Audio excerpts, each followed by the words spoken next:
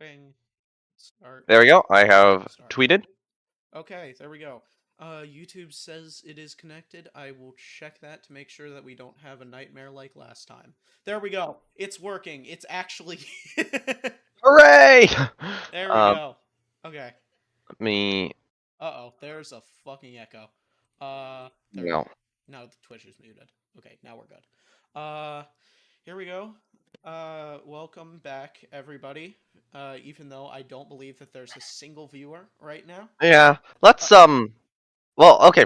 First of all, post that you're streaming in Discord right now so that people join because I think they're all going to be caught off guard. Yeah, that's true. Um, Um. I wish there was just a thing so you could copy and paste the link in YouTube Studio, but there isn't. There isn't because I it's posted. Yeah. Oh, I posted the Twitch link, that's fine. Both of but them you're are live fine. on Twitch, so. Yeah. Uh, Oh, you're saying at follow Noname at Noname117. I'm at Noname117s. oh God. There's an S in there. I didn't get the whole spore in, but who cares? Okay. And there we go. Yeah, sorry guys, I'm eating right now too. This is my breakfast. We're nothing if dedicated. Let me fix that. Oh, I see you have YouTube chat on. I wonder. Oh, I'm too loud. You're too quiet, apparently. Oh no. Here we go. Okay. Is this any better, Miranda? God. Yeah, what's going on then? I think you're max out your volume. See what that does. I have my volume maxed out, man. It's been maxed out. Oh God. Let's just 200% my audio. And then now are we good? Are we good, chat? Are we good? Hopefully. Let me actually get your YouTube link going here. Okay, there we go. Okay, Miranda says it's better. Finally. The Perigee Oh. audio problems are dead. Yay. Okay. Oh, wait, where's Uh Parody live? Because I see your normal one, but I don't see your live one. Perigee live. Here, I linked the stream in the Okay. Discord. Yeah, So I will here post that. I'm just gonna post this under Dekus's self promo channel. If he still has it. There we go. There you go. So, or on YouTube. So, good. Okay. There we go.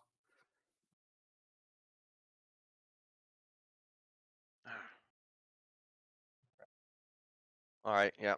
Copy I'm this still link. vaguely getting things set up. I am making sure that I have everything. I'm gonna have to have the video up on one monitor, sources up on the other, and start sending them to you in Discord. Actually, Okay. pop out video thing, I can, which I should be doing. Oh God. All right. I Then I need this. just posted the link on my private and have now begged people to post it outside of that. Oh God. Okay. So, Thunderfoot debunking 8 hours. God help my soul. God and Vivance. Oh. The two titans which dominate my life. All right. Hi Zoe. Thanks for showing up. Appreciate the support. All right. Noname. Should we get into it? Yeah, I'm gonna have to be setting stuff up soon, but I do want to do like a recap of some of the stuff in this episode. Okay. So we made it to about 20 minutes. There is some stuff I want to add more thoughts to. Where the thing with debunking these videos is your first impression's never quite correct. It usually has to stew for like a day or two. Yep. God. Actually, Okay. hell, one of them took 2 years. Sorry, I'm eating. No, it's all good. It's all good. We only have the highest quality the Indeed. highest quality here at Perigee Live. Yeah. Which parts specifically would you like to Okay. circle back on? So I know last time I ended it on the rant about the human lander system timelines, which is Yep. right where we are here when Thunderfoot's like, "Oh, if they listen to me." It's like if they didn't listen to you, it would be more delayed. The only thing that would change is you wouldn't be complaining about it. Yep. Um like the only way that it gets on time, I think, is if they do a gray dragon. But Mm. I wanted to cycle back to the whole Crew Dragon versus Soyuz cost thing. Yeah. Um, Let's see. I'm trying to remember. I feel like there was something else there, but like I had it last night. I don't have it this morning. Yep. Here we go. This is what he's talking about right here in the video. Yep. God, I was still like setting some stuff up here. So the argument he made in this section was, oh yeah, there's a or Soyuz at one point in time, which would be, it's about a decade, about a decade, like 2000 to 2010, roughly. But the timeline might be a little bit off, but like, by a year or two. There's roughly a decade where Soyuz basically gets into like the 30s and 20s of millions per seat. Yep. And that does seem to be the case for either NASA or for private astronauts. Mm-hmm.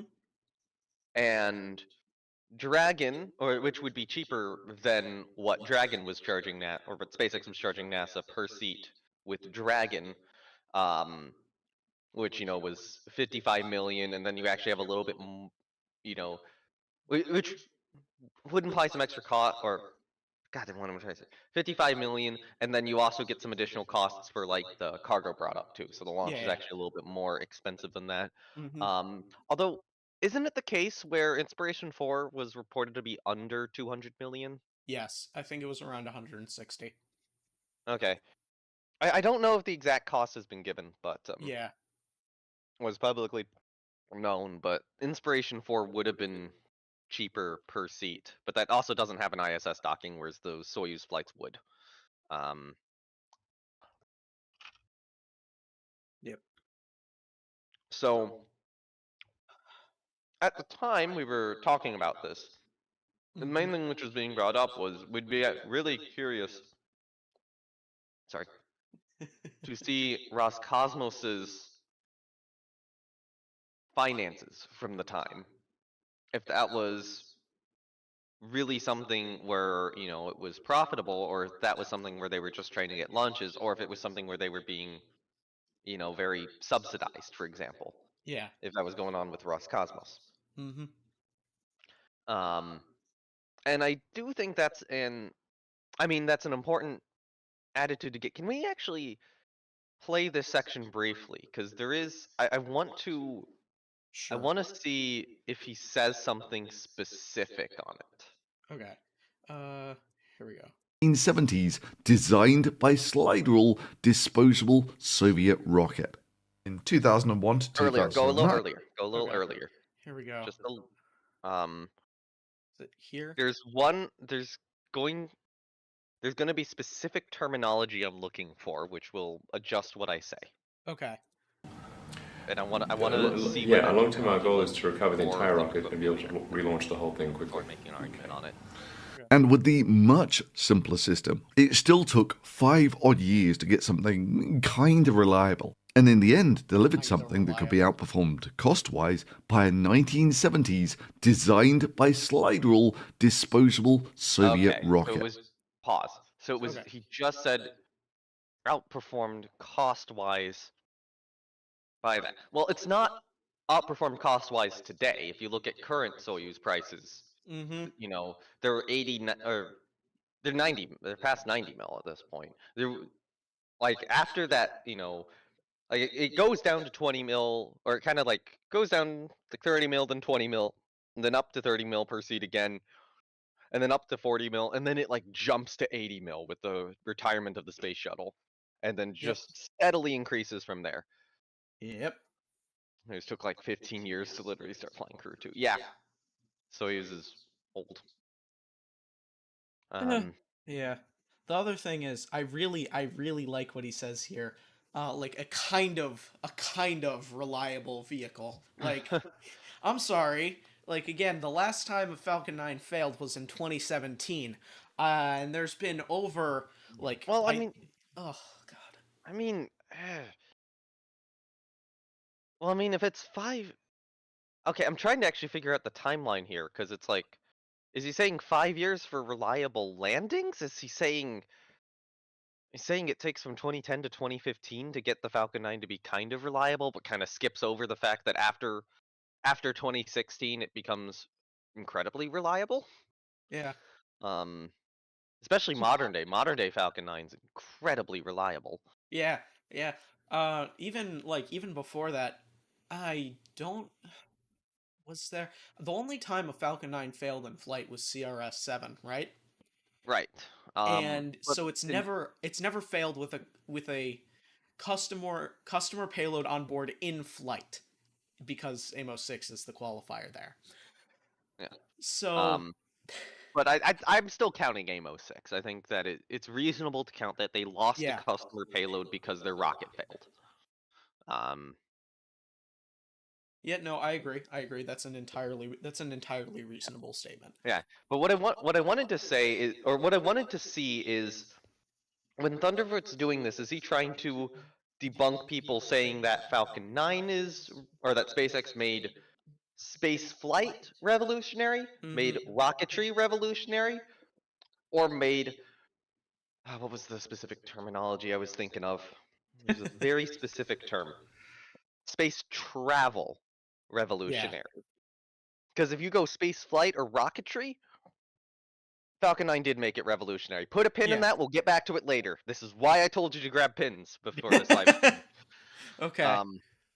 That will be a point of discussion.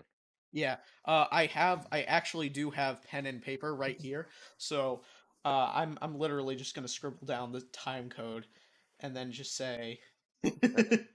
Did you get the little pin model on it? Just put that on screen, just in the corner somewhere. Okay, here, actually, I did not. I couldn't find a good PNG. Here. Okay, so Zoe in chat said some very good, very important things.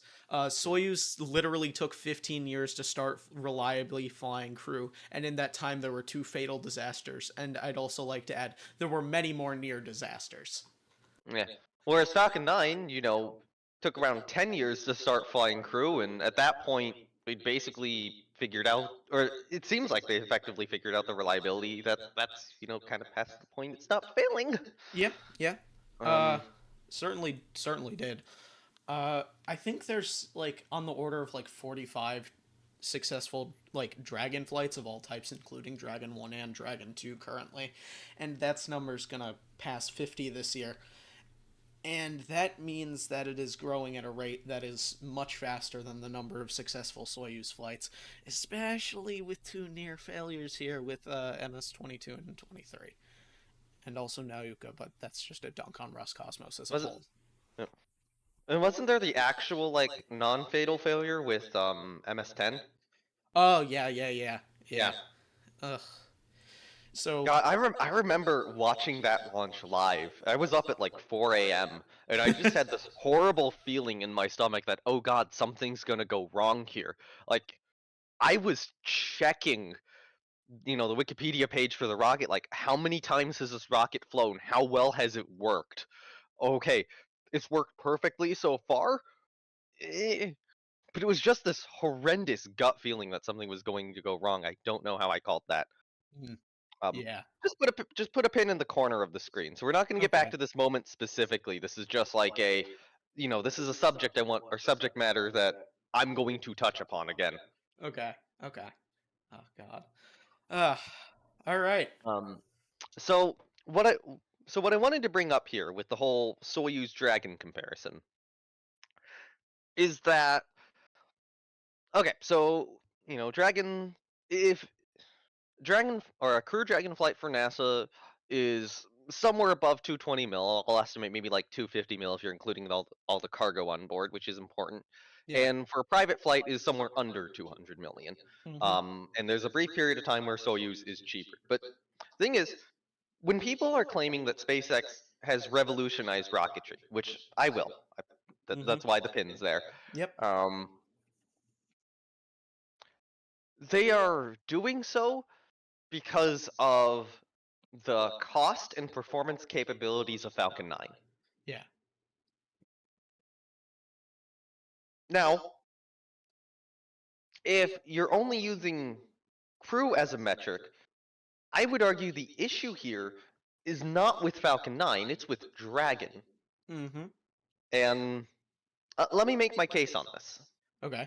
Okay, maybe there is an argument that it's a little bit with Falcon 9, but you'll hear the reason, or you'll hear like the one sole reasoning on that when I get to it. First things first, Dragon was originally designed for 7 crew. Yep. It's designed so that it has the lower arrangement of seats. I don't know if you can bring that up anywhere. Here. Just kind of have Google ready to go. Here we go. It's right on here. I can't find a diagram, but original. Ugh, darn it. I'm just showing Crew 7. You might have to maybe look up like Dragon Capsule mock-up empty, something like that to find 7 seats, or no, it didn't. Maybe remove mock-up. Ugh, God. But yeah, short answer is it's designed to carry 7. So far it only carries 4, and I think there's a safety reason for that. Like there was something. Like there was something where in some contingency scenarios the lower 3 seats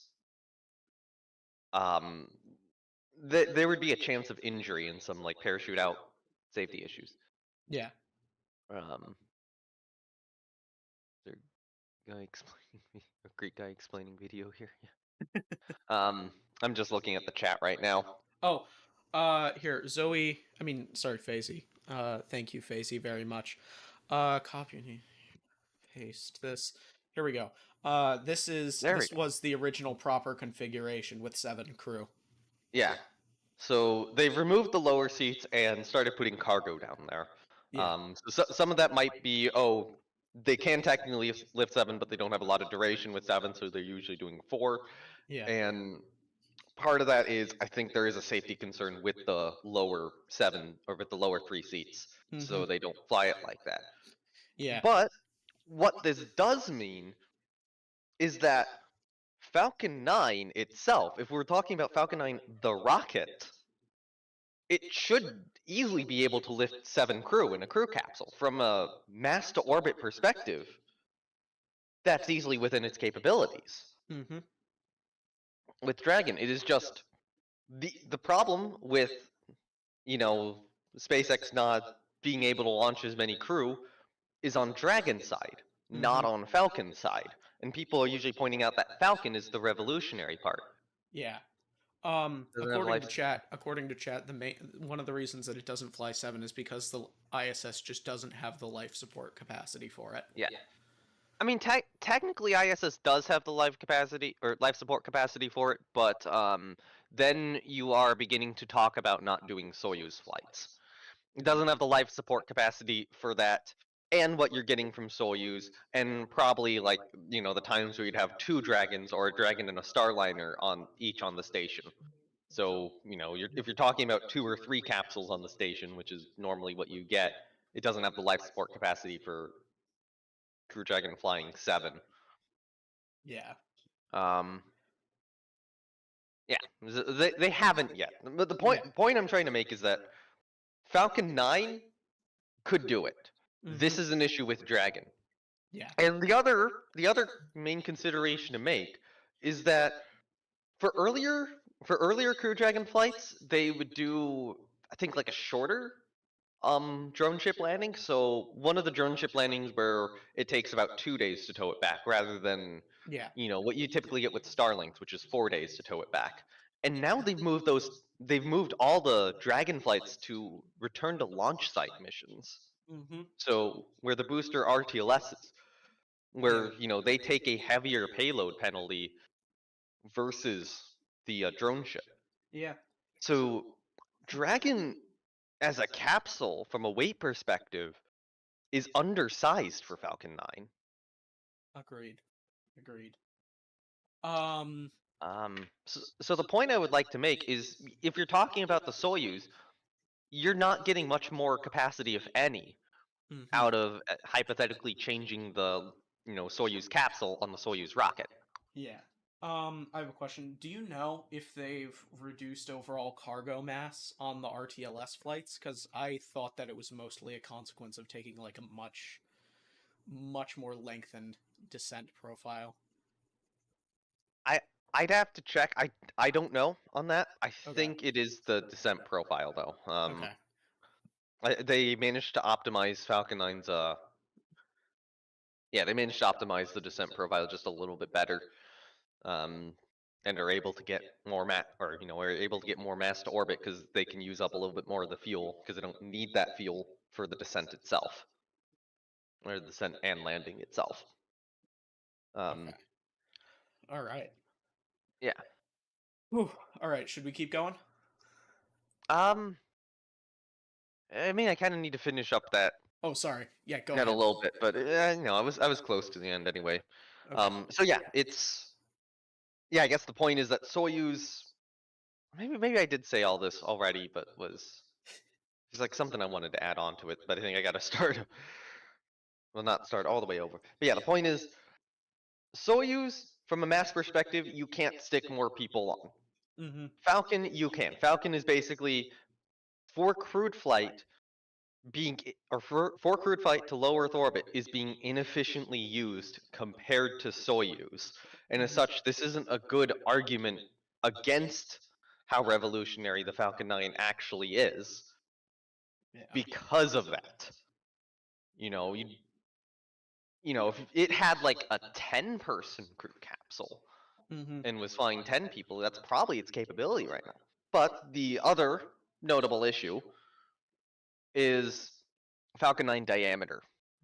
So that might be the one limitation to crewed flight, is you're not really getting a bigger capsule off of that. Or at least it's more difficult to. Yeah. The other thing is, if like, what did he say?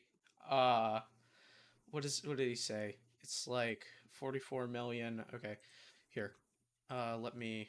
Whoop. Okay, so calculator. In the orbital module. Okay, so 44 times 4 is 176 million is the total cost. If you split that over 7 people instead, it would be about 25 million a seat, which I think is in line with what SpaceX was advertising for CCP. So like you could have a lot more, but SpaceX has just decided not. Yeah. If you ran the full 7 crew, it does put the price roughly in line with what the lowest Soyuz prices were. Yeah. And Falcon 9 is again not using a lot of that potential capacity compared to Soyuz. Yeah. Ugh, well, I guess Soyuz does technically have the orbital module. So maybe you could work something out where you make that a second return capsule, mass wise, but Oh, horrible. Do the Gemini hatch and the heat shield thing. There you go. That's how you. ISS logistics problems. Or figure something out there from a mass perspective. But yeah, it's very much the case where it's a Dragon issue. It's not a Falcon issue. Is the point I'm trying to make. Okay. So yeah, this is about where we were. All right.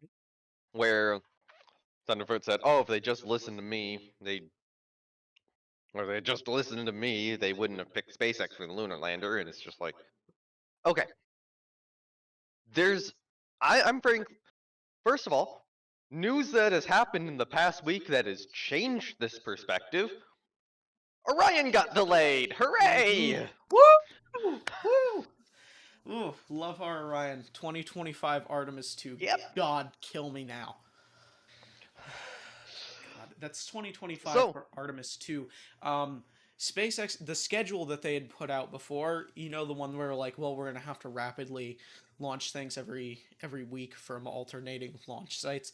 That was the plan for 2025.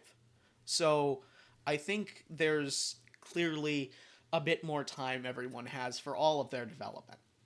Yeah. Everyone's basically gotten an extra year now. Year, if not two. Hello, Blush.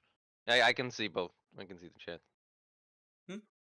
Or more space mid system delays. Some Oh, call them SL space mid system. But yeah, mid system. what was it? It was something with like the launch abort system on Orion. There's some issue with it, and that's just delayed that by a year. So the thing is, if Starship was on schedule, it wouldn't have mattered anymore. Because congrats, Orion has delayed everything by a year. Now, of course, Starship's not on schedule, but Yep.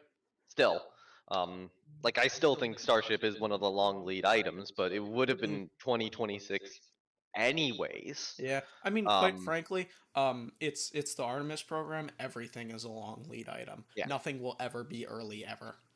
Yeah. But yeah, what I was trying to say was if NASA really wanted a lander on time, I think, frankly, I'm of the opinion that the only thing that they could have gotten away, maybe not the only thing they could have gotten away with, but it wouldn't need to be on Falcon Heavy or Falcon 9. Maybe they could squeeze like a single Vulcan launch out.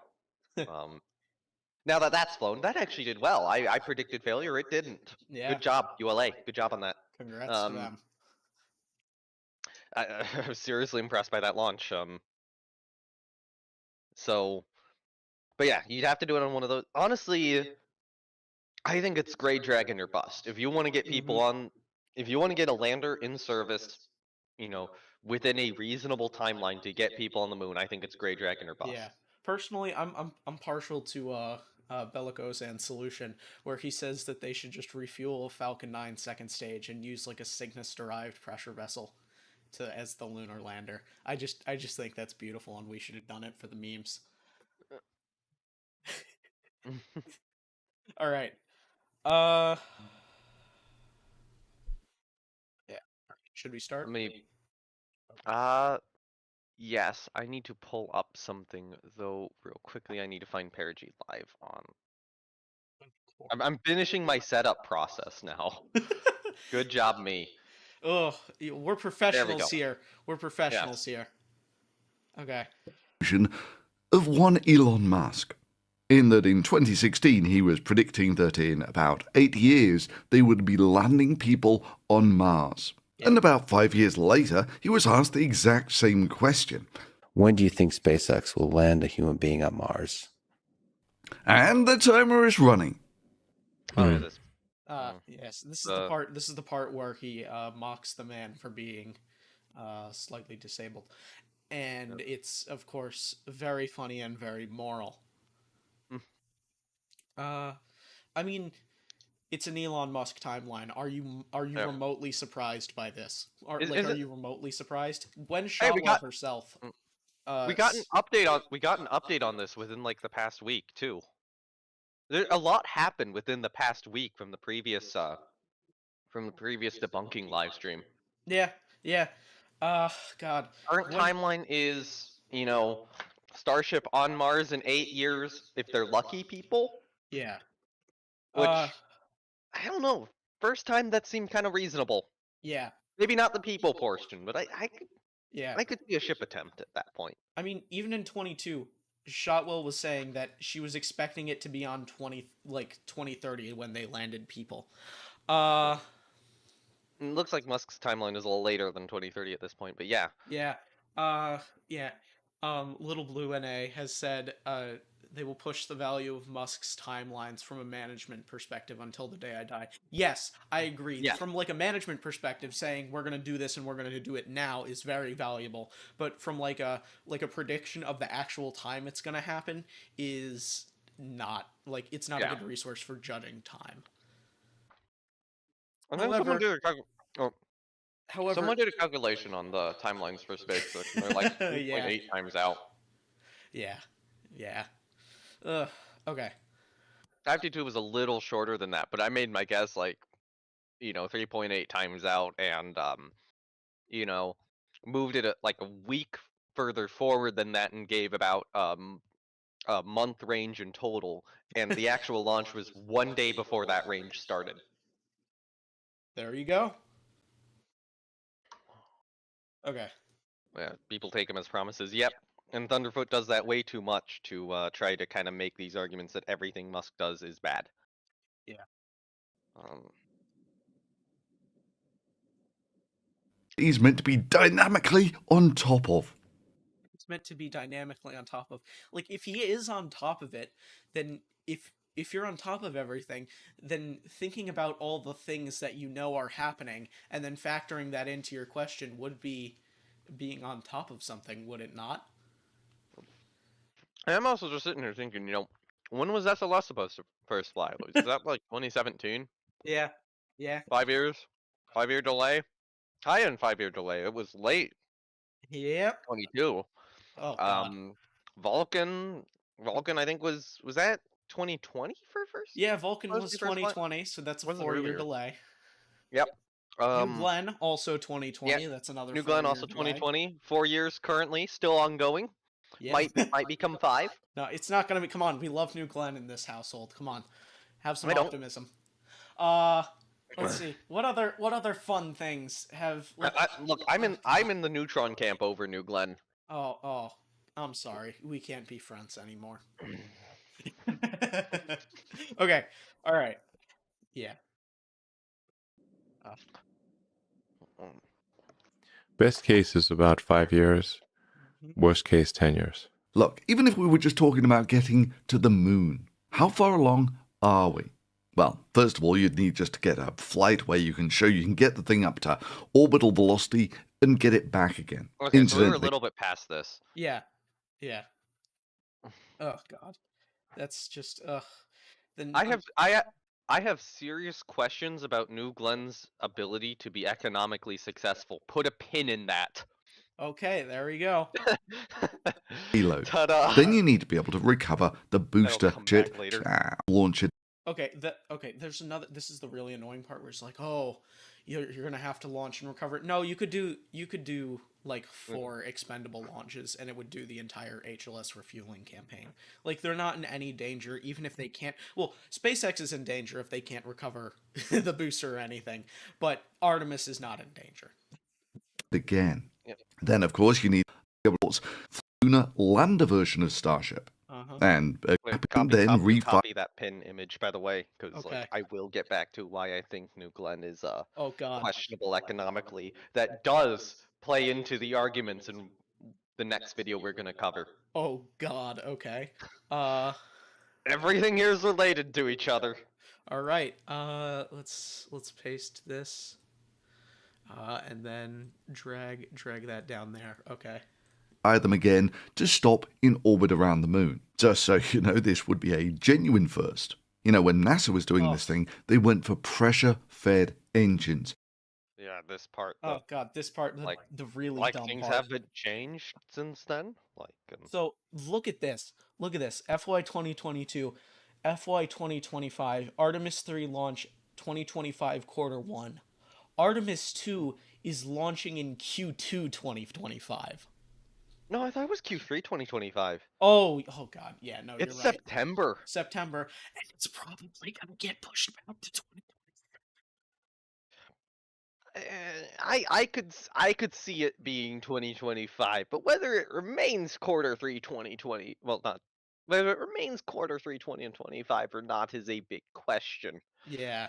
But I could see that delay too. I'm not gonna say it probably will get pushed back to 2026, but you're probably somewhere around coin flip odds on that happening.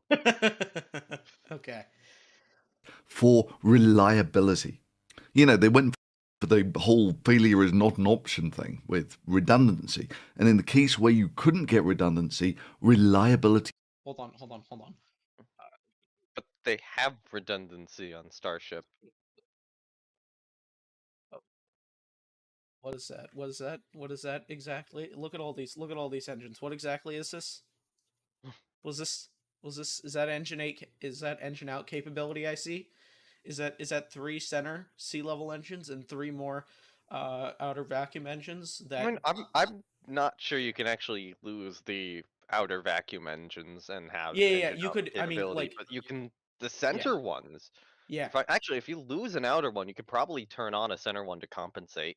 If So you lose an outer one, you probably should shut down all 3, ignite the centers, and abort. But yeah, that's like, to be fair, if you lose one engine on the lunar module, either you're aborting or you're dead on the surface of the moon. yeah, So depending on which engine. yeah, which of the two? And again, as he said before, the coin flip odds. There are a lot more coins you can flip here rather than the 2 Yep. on the LM. So Yeah. And plus, like, every flight of Starship's going to be testing these engines further and further. So, it's what 33 on Super Heavy, 6 on Starship. Will be 9 on Starship at some point. yep. Actually, the 9 on Starship you do get redundancy for, because you can lose a vacuum engine on that. Probably cut the thrust by half because you're gonna have. No, you just shut off the one on the other end. You lose 2 vacuum engines, you still have more going. Oh, God. You lose 1 vacuum engine, you shut down another one, you still have 4. So you do have redundancy on Starship. Yeah. Facey said kid named engine failure on the engine of the Ascent module. Yeah, not great. Not great. What are you gonna do if you lose all of them? Use the RCS to abort to orbit? I don't think so. He was king. It was a solitary single, one chamber. That chamber either ignited properly and got you the thrust, or it did bring not. up that SpaceX has, in fact, and I do remember bringing up that SpaceX, in fact, had a pressure vent engine that exploded on them. Mm-hmm. Oh yeah. Yep. So if you're looking at how SpaceX handles things, going with a pressure vent is not necessarily an advantage. Yeah. Someone in the chat said Raptor currently has more flight time than the F1, which sounds about accurate. Yeah. Yeah. Yeah. If it did not, Neil and Buzz were dead on the surface. Because Yeah, exactly. If it failed, then Neil and Buzz were dead on the surface.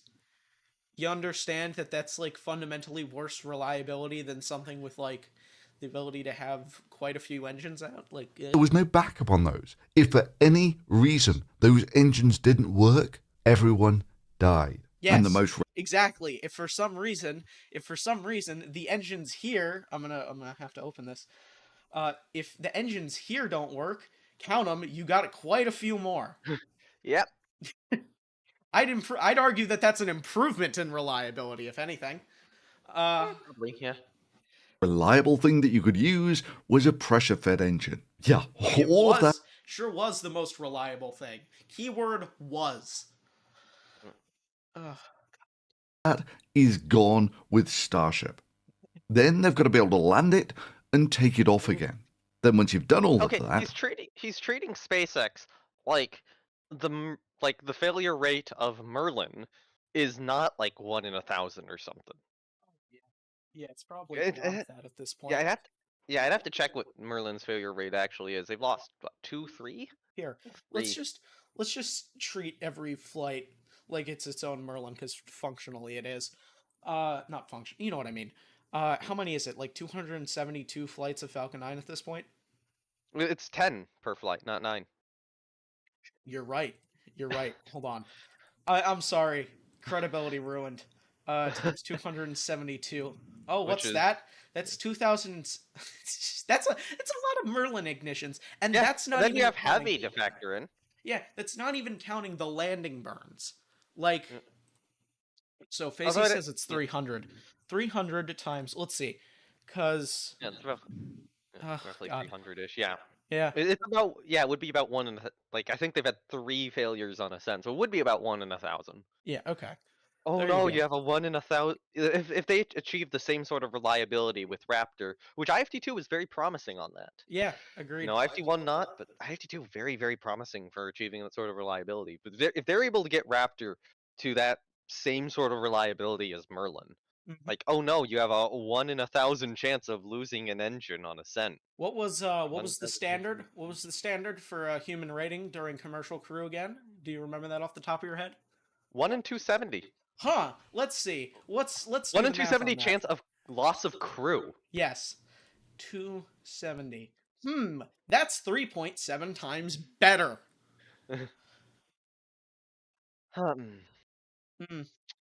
Yeah. So it's ridiculous to say that turbopump engines couldn't do this when turbopump engines could very clearly do this at this point. Yeah. Clearly. Especially very tested turbopump engines. Yep. Which, Raptor should be by the time it's landing on the moon. I would argue it's not that now, but like by that time it should be. Yeah. Whew. Okay. Now you've got to take Americans back to the moon. And all of that has to happen by December 2025. At that If it happened by December 2025, at this point it wouldn't even work because Artemis 2 is too delayed. Yeah. Unless the tuba schedule would be absolutely pointless because congrats SLS, or not SLS, Orion. Orion delayed everything more. Yeah. Right. One in let's see. I think it's September 2026 is now the earliest for Artemis 3, and we haven't even gotten to the points that cause delays yet. Yeah. I mean, like, I think part of the reason they delayed that was like, oh yeah, Starship's behind schedule and the lunar excursion suits are behind schedule. But still, the issues with Orion, I think that's defined the new timeline. That's defined the current timeline. I wouldn't be shocked. I still think it's going to be 27 for the first landing, but yeah. At this point, if you're going off of SLS or like SLS Orion's timeline, earliest is 26. NASA could not stick to NASA themselves could not stick to their timeline. Yeah, agreed. At that point, celebrating 30-odd engines lighting up and burning as great progress in November 2023. Seems like getting all giddy over getting a participation trophy. So they just demonstrated engine reliability. Yep. And then you called it a participation trophy in a section that was directly accompanying each other. Yep. Oh yes, they had 33 ignitions and 39 in midair, and all of them worked. Because we now know what the issue was with the Starship explosion. Yeah, it wasn't the engines; it was the vents. Yeah, they vented the oxygen, and eventually, vented oxygen has to go somewhere. It went into the engine plume, caught on fire, and killed the ship. Yep. Reality is there is basically way to fail. Yeah, it is.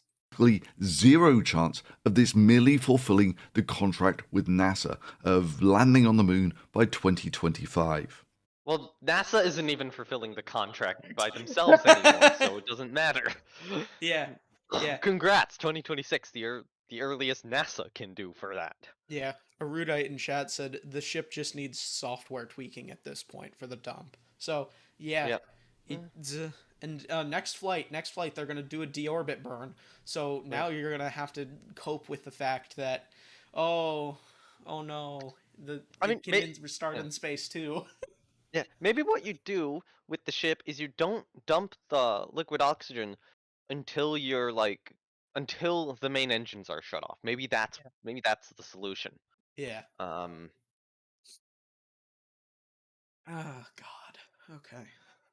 And I should stress, this was months after the first Artemis mission had not only just flown around the moon, but had returned the capsule safely to Earth. Returned the capsule safety. Here, you know what? I'm gonna get to say put a pin on that this time. Aren't there some heat shield issues? Yeah, and aren't they significantly delaying the current mission? And don't they also not know what caused them, which is causing a massive part of the delay? Yep. They said, I believe in the teleconference, they said, we expect to find out the root cause in spring. So that's a little worrying. Yep. So God. Like, sure, you could have had astronauts on that and they'd have been fine, but there were enough issues raised with that flight to delay everything. Yeah, and Little Blue NA has said in chat, ignore the ECLSS circuitry problem, which is a big problem. Yeah. Oh my god, wait a minute. Oh. Okay, and actually, I want to bring something up in regards to development cycles, because we were discussing that, last time, earlier in this video of, SpaceX's approach is this iterative development approach, rather than the get everything right on the first try approach. Mm-hmm. Yeah. And, the whole thing with the iterative development approach is, expecting to fail earlier on when it doesn't matter so you don't fail later on. Whereas, the other approach is just simply put, don't fail, or try to get everything right first attempt. Now, if you do try to get everything right first attempt and it works out for you really well, which is very much seems to be the case with Vulcan, although we're going to need a lot more flights to actually prove that, I think. Yeah. I usually say like first 30 flights of a rocket's its highest risk period. After that, not really. Falcon 9 falls into that, Ariane 5 falls into that. So far, Electron falls into that, but it's possible that they could have another issue. Well, no, I don't think we have enough data past that point to say whether they fit into that category or not. Two good points in chat have been raised. Okay. With NASA styles of testing having issues with the heat shield that they didn't catch in pre-flight testing is a massive red flag. Miranda is pointing out that they flew without capsule ECS, LSS, and a functional abort tower, which is also causing a big delay. So Artemis 1 wasn't like... It didn't 100%... Like, the reason that we have Artemis 2 is because Artemis 1 only qualified SLS and parts of the ESM and the, like, avionics of the capsule. It did not certify Orion to carry people, which is what the goal of Artemis 2 is. Yeah. And I guess the point I'm trying to make is, if you're doing that iterative development approach where you're expecting, you're expecting issues to crop up and to be able to quickly fix those issues, and designing your rocket around that, then with these, you don't have as big of a problem with these sorts of issues. Mm-hmm. As you're seeing, as you're seeing with SLS, like, you could argue that these are more minor to moderate problems, like, oh, this system wasn't tested, oh, the heat shield has an issue. And I guess you could argue that with Starliner as well, because it's like they safely return, both times they've safely operated and returned the system. It worked well enough, even if it didn't fully work or, stuff wasn't quite fully tested. But the delays to fix all the problems with both systems are longer than the delays that Starship has experienced. Maybe about the same length. Yeah. About the same length or longer. And when you're getting these things even a little bit wrong, and with Starliner it's longer, with SLS Orion it seems to be about the same length, but yeah, if you're getting them just a little bit wrong with the, oh, let's be perfect on the first attempt approach, it's very significant. It's an actual issue. And that was what I was wanting to say there. Yeah. There you go. Okay. Musk was confident that Starship would be one of the first things ready for the Artemis mission. I mean... Okay, it fine. Might be. I would doubt it at this point. Agreed. But, like, I'm not sure it'll be the last thing. Yeah. Like, congrats, you have the suits still. Yep. God, it's just being one of the things that's in the middle is really the enemy, because then if it's in the middle, you can't claim that it's the greatest thing ever, and you can't claim that it's Satan's spawn on Earth. So, like, it's, Starship will probably be just another middle of the line development problem. Like, what are you going to do about it when it comes out? Hey, Elon, do you expect HLS to be Starship HLS to be the long pole for Artemis 3? No, I definitely don't. Mm-hmm. I think we will be the first thing to really be. I think we'll. No, I think we will be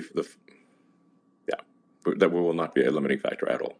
Gosh, if only NASA had looked at one or two of my videos beforehand, they might have realised the difference between the date Musk was very confident of and how it was typically about 10 times over-optimistic. No, it's the math's been done. It's 3.8 times God, on average. Thunderfoot. God, the condescension, the pure condescension. God, don't. I'm just trying to imagine how long delayed this would be if like Dynetics or Blue got picked. Oh God. Ugh. Oh God. You know, Considering like considering that Dynetics, I believe, might have been part of the Peregrine propulsion system deal. That's yeah. Like I would still argue that of the choices NASA has, Starship's the quickest to get there, and I'm still thinking it'll be a landing in 2027. Yeah, I mean, like for the other bids, Dynetics and the national team, Dynetics was relying on Vulcan, which didn't fly until this year, and national team would also rely on New Glenn, which wouldn't fly until this year, and both Possibly. of those potentially on New Glenn. Yeah, Vulcan only flew within the last week, so yeah. Both of those are problems.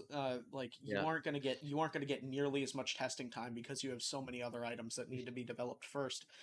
the Starship could actually complete the mission, unlike the other landers. Little Blue brings up. God. That is true for Dynetics. I think national team could have probably gotten their lander to complete the mission. I think theirs was close enough that you could get them in, but Dynetics could not. Increase the mash ratio. That's the philosophy of Starship, and it's okay. Well, okay, fine. It's just an over-optimistic deadline. Doesn't that mean it's just going to be... Pause. Yes. So, in regards to the refueling, which I think he did bring up earlier, the getting orbital, refuel. God, there was something I was gonna say to this, like the orbital refueling. I wanted to bring up the discussion on that because for a while it was, is it 4 to 6 flights or is it 16 flights?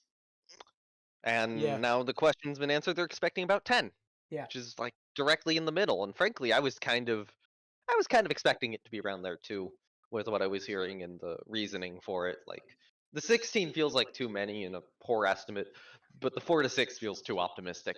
Yep. So should have publicly said it, but oh well. Yeah. Ugh, God. Delays are given in space, like and I know SpaceX's delays are not significantly worse than everyone else's delays. Frankly, I'll be honest.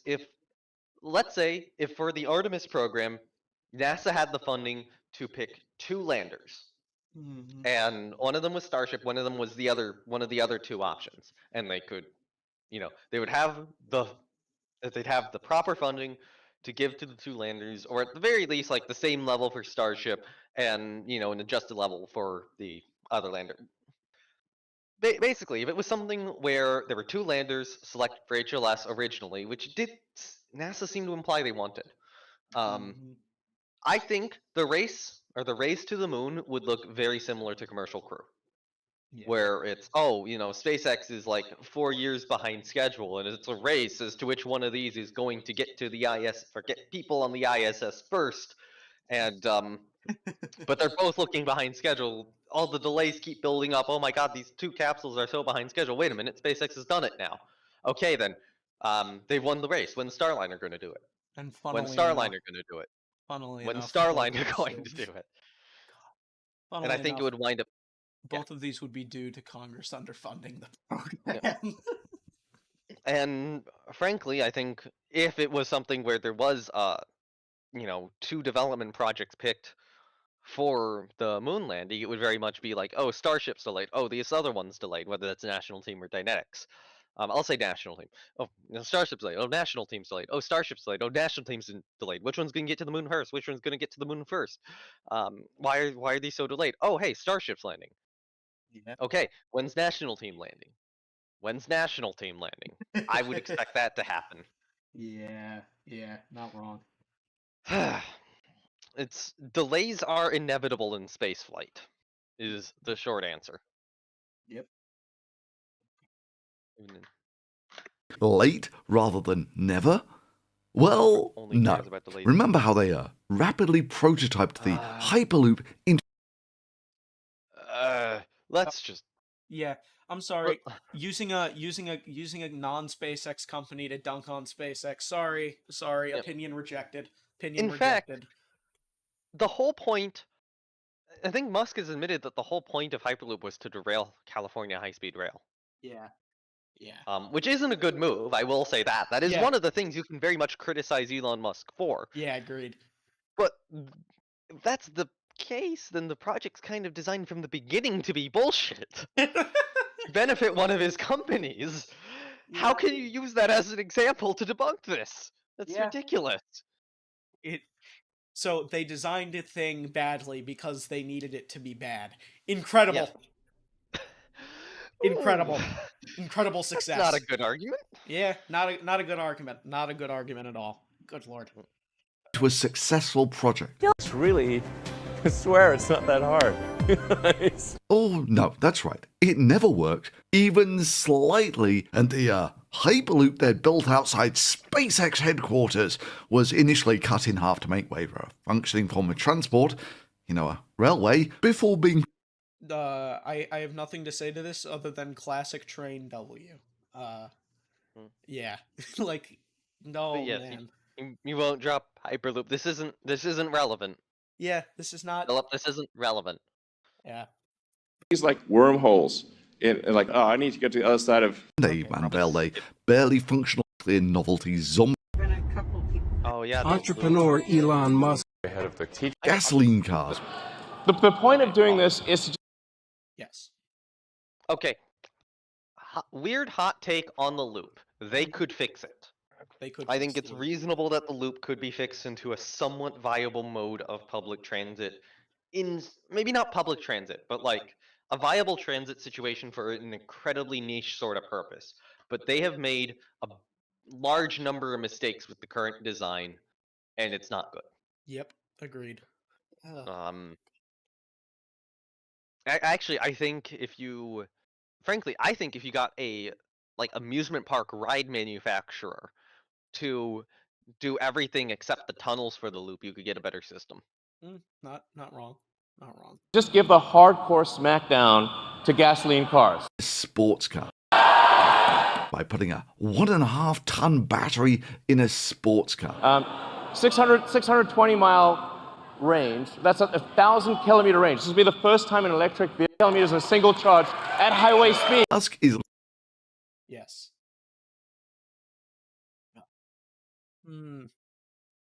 literally saying on Twitter, God, I'm gonna say something deeply shameful here.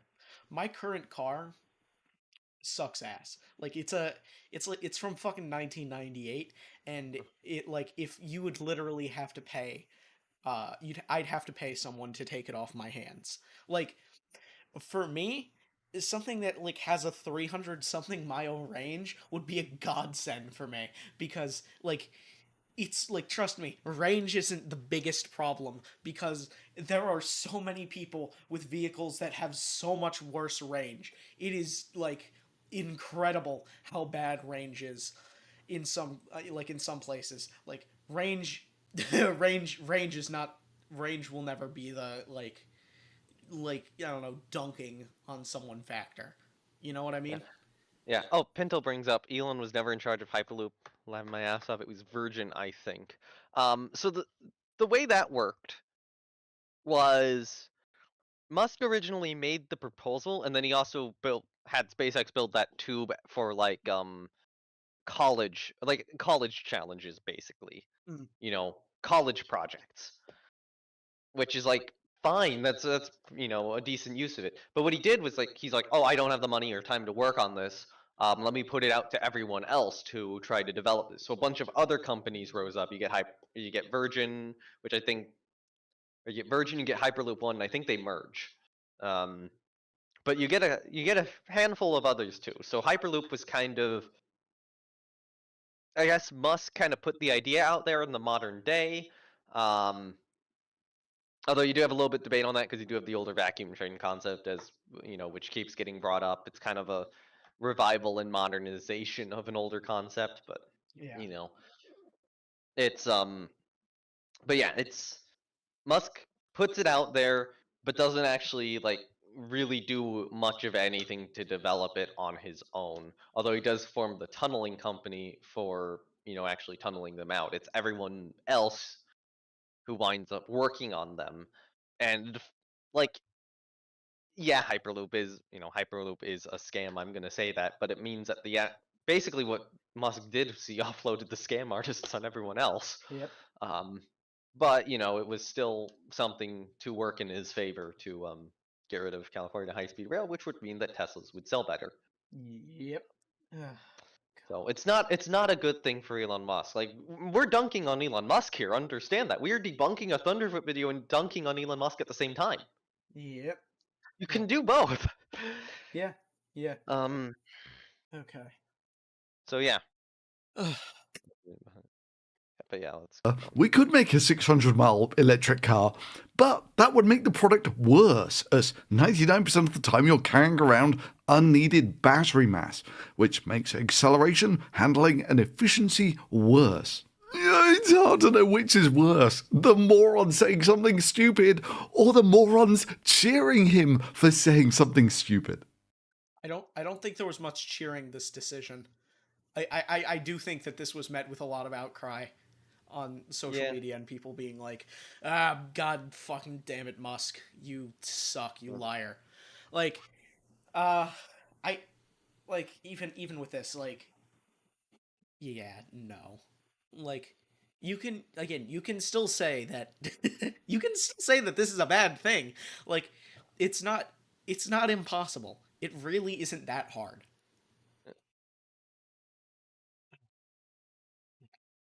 If you ask people that say, well, I want, 600 miles range. I'm like, okay, well, that means most of the time you're holding around a battery pack you're not going to use. You want to just like So. skip this part? Yeah. Because this is also he's going off topic because it's like, oh, we're talking about this one Musk thing. Let's talk about all Musk things at the same time because they're all relevant. I'm gonna make a counter. For this. Okay. Oh. Okay. Okay. So it's gonna be goes off topic. Here. Okay. So this is gonna be our counter. How high is that counter already? It's at 2 just on this stream. It's probably higher overall. Yep. So here, let's start our counter off. Didn't it happen earlier in the video too? Yeah. It's for this video alone. It's probably like 3 or 4, but yeah, we'll put 2 for the stream so far. Making a non-functional product, Theranos. That iterative approach. Product Whoa, what? Later. Just ask Theranos. It's time. He keeps trying to sell the narrative that Musk and Elizabeth Holmes are the same, which is like. Okay, here we go. There we go. Added. Yep.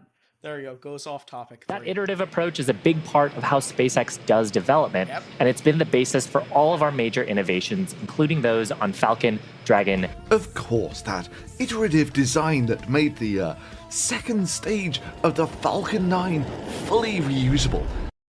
They abandoned it so they could work on Starship. Yeah. What are you talking about? Like, first of all, I know that you don't like that because your ass is gonna get fried in the next video about this with landings. But what do you mean? They abandoned second stage reuse, even though they were publicly going after it for a while. And like, let's face it, if they wanted to, they probably could have done it, but it just wasn't worth it because, like, again, the big Starship over here, that's like, you could fit in those 3 Raptors, you could fit a whole Falcon 9 second stage. Like, they abandoned it for a reason. It just wasn't worth it in comparison to Starship.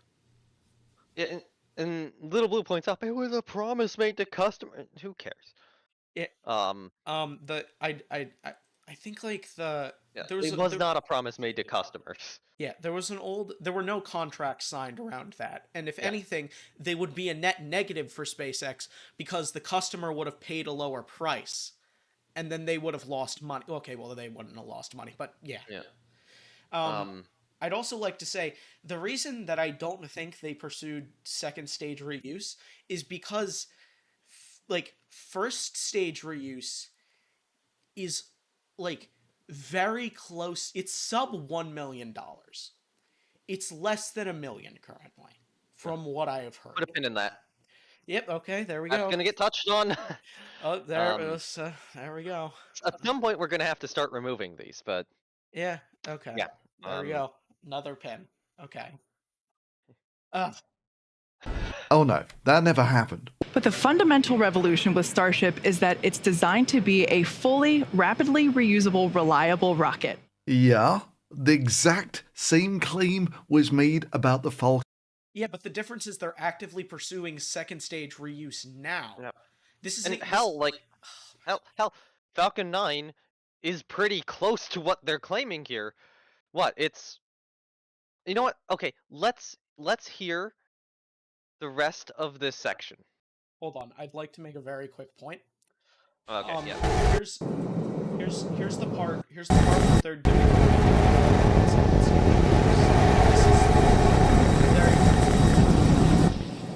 Wow. They've done I want to more. hear what he's saying here before I go on my rant, but I will probably go on my rant anyway. A decade ago. Guess what? That never happened either. So the pivotal breakthrough that's necessary, that some company has to come up with to make life multiplanetary, is a fully and rapidly reusable orbit-class rocket. And of course, Musk goes on to say that the Falcon 9 was going to be fully and rapidly reusable. So fully doesn't happen. But keep rapidly? Playing. Keep playing. I want to see. I have a design that, I think Thunderfoot's just going to use on Musk's words paper, doing the calculations, doing the simulations, it does work.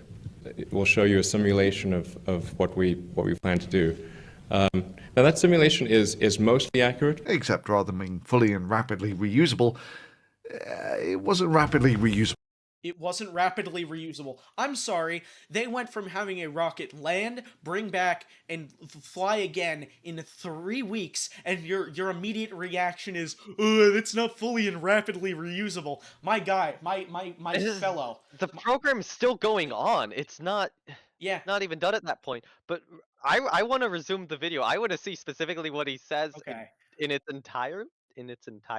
Give me so this. I can rant Give me more this. accurate. Just 1 second. Yesterday at the Astro Awards, we don't know if 148 is actually going to happen. Use 96. We don't. Okay, fine. Use 96. 365 over 96. I know you want to to do this. Let's keep this number in the back of our mind. Watch the rest of the segment and then fucking rant. I know I'm bringing out the F-bomb. Except rather than fully and rapidly reusable, it wasn't rapidly reusable, and it wasn't fully reusable either. In the second stage, they never recovered that. And the Dragon capsule, of course, was going to be propulsively landed like this. You know, thanks to all that great iterative design that SpaceX does. And Dragon capsule still perform. Okay, I think that's the end of that segment. So the Dragon capsule still does its job of recovering payload, so who cares that it doesn't land? That is a minor gripe. Mm-hmm. It has a job in mind. It does that job. Yeah. For the rapidly reusable part of Falcon 9, sure, it's not fully reusable, but it's mostly reusable. It's only losing the second stage. And holy shit, from a launch cadence perspective, it might as well be.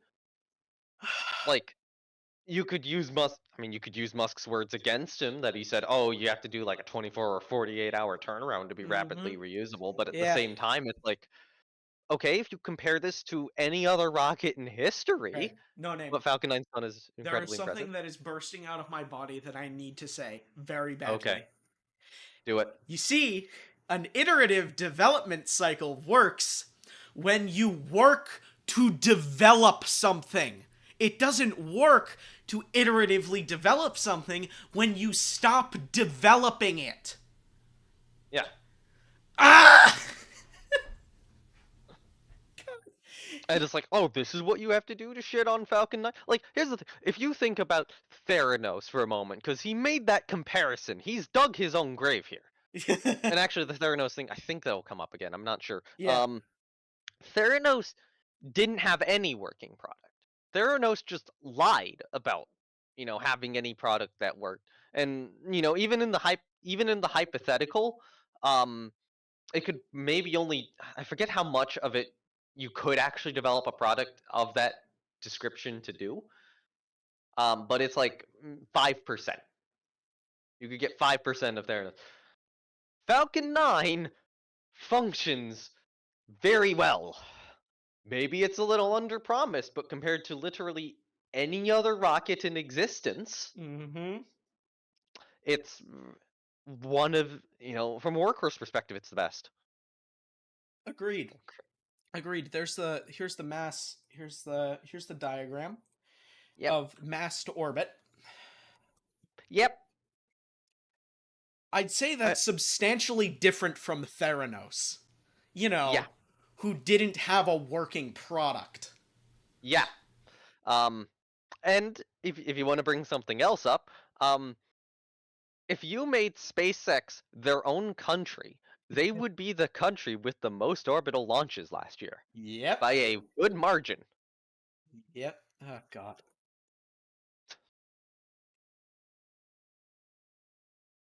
Okay. Actually, I'd have to check if that's true of all time or not. I believe it may be. I can't find. I don't think the pie Like chart. you'd have to check like height of the cold. There we go. War. Yeah. There we go. Yeah. Like you can't look at this graph and compare this company to Theranos.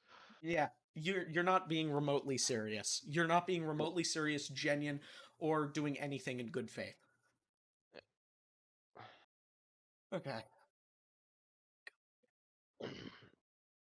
We're going to try to send something to Mars on every Mars rendezvous from here on out. So Dragon 2, which is a propulsive lander, we plan to send to Mars in... Red Dragon, please remind me why Red Dragon got canned. Well, rumors are... Rumors? rumors, but Jet Propulsion Laboratory. Yeah. Internal politics at NASA. Yeah. But there are rumors. Beyond that, let's stay away from the very believable conspiracy. I don't think NASA wanted propulsive landing for Dragon 2. I think they fought against it for a very long time, if I'm not mistaken. So they didn't want it. So then why would you continue developing it if nobody but you is going to use it? The difference, and then before he says something like, well, then why is Starship landing propulsively? The difference is Starship landing propulsively is just what SpaceX can want it to do, because SpaceX isn't just going to be constrained to flying crew on every single mission, like Dragon would be constrained to. Starship will be its own vehicle, and therefore landing propulsively is fine for Starship because it's going to be what they're using it for. That's why, Starship propulsive development gets funded and Dragon propulsive development doesn't. Yep. Also, I like that he uses the old Dragon model in the video.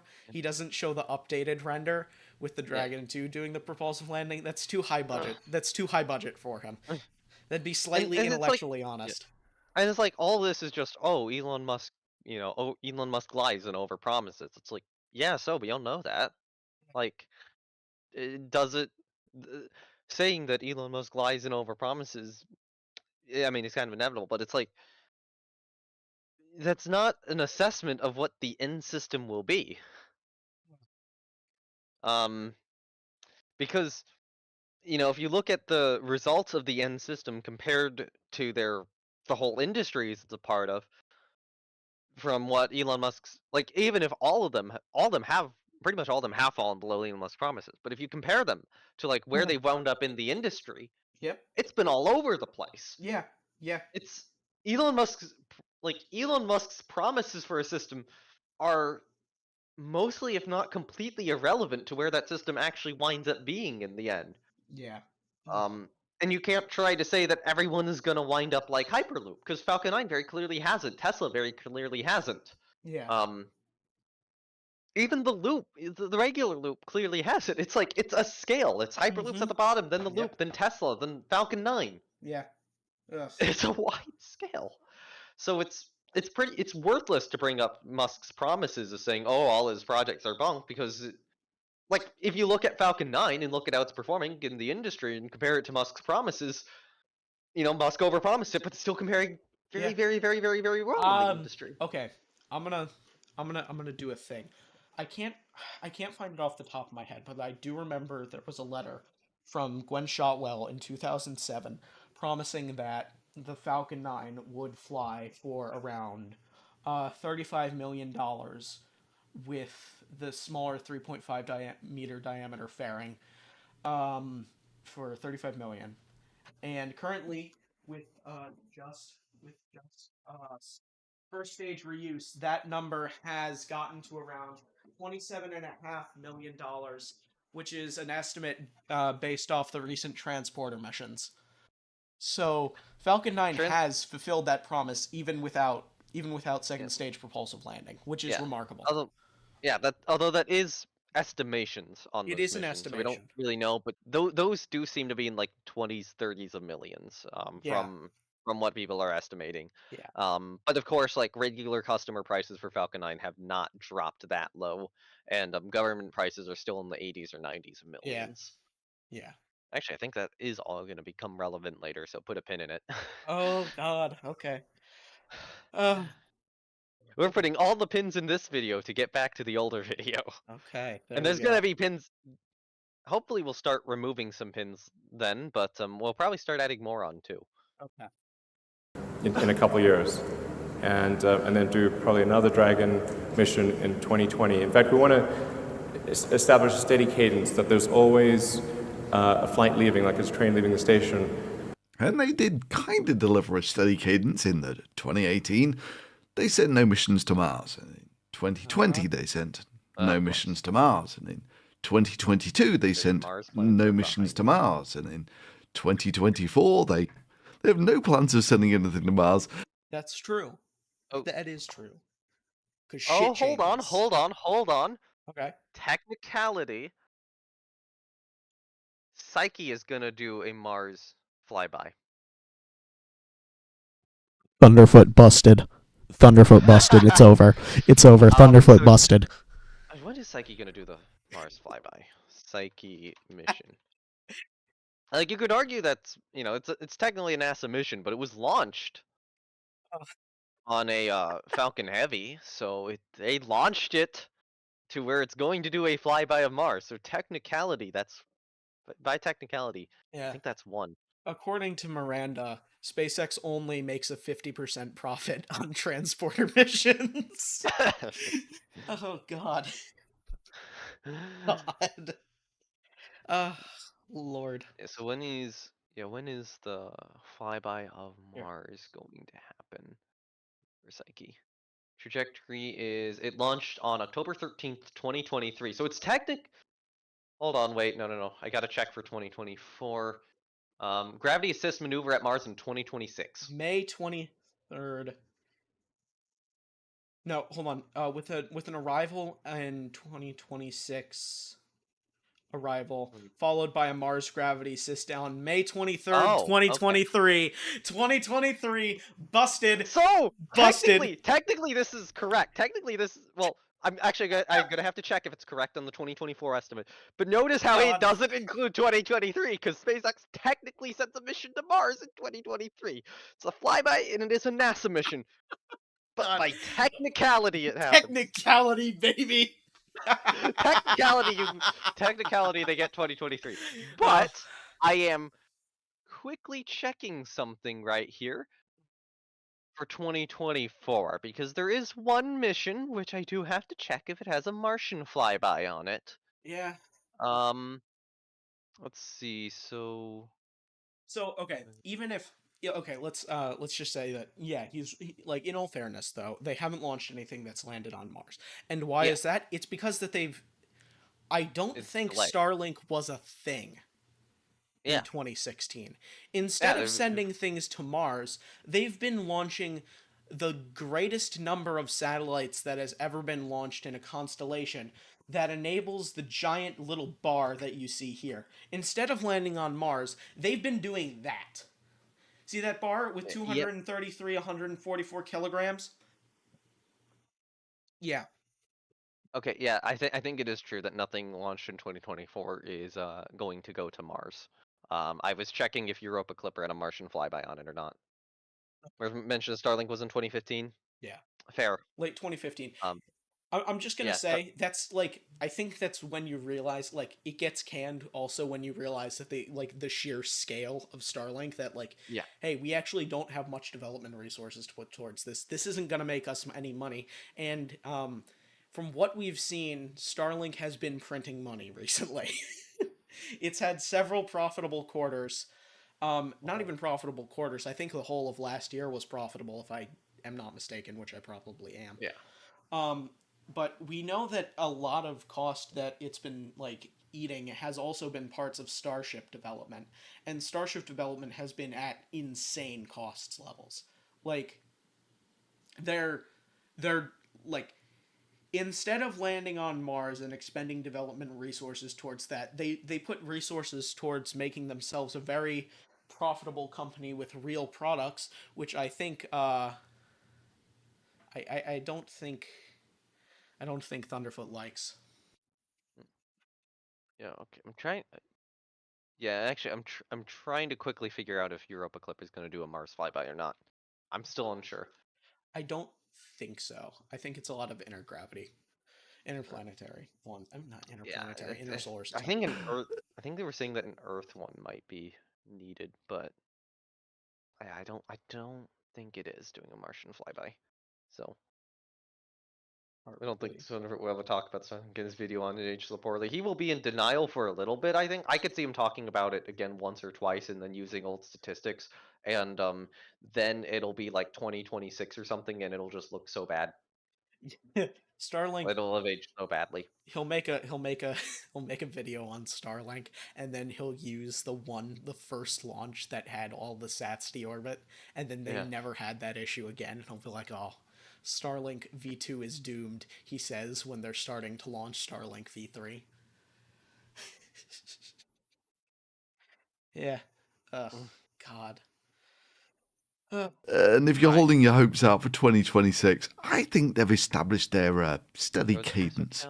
That's true. Instead of landing on Mars, they'll be landing on the moon. Yippee! Good job, SpaceX. That's incredible. Yeah, you sure ruined everything. Sure ruined. Sure. You messed it all up. Now instead of going to the moon, which, I mean, it's going to Mars. By the way, they had no idea that they were going to win the HLS contract at this point. They're going to be going to the moon. They're going to be putting the first humans back on the moon. Oh, it's over. You know, in over 50 years, yeah. Oh, God. Yeah, it's like, busted. Oh no, SpaceX has not achieved their extraordinarily lofty goals. What are they achieving instead? God. Just don't bring up what they're achieving instead, how about? Don't say that. That'd be bad. We have to Yeah. lie about that, as he did for the first, like, half of this video. Yeah, and besides, there weren't contracts lined for the Mars landing, so, like, why would they do them? Yeah. Oh, God. And after all that iterative design of failures that propulsively landed Dragon for so years, they just cancelled it. Yes. Look, with the... Yes, okay. Yeah, but nobody bought it.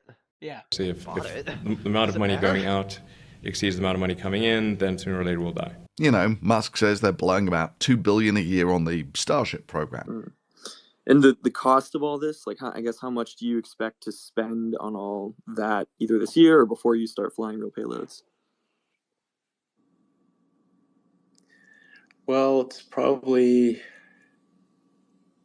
be a couple $2 billion this year, $2 billion-ish. $2 billion for a super heavy lift launch vehicle. Of development cost. Jover. I'm not gonna say put a pin in it yet, but I feel like we're gonna need a pin very soon. Yeah. Let's see. Sorry to all the SLS fans. Yeah.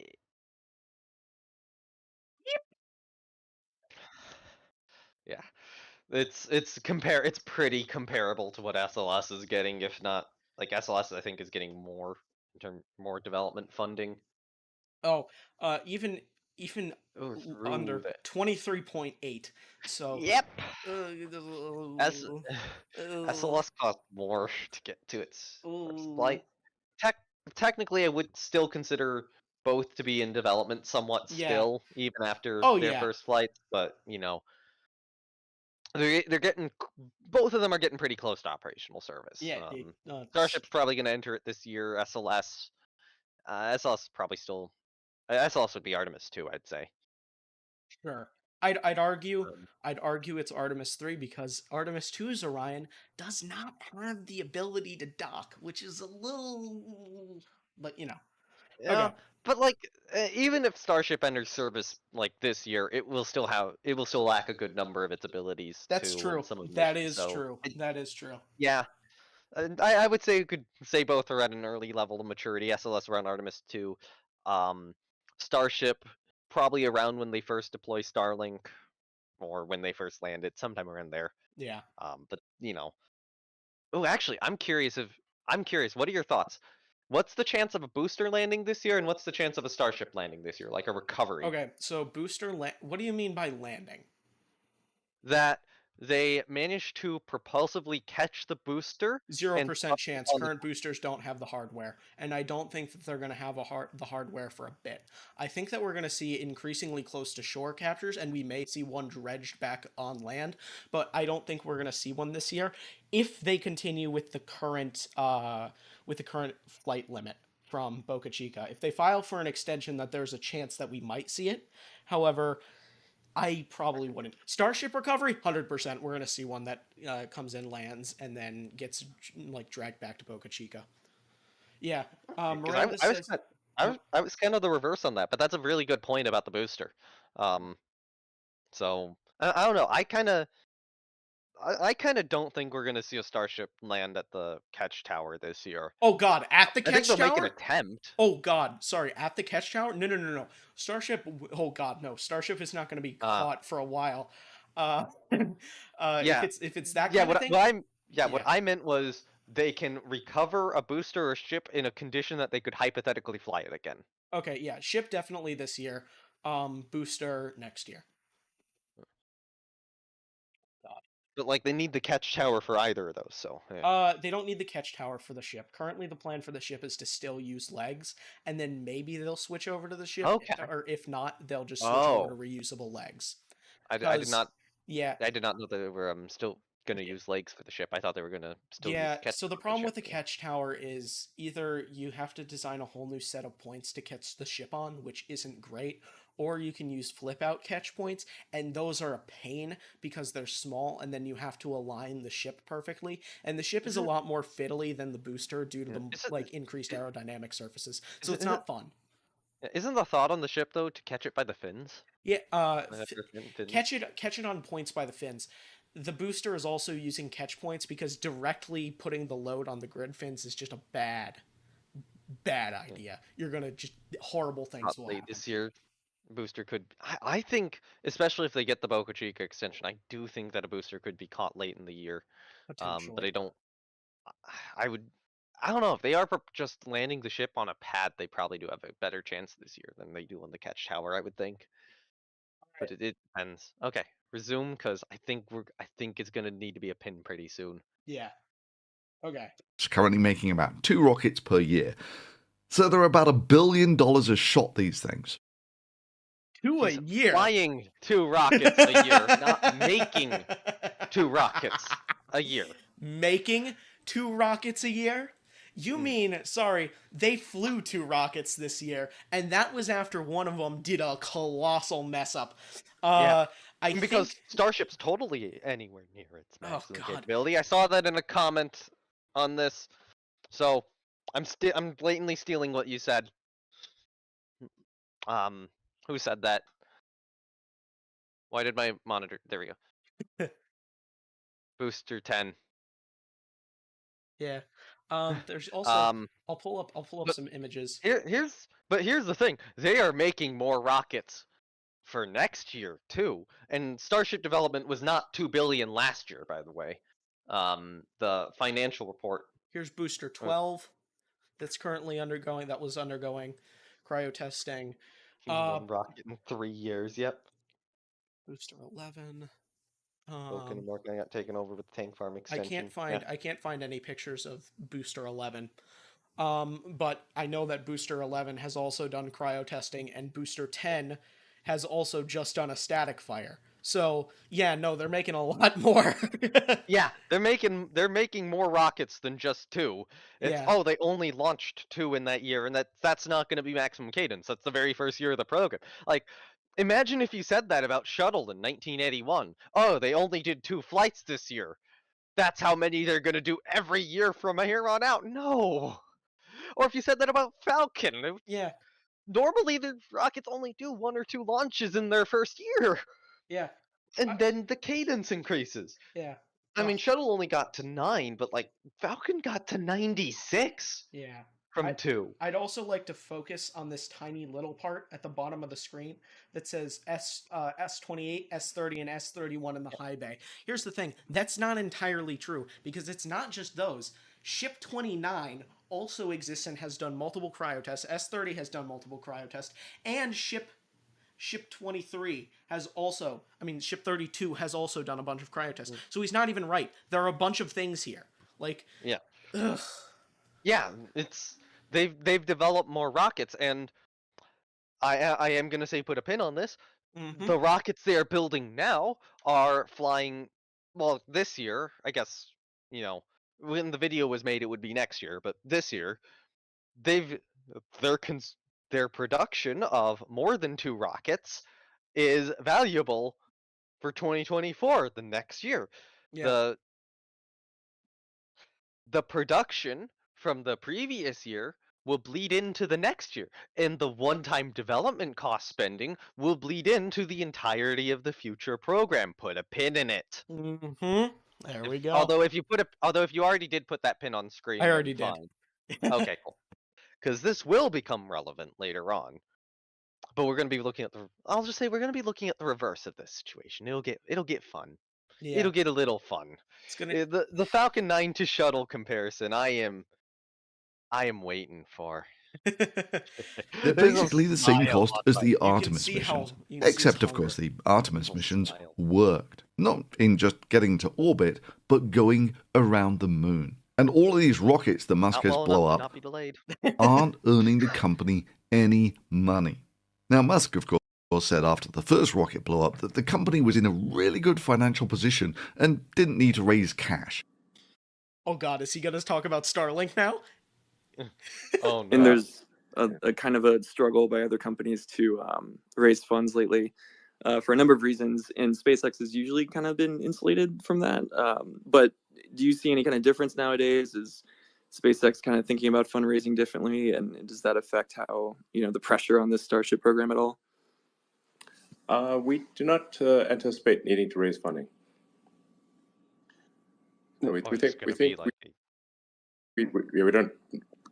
we need to raise funding. Until, of course, a few months later, they realized, actually, yeah, we dash.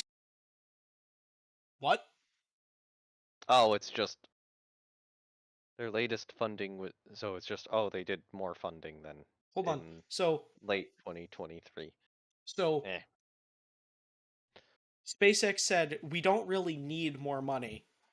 Or Musk said, but yeah. Yeah, and then they got some additional money, which they do yearly.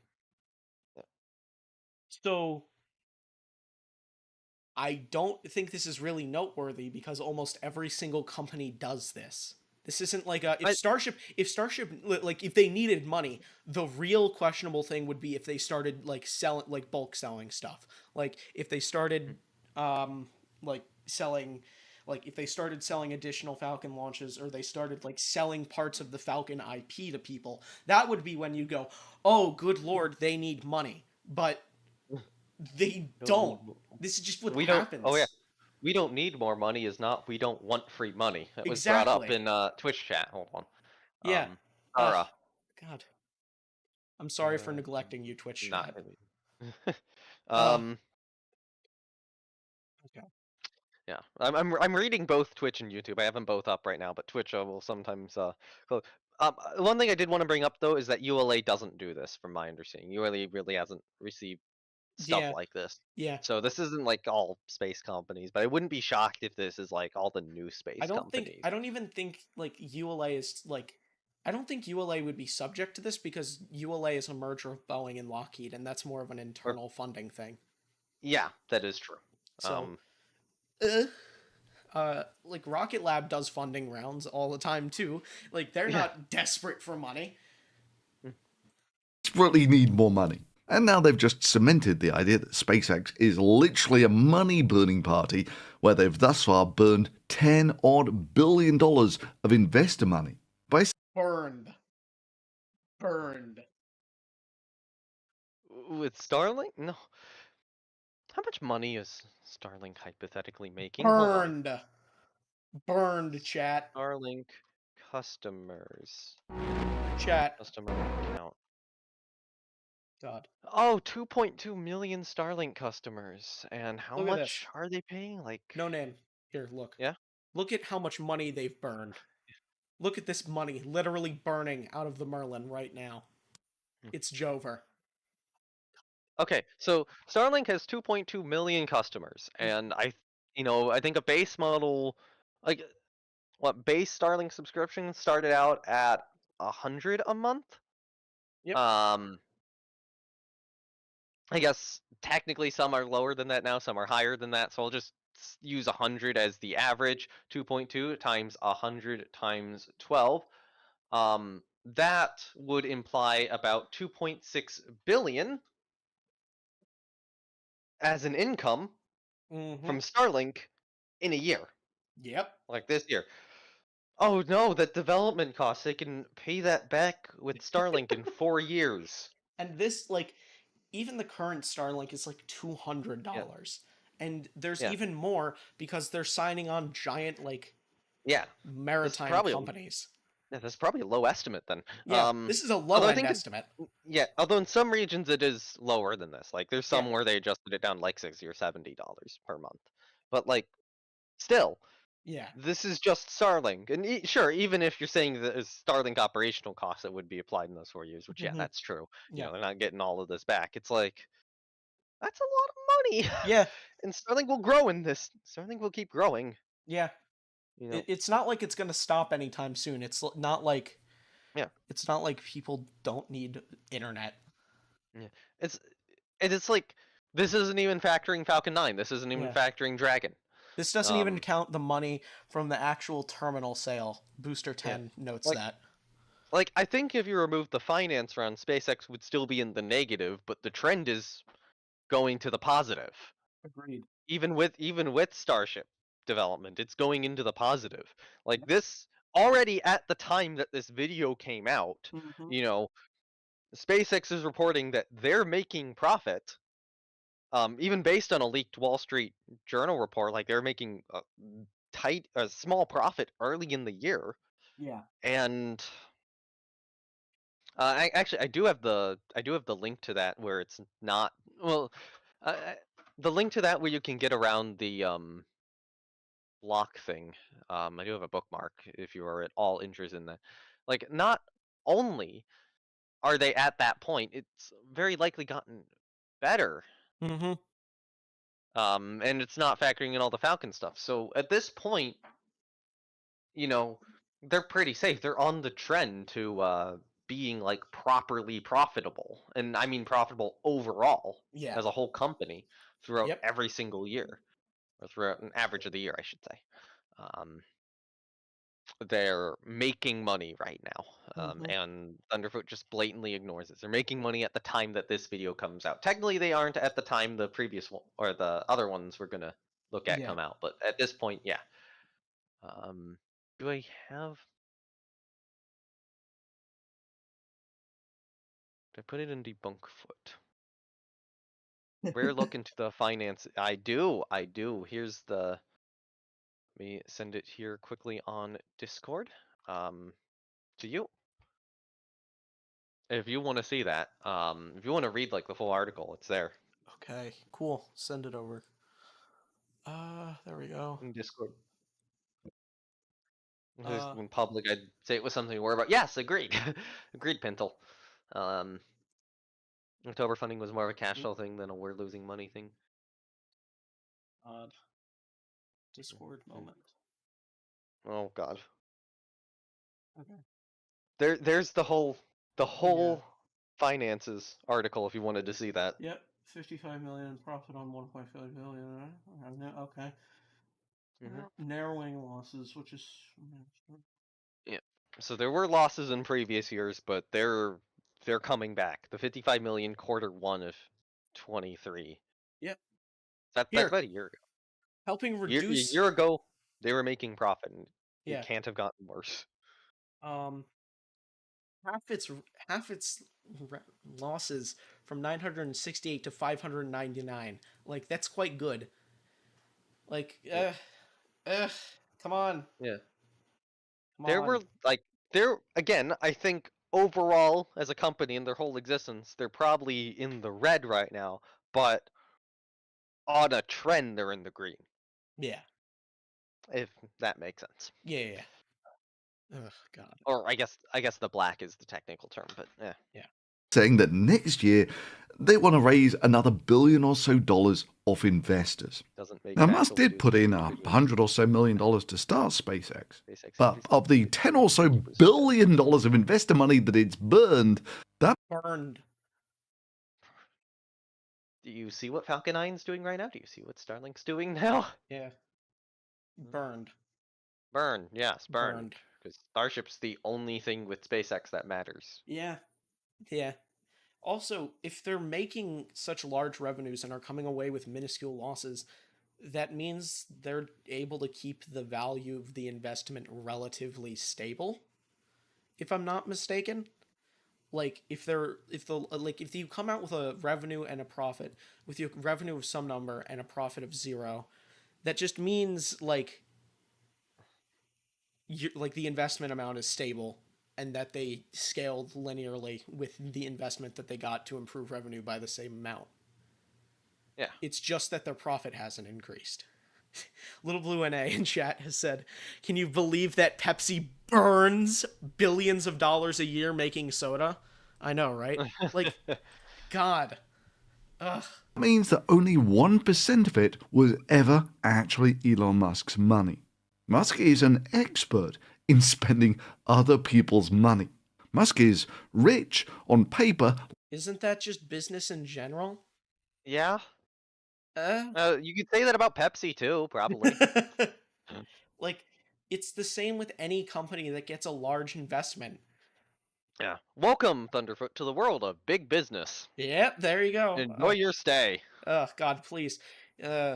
Like Sam Bankman-Fried and Elizabeth. No! Oh my fucking God. This is every big business in the world. Thunderfoot. Sam Bankman-Fried commits criminal fraud. This is the exact same person. Thunderfoot, this is just capitalism. Like, if Thunderfoot, if you are seriously going to argue this, get off the internet, stop it with the damn anti-Elon Musk bias, grab a torch, burn down the entire system. God, hold on. Where's that tweet? This is not a unique to Elon Musk thing you are bringing up here. There's a lot more who are responsible. I know if you think this is bad, destroy everything. Sorry. There's this tweet somewhere that's like, people be like, the system's efficacy does nothing compared to my system burning down a Walmart. And then they proceed to not burn down a Walmart. Like, that's exactly what he's doing here. Yep. Thunderfoot, go burn down the Walmart then. Yeah, exactly. Go do it. Come on, Thunderfoot. Look, man, there isn't much more for you to lose in life. So, Go burn down a Walmart. With homes were rich. I had that in mind Not too when I was saying that. I'll be honest. Had that exact tweet in mind. because they ever Go actually metaphorically burn down the Walmart, which probably means burn down. Metaphorically, yes, in Minecraft. earned any money, but because people thought they had something valuable in the mystery box. Valuable in the mystery box? Okay, show the Falcon 9 launch cadence again. God, I don't have the Falcon 9 cadence, but I do have this graph. I have this graph. It's, that's a pretty big graph. Because they scroll up. Yeah, because they pretended they had something valuable in the lot. In the mystery box. Shows that. In the or go to the profit again. 5 million. Mystery box. God. In the mystery box. In the mystery box. In the mystery box. In profit. God. Sounds like he's saying. And because someone. Are you saying that Elon's a fish? Sorry, it's a bad pun. Hold on. Someone on Discord has pinged me. Miranda, where did you ping me? I have so many servers muted, so I don't get notifications during streams. And also during live streams, Discord just kind of automatically mutes the pings. Yeah. Okay. Oh God. I'm bound to say, but Musk is the richest man on the planet. He could easily afford all of this. After all, he lost $20 billion buying Twitter. This is... Oh, I forgot to update the counter. I'm so sorry, guys. I'm so sorry. Guys, I forgot to update the counter. No, I forgot. I was hearing that, but was literally muted grabbing a drink. And I'm like, oh God, yeah, you got to update the counter. I think that's +2. Yeah, oh God. I'm so sorry, guys. No, the journalistic integrity I've promised isn't here. Elon Musk making a dumb investment on Twitter totally translates to SpaceX development being dumb. Yep. Oh, God.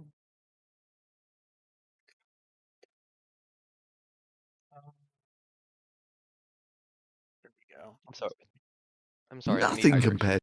Yeah, sure. To that. Yeah, the argument is so self-defeating, it's difficult to know where to begin. I mean, let's just start with, if he's so rich, why did he need to borrow $1 billion from SpaceX? You know what that sounds like to me? You know what that sounds like to me? Capitalism. Going off topic. Yeah, going off topic. Hell, even if we're talking about this is just how net value works, Thunderfoot. How do you think net value works? Yeah. Oh God. Literally just what net value is. Yeah. Hold on. Here's again, you'll blow up if you're really concerned about this. Blow up the Walmart. Here, this is the tweet that we were referencing. Yep. People on Twitter will really be like, "You believe in voting? That pales in my effectiveness to my strategy, firebombing a Walmart, and then proceed to not firebomb a Walmart." Do you understand? Like, I'm pretty sure you guys get the metaphor here. However, again, for any federal agents that may be watching, no, we are not advocating for bombing a Walmart. Maybe you're not. No, yeah, we're not advocating for bombing a Walmart. We are using that metaphorically. Like, there is a tweet we're referencing. Yes. Okay. You're saying it... Oh, God. If you're really bringing these up, then go firebomb the Walmart. It's like, commit to what, or apply what you're saying, everything out there, and commit to it. And why would he keep needing funding rounds to spend other people's money? Because you don't, you could wait for years and then the opportunity would be passed. Or you could say, hey, we have this money, we're making this money, you will have your investment paid back. So if you could give me this money now, we'll have the return for you later. That's how business works. And given that that their losses aren't surmounting horribly, they're doing a pretty good job. Oh look, people want to invest in us so that they get money back. Yep. Why should we not let them? Yeah. Anyway, you can resume. Yep. If he really was that rich. But whatever, let's say based on how long it took him to get the Falcon 9 kind of working as a partially reusable system, that it... Kind of working. Falcon 9, kind of Well, it's really working now, but... takes him twice as long to get the Starship working. Twice as long. Why would it take twice as long? Yeah. That's just the number pulled out of your ass. Exactly. Exactly. Like, you can't just say, "Oh, it's going to take twice as long." Like, no, the like, if you were going to work with just the original Falcon 9 team, then maybe it would take twice as long. But what you're forgetting is that the size of the company has scaled with the size of the project. It'll take about the same amount of time. Blue's bringing up, I like how he says that if he is really that rich, as if his stake in Tesla is just rumor. And for this portion, remember Falcon 9 entirely switched the landing approach. Yeah. Oh, yeah. Industry. Well, he's saying it took 5 years to get it to the point where it was kind of working, which is like, I could see that. I could see that argument. It's just ignoring everything that took place after that. Yeah. Where it is basically an industry killer today. Yeah.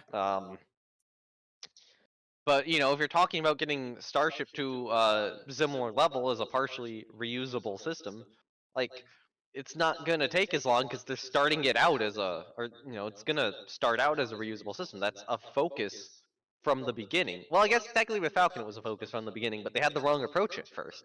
They had to entirely switch up their approach and then basically start on scratch with propulsive landing. Yeah.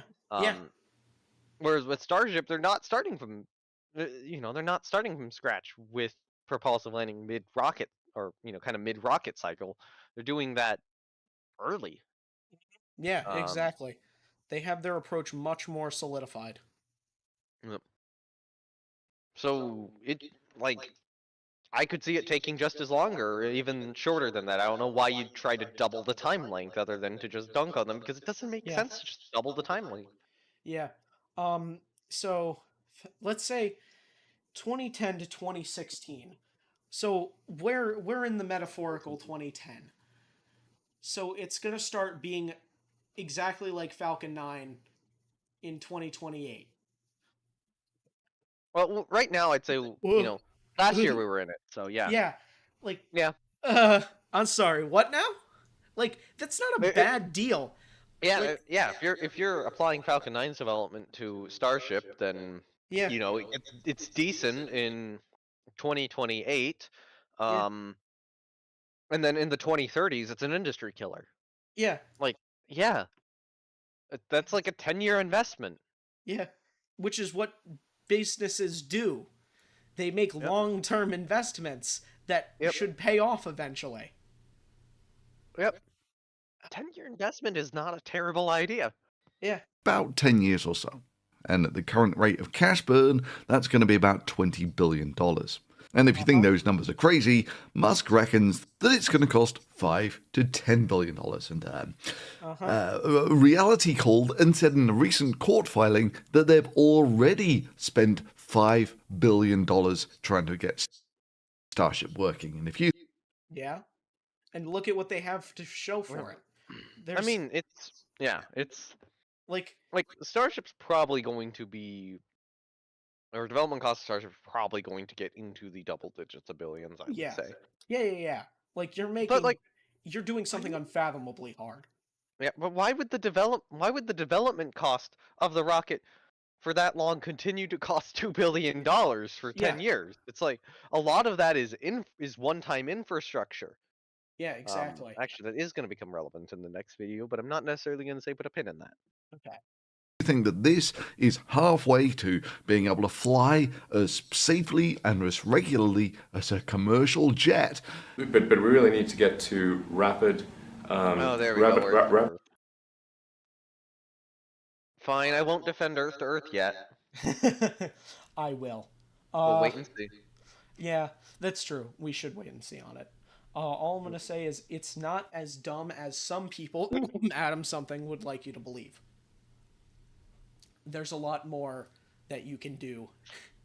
But there's more discussion that needs to occur around it, but I have serious concerns about the safety of the whole thing.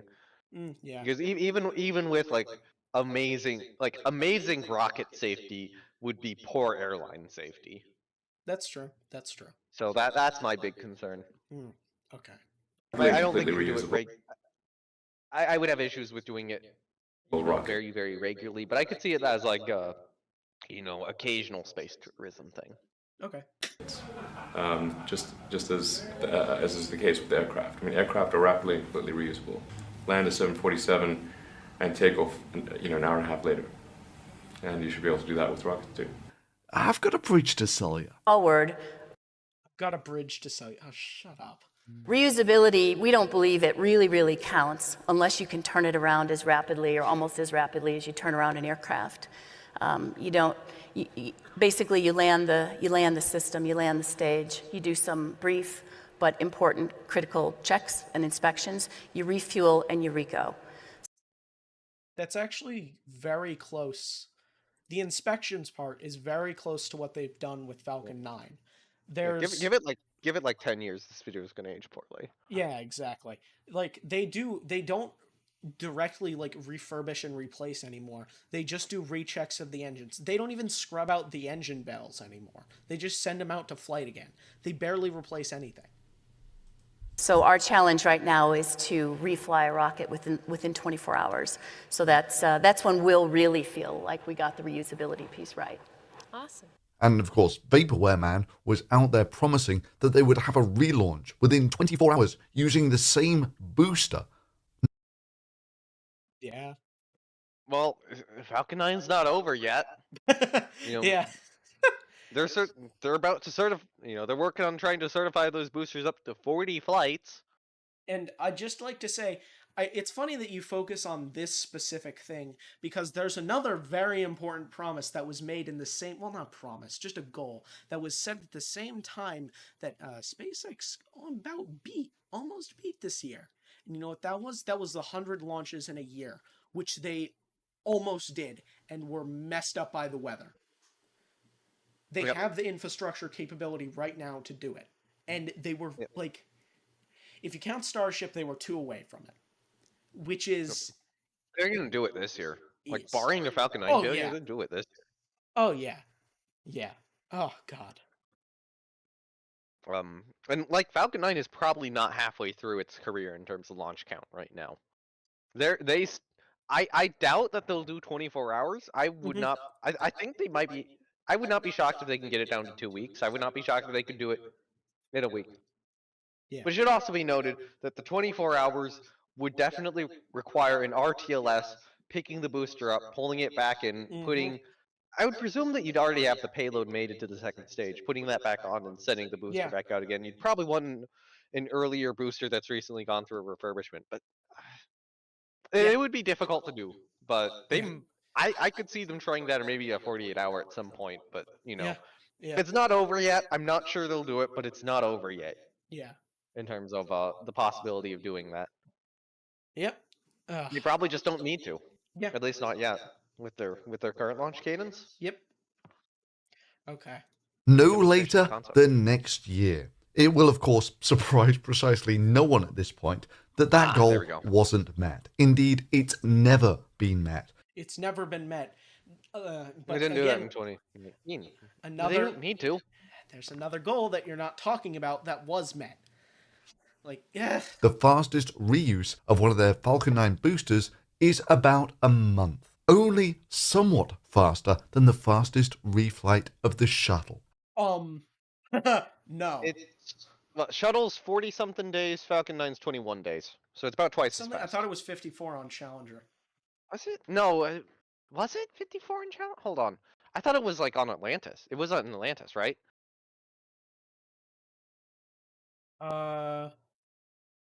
Shortest shuttle. Reflight. Oh wait, no, it's not shortest shuttle mission. Quickest shuttle refresh. 54 it was days. 54 days. 54 days record on Challenger. Yeah, it's less than half. Yeah. Less than half. Versus, but it was Atlantis. Atlantis? 21 days, 6 hours was a record. I'm not sure about that.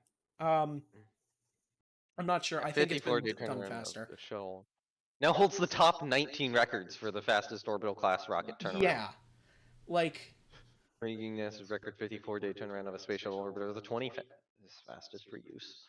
Although it should be noted that the space shuttle orbiter does have a little bit of a disadvantage because that 54-day reuse did include a landing at somewhere out west. White Sands. Yeah, that was one at White Sands. It took them the like other 11 thing- days to get that The booster other thing back. that's really annoying for Shuttle is Shuttle used expendable gear. Ooh, yeah. So. Yeah. Yeah. And the Falcon 9s.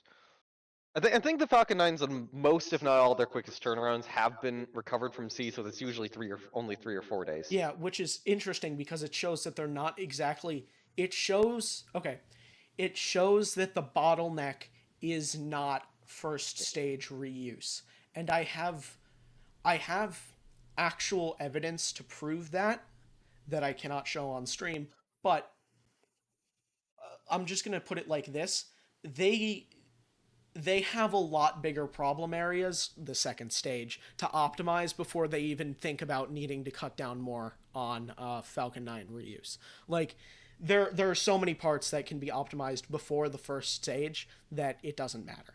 Like, they have issues with payloads and mission flights in mission rates. Like, they don't have an issue with the first stage. It's going to be a long time before they need to optimize that. Yeah. And that was after about a decade of trying. And even if you just take those numbers and apply them directly to the Super Heavy, it won't because there's more engines, but whatever. Let's say it won't because more engines. They don't they're inspect methane engines. They just inspect the engines on Falcon 9. They don't do any refurbishment. They don't touch them. They just say, "Oh, okay, is this engine fine? Cool," and then they send it back out. Another thing with Falcon 9, you've legs, grid fins, everything that needs to be recertified, refilled, versus Super Heavy, which will land on catch towers, will use batteries instead of like hydraulic fluid, and instead of like the helium COPVs, they're just going to use the autogenous pressurization systems. Like T-Tab, crushed core. Yep, exactly. T-Tab, crushed core, and it's also methane fueled engines, so you're not getting any soot on them. There's not soot made, or not much soot? Any soot? Forget if it's much or anything. There's not significant amounts of soot made by Starship. Yeah. So it won't, because it has more engines, is a statement that proves you have no idea what the actual process of that reuse time is. You don't know what the fuck you are talking about, Thunderfoot.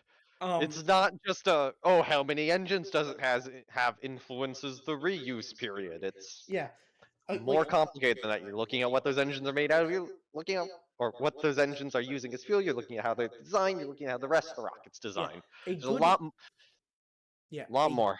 A good week of that time is just transportation. You're not doing any checks. That's just the drone ship coming back, thing getting put on the transporter, driven to the hangar, driven back out. Like, yeah. Like, yeah? Like, dude. Some of that time is drone ship time too.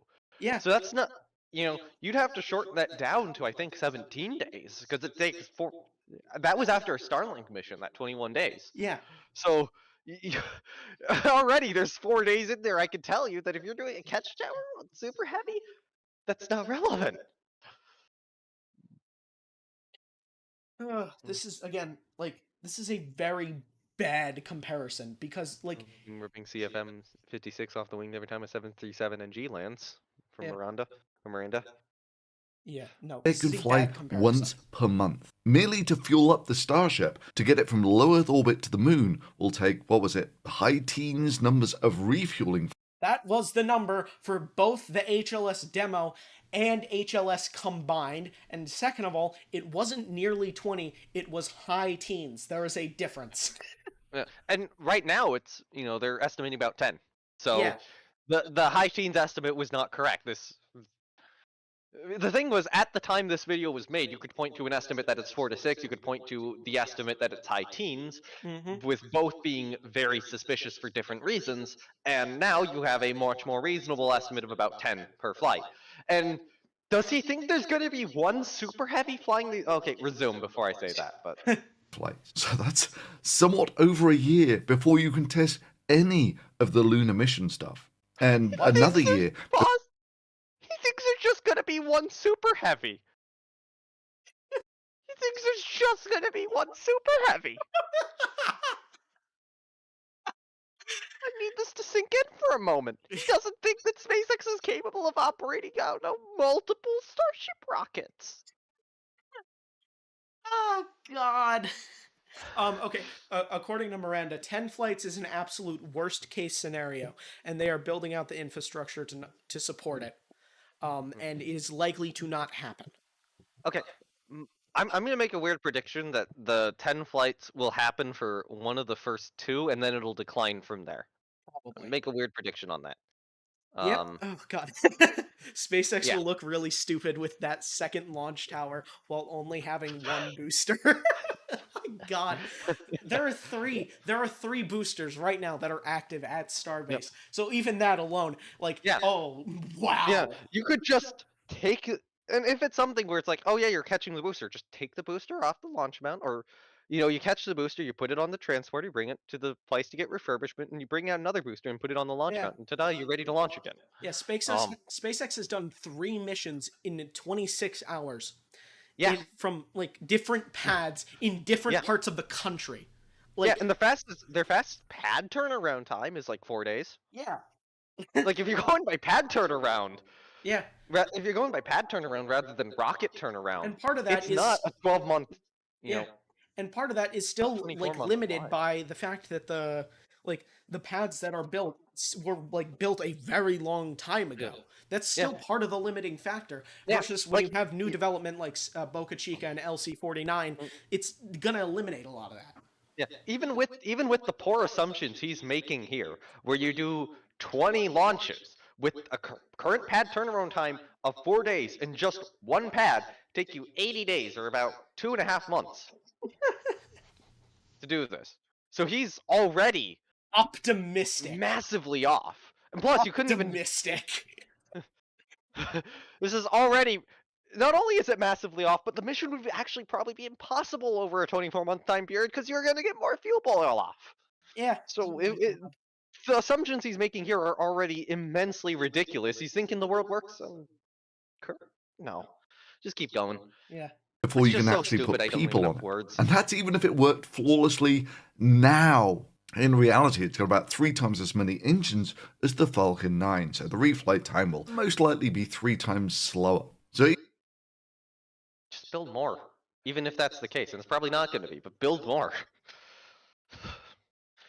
Engines aren't the hard part. Yeah. Engines aren't right now the hard part of reuse time. Yeah. Right now it would be like you have the recovery from the drone ship, you have the putting the payload on, you have putting the fairings on, you have reassembling the whole thing. The engines aren't the main issue. Yeah. The engines are not the main issue. Yeah. I can tell you for a 21-day turnaround, the engines are not going to be the main issue. Yeah. So Miranda, 2 at Boca Chica, 1 at 39A, 1 to 2 at 37, and up to 6 at 49. I don't have plans for 7-ish launches. Jesus, come on, man. Yeah. Even if not all of those are built. Brackets. Be slightly honest. Be slightly honest. So getting back to the moon, even if the system was fully functional now, it would take... Alternatively, they could just do, let's say he's completely right. Then they would switch over to expendable boosters. I'm pretty sure Booster 10 was built in under a year. Okay, so let's see. So Thunderfoot is right now assuming 20 flights over 6 years. Here. Booster 10 first part started in March of 2022. Stacking began in October. Yeah. Right now, Thunderfoot is assuming that Starship will manage about 3 launches a year. Mm-hmm. Yeah.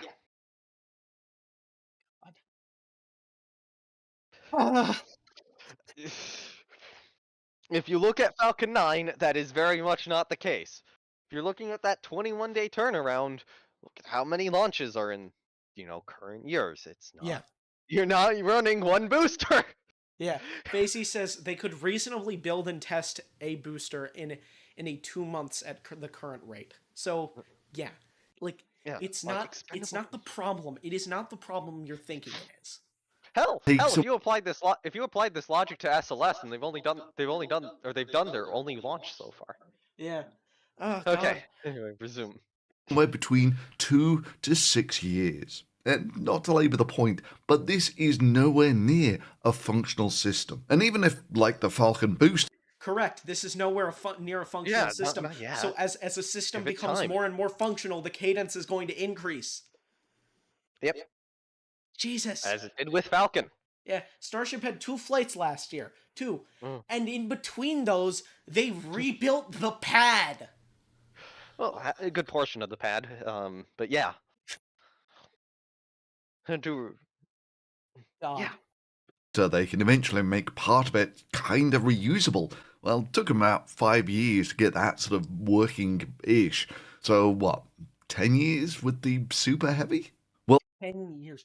Why? Again, you're just It's saying not going to be this. 10 years. You're just God, saying clip this- things. Here's what I'm just going to say. Clip this portion of video, wait a couple years, maybe 3. Okay, okay. Let's just save it. Just save this portion of video. Just throw this in as, you know, I'm going to be honest, a handful of years from now, just throw this in his face again. He's saying 10 years. What? Okay.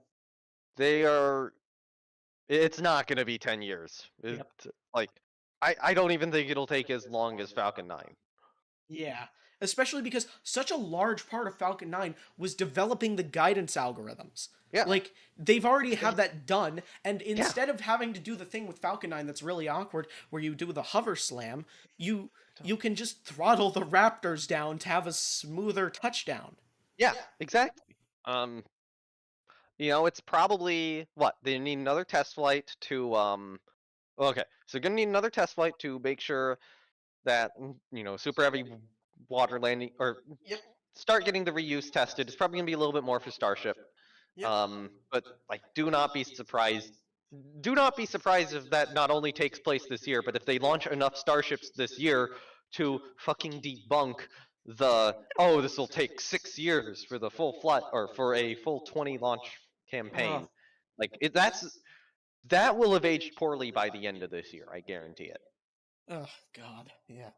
Okay, oh, anyway. great. So let's say after 10 years and $20 billion, they can now make good on fulfilling the NASA contract for Watch as it happens in 2027. $3 billion, and then go on to make a profit, right? Except no, the launch market is tiny. SpaceX solved this problem with Starlink. Yep. And beyond that, there's this really annoying thing where people continually say that SpaceX's reason for developing Starship is to make a heavy launch competitor. That's not why Starship exists. The point of Starship is to eliminate the parts of Falcon 9 that were costly, while also providing the minimum viable product for Mars colonization. If you look at the 2018 talk, that's pretty well stated to be the goal. So if you're failing to compete with Falcon 9 on cost, then something has already gone horribly wrong. That's all I'll say. Yeah. I think the make or break point for Starship is around about Falcon 9 cost per launch. So, yeah. Just resume. I want to hear what he has to say. Compared to these development costs. Well, Musk talks about going to Mars. So let's see what the launch costs for going to Mars are like. For, say, for instance, the Perseverance. Okay. Actually, I need to take a quick break, so give me like 10 or 15 minutes. Yep. Okay. Sorry about that. No. I guess you can talk about stuff in the meantime. Okay. Actually, I'm gonna agree. We're both gonna take a small break here, and we will be back momentarily because it's been 2 hours of streaming, and good lord, I need a break. So,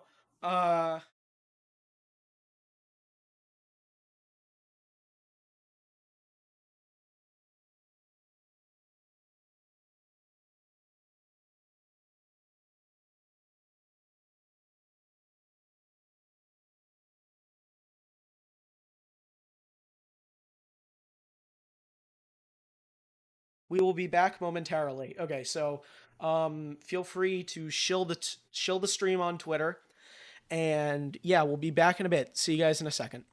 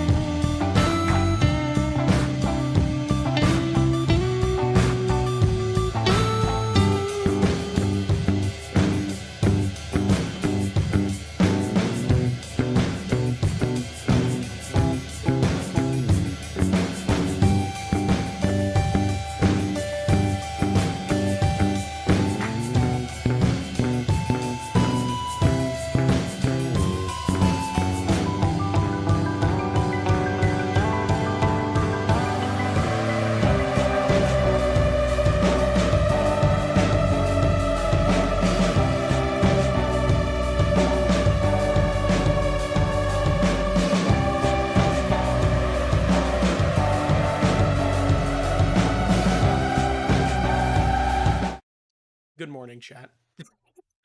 I'm back. I've returned. Still gonna wait on Noname for a bit. So, yeah, send me messages in the chat. Tell me what you think of this so far. I need to hear more things. I need to hear opinions right now while I eat an orange in the background. How are you guys doing, chat? I agreed. Chat is the world's first fourth person pronoun. Rapidly reusable SLS-1. If the words SLS can be changed to be Starship Launch System, then in 5 seconds.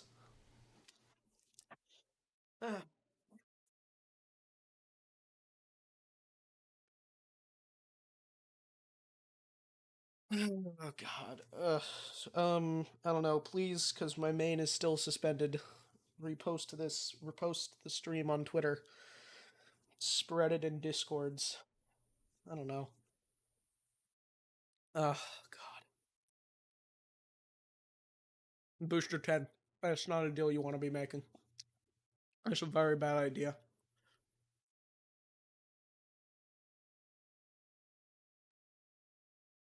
God, oranges are good. I love oranges.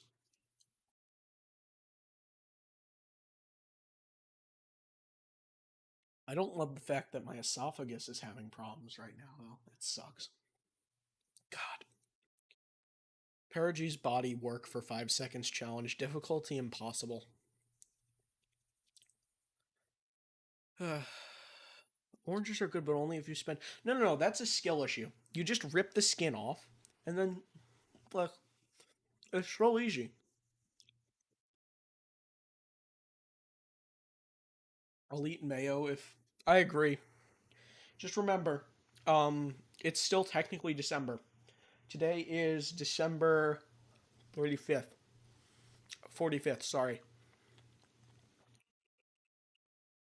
No, I know, Facey. You need content. You need content, don't you? What is it? You got like 75 gigabytes of just like land space or whatever? Funny as hell.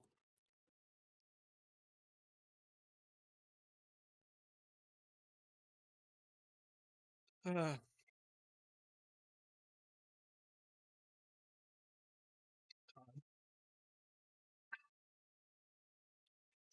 good lord.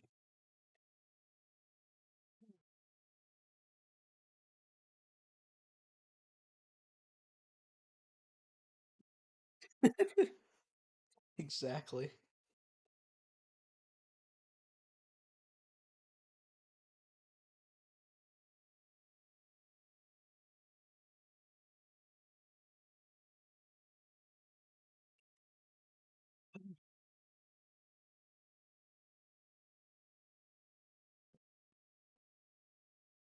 Noname is scary.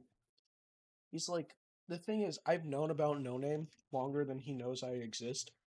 So this is kind of a like meeting my heroes moment. Except instead of being uncool, my hero is just another guy, and he's chill. I'm friends with him, and that's cool. Mm.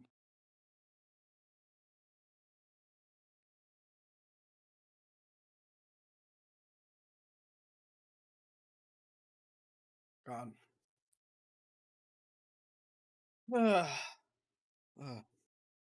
We'll be back soon, hopefully.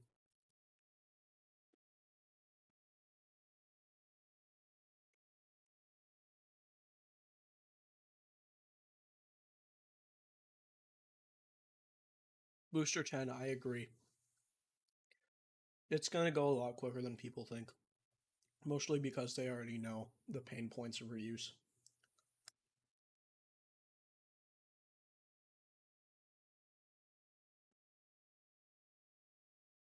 The really annoying part about this, look at that number. 1.05 million subscribers. That's just annoying. Like, just on the back of this bad logic, he shouldn't have 100, you know what I mean.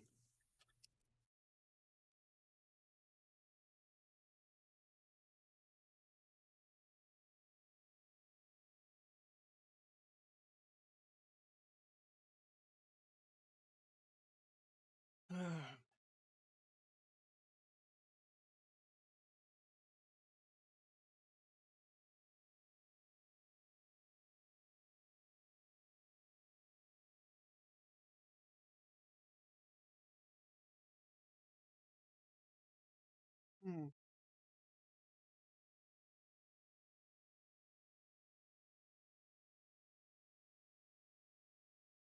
Agreed. With the second tower, cadence is going to get crazy.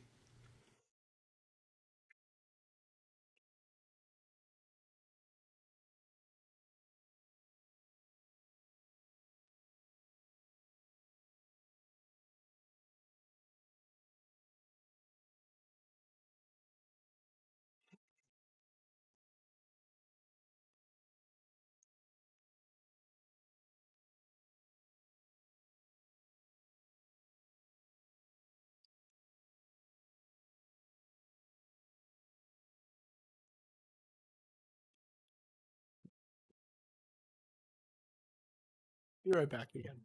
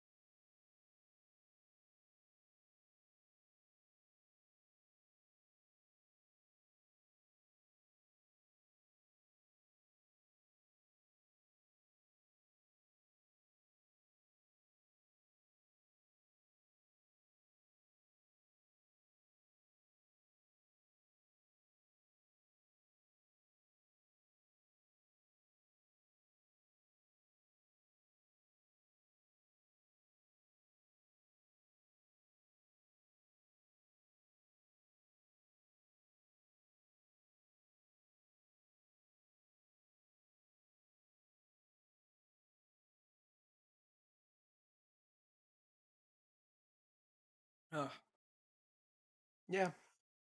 Yeah. God. We still have 5 more hours? 6 more hours, chat. 6 more hours of this. Pain. Next up, a little bit of a preview for you guys. SpaceX Busted Part 1. According to Noname, this video is so bad that it's going to take us 5 hours. Let's do a little bit of math. So, this video is 2858. So, 28 times 60. 1680. All right.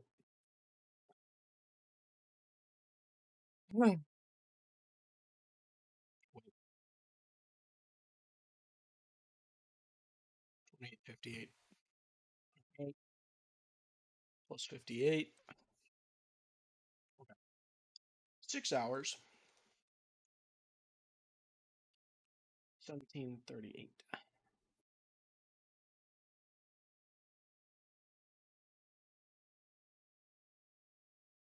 That's not right. Wait, what have I done?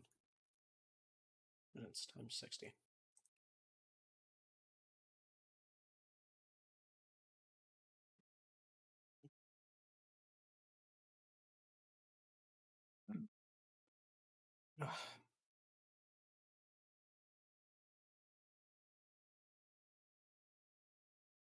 So approximately every 0.08 seconds, there's going to be something we have to debunk, which honestly is about accurate for Thunderfoot, considering just I don't think he's made very many statements in this video which are true so far. So, apparently Noname has serious beef with this video. Like, he has spreadsheets disproving this video, and he's never been able to get it onto paper before now. Well, onto video before now. And honestly, I'm kind of hyped for it. I think it's going to be fun. I think we're going to have a lot of fun seeing this happen.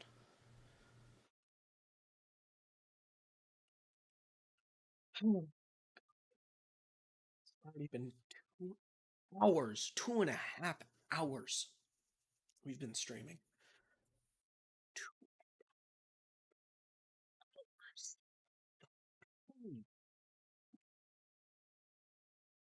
We just wait for Noname now. Yep, I agree.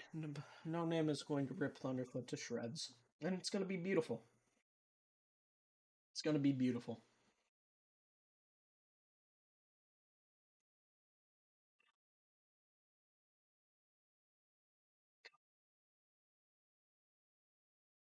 Yes, this is the video where he says that reusability doesn't lower costs. Very astute observation.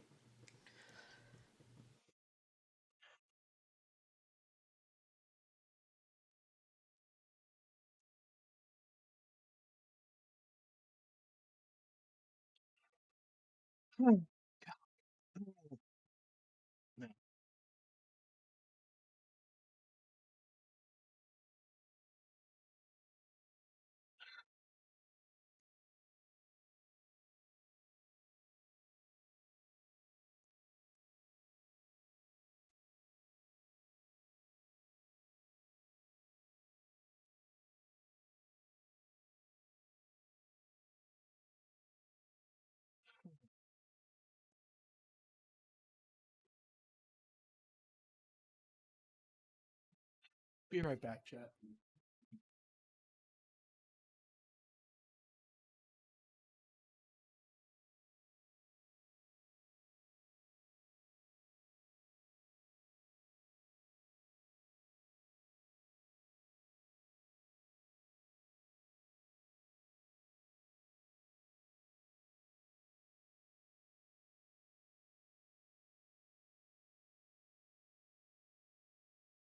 Sorry about that, I'm back. Is Perigee on break too? Are you here?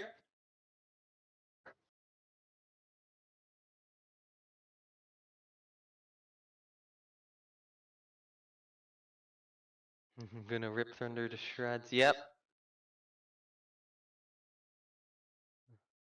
Oh, just left. God damn it! I get back at like the worst time. Of course. It was legitimately the dumbest thing I ever watched, says Booster 10. Yeah, have fun with the next one. Next one's worse.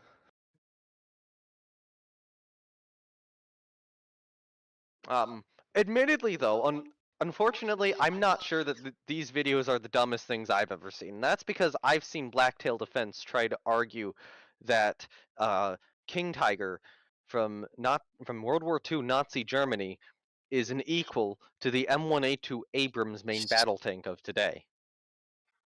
He's a special one. Hi, Noname, yeah, I'm back. Hi, but I don't think that this next video is much worse than that. But, well, not much worse, much better than that. While you were gone, I calculated the number of errors per second, given how you expect how long it's going to take for us to debunk this next video. Oh God. This is in seconds. Every 0.08 seconds, there's going to be an error for it to stretch out to 6 hours. Oh, my explanation gets long on this one. And it's better developed than that Kiwi video. That was an incomplete explanation. It gets better. We were planning on hold on. Hello, I'm back. Oh. Hello, hi. Okay. Hi. Okay, yeah, you just died for a second. Okay. I was trying to figure out which one of us had died, but okay, it was you. There we go. I'm back. Back from the dead. Okay. Okay. I'm still streaming apparently. Okay. Cool. Yeah. Cool. Brief outage. Okay.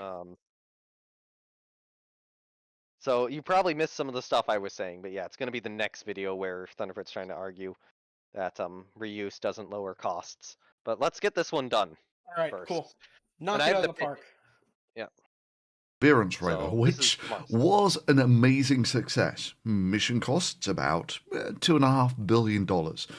Launch costs about $250 million. Yes, but that's mostly because Atlas 5. Yeah, it's also mostly because the reason that these missions cost so much is because they're one-time hardware that isn't serialized. If you want a good example of serialized hardware and how it lowers costs, you can look at the Ranger and Mariner programs. Ranger 1 cost about $170 million, while the final one, Mariner 10, which was, by the way, Ranger 1 was a probe that was meant to just impact the moon. Mariner 10, which used the same bus, was $100 million, and it performed multiple flybys of Venus and Saturn. Not Saturn, sorry. Venus and Mercury. So that's the problem is this, like, that mission cost isn't, like, there are ways to lower that. There are a lot of ways to lower that, and it would mostly be solved by NASA being allowed to make a generic rover program, but yeah. So roughly 10% of the mission costs were the launch costs. It's almost like there's more to space exploration than just building big rockets. And yes, there is. It's called, production or common production of vehicles. Yeah. And when you lower that 243 million could go somewhere entirely differently. Like, for example, setting up a production facility for a rover package or something of the sort. A really interesting area I could see some of the costs going to if you lower launch costs is actually trying to put more mass into the payload, or more mass at a cheaper cost into the payloads. Mm-hmm. Like if it's something where you have, two things you can use on a rover, and one of them, weighs like 2-3 times as much, but it's a little cheaper. Well, suddenly if you massively lower launch costs, that heavier but cheaper option's a little bit better. That being said, some of this could also be weight limit of the rocket too, which, for Atlas 5 is a lot smaller than Starship. Yeah. So you get more Another thing, I think he's going to try to extrapolate this to Mars costs in general. But the thing is, for what SpaceX does is that they only make products that can be highly serialized. They don't make one-off things, really. They did it, I think, with SDA. They've tried to do it with multiple other things. But most importantly, when they do try to do the Mars colonization stuff, it's not going to be like one-off Mars habitats. It's going to be, this is our Mars habitat, and we're going to use it for the next 20 missions. If it needs to be changed, we'll change it during, but we're going to like make a factory for them, just like they did for Starship. Like, that's how they're gonna avoid having ludicrously high single mission costs. And again, these are also like high-tech scientific instruments. This cannot be extrapolated to a Martian colony whatsoever. Yeah, exactly. Here we go. That pattern's seen with most of the satellite launches, where the cost of the satellite dwarfs the launch costs. Take, for instance, the Amos 6 satellite, which famously blew up on top of a SpaceX rocket. Cost of building the satellite, about $200 million. Yep. Launch costs, about a quarter of that. Yep. And only a fraction of that. Wow, it's almost like Falcon 9 does a good job reducing costs. That would have actually been profits for SpaceX. So, whatever, 10 odd million per flight or something. The bottom line is, there isn't a lot of money to be made by launching satellites. They can never make back.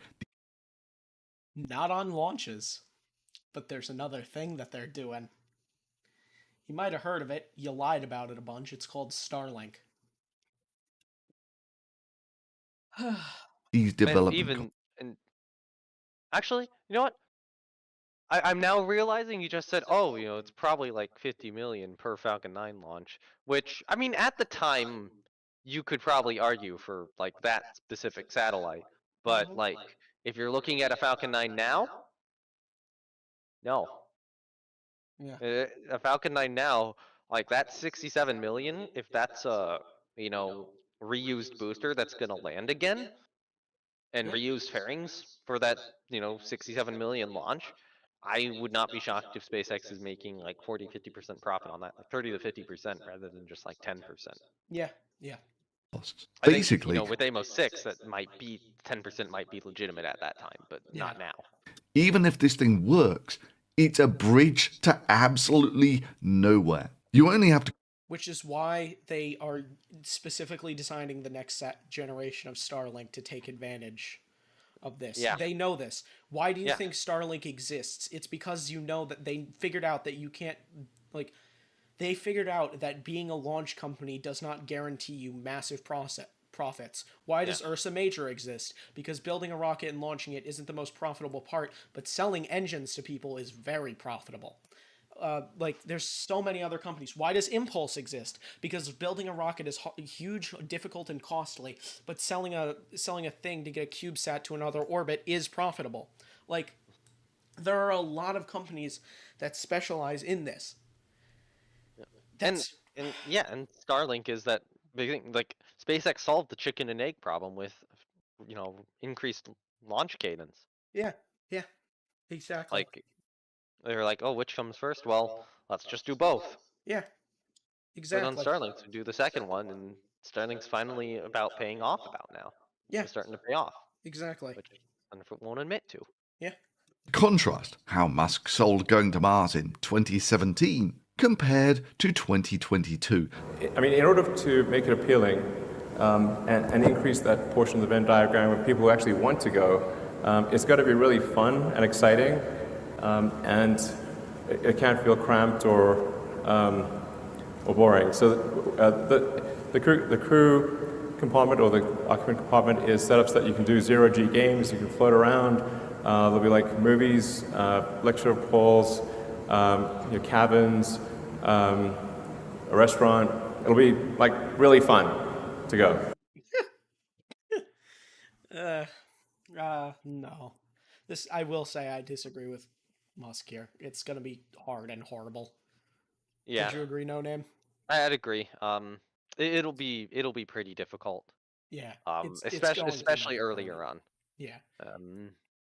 maybe with like 20, 30 years of work, they could get it to a point where it's like okay. Yeah. But you know, it's gonna be hard and miserable. Like that's yeah, just how it's life. gonna be it's gonna be difficult at first, and you know, it'll probably be more difficult than like living on the ISS. Even Oh yeah, I would say. definitely. Yeah, Definitely. I think the Excellent. living space might be a little bit better than on the ISS, but in terms of like the actual workload and risk, I think it'll be worse. Oh yeah, definitely. That's how Yeah. that is how doing anything hard is. And Yeah. colonizing another planet is quite possibly no, it's not quite possibly. It is the hardest thing that humanity will ever do. Okay, maybe not a will ever Will do. ever do. 'Cause, like, Sorry. there's a lot more steps There's beyond once we planet do that, colonization. But, yeah. you Once know, we do that, we'll do harder shit. But yeah, but like within our lifetimes, for yeah, example, within our lifetimes. planetary colonization is probably the hardest thing, or most difficult thing that our humanity will do. And if it's not, it's going to be top 3. Yeah, definitely, definitely. Yeah. I mean, that's a functioning sales pitch to turn space travel for something that's difficult, hard, will probably kill you, into basically a cruise on a luxury liner where there will be restaurants and I mean, that's orbital tourism versus Mars colonization. Yeah, orbital tourism I could see. Yeah, for like pretty good here. Orbital tourism is your cruise ship. An Antarctic base is a Mars mission. Yeah, I'd agree. Like there's no fun happening. It's all horrible and death. Yeah. Not death, hopefully, but you know. Yeah, hopefully. Zero-G games. That is something that people might pay for because. If Zoe is in the chat, would you object to Taylor Swift having a concert in space? Would you spend your life savings on that? People won't fork out hundreds of millions of dollars to spend their lives in conditions worse than you would get in a supermax prison. And Musk hits the nail I don't think right. It's that bad, but still. There's a lot in prison that makes it bad. The living space isn't the bad part. That is fair. Yeah. On the head when he says it can't be cramped because the entire business model would blow up harder than a starship on its maiden voyage if it were. If the trip to Mars was cramped and difficult, Starship would be in a no-win condition. It wouldn't be in a no-win condition. It would just be like every other time you sailed across an ocean pre-everything. Like, it would just suck. You would suck a lot. That's life. It's like trying to build a house out of burning wood. If the conditions were cramped and difficult, Starship would officially become the chocolate frying pan of rockets.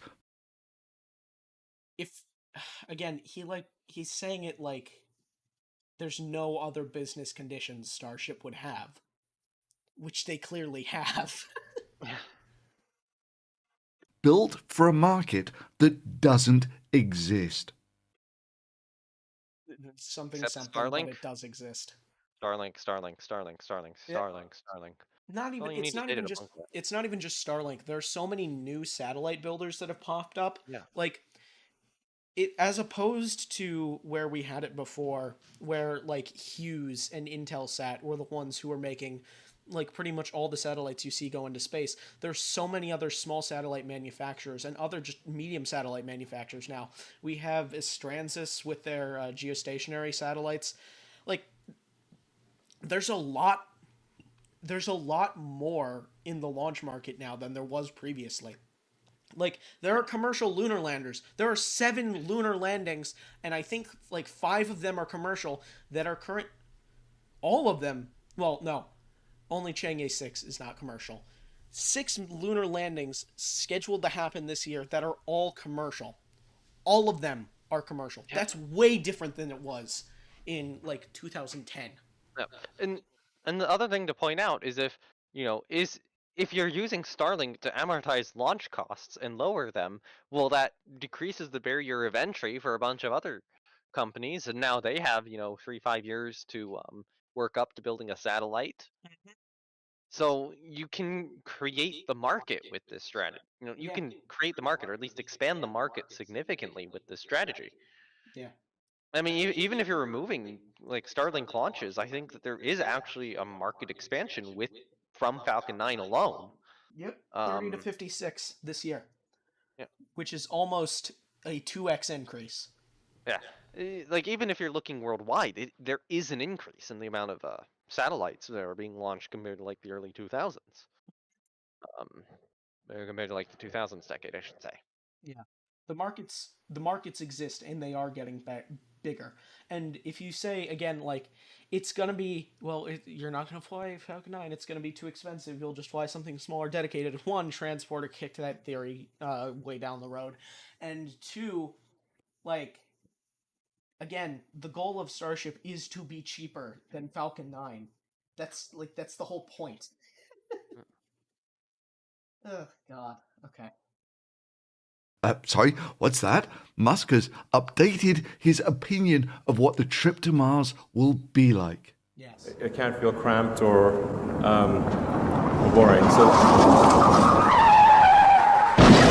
sales pitch for going to Mars is that it's going to be cramped. Again, like, yeah, fair. Yes, it's gonna be like, dude, the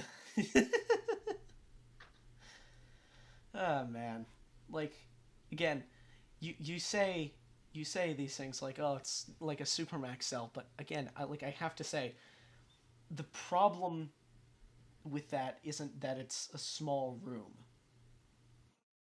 The problem is everything else. Like,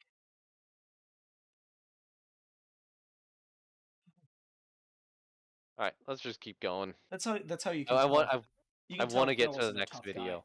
Yeah. Document compartment is setups that you can do zero-G games. You can float. Difficult, very hard work. Jesus Christ! Okay, that's going too far. That's actually, what is wrong with you? What is actually wrong with you?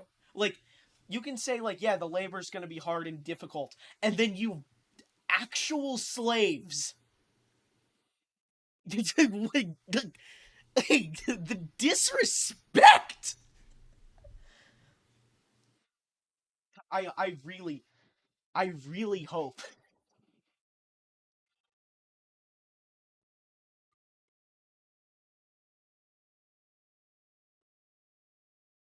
I'm at a loss for words, honestly. I'm just gonna let you handle this one.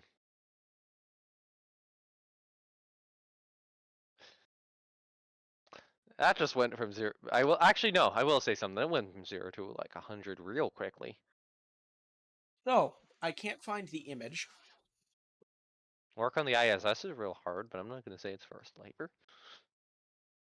Again, this is what you are invoking by doing that.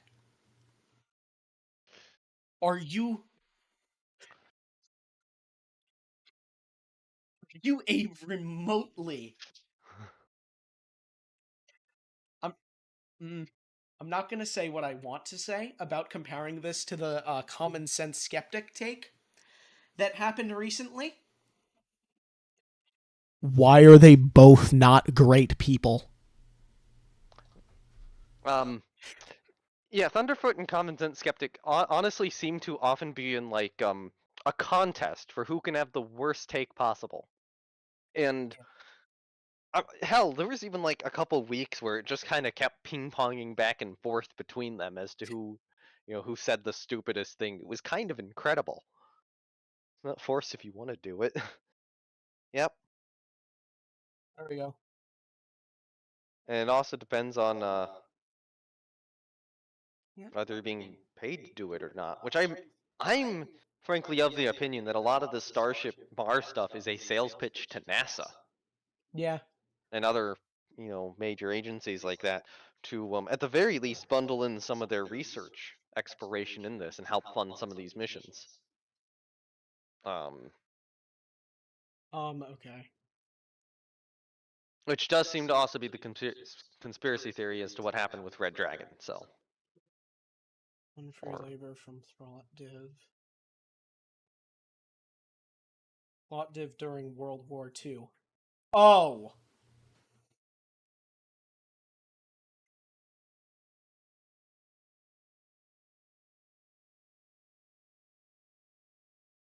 So what? Let's Unfree translate labor. What's Plovdiv? Hold on, let me look that up. That's city in Bulgaria. Wait, is he? No, hold on. Who was?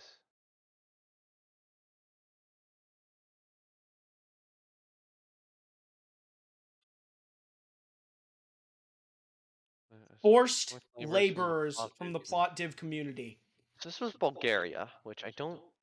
Hebrew forced labor during the Second World War.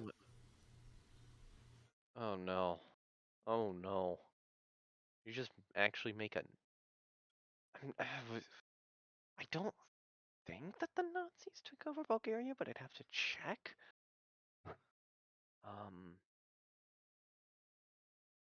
Hold on. What happened? The Second World War. They were on the Axis side. Yeah.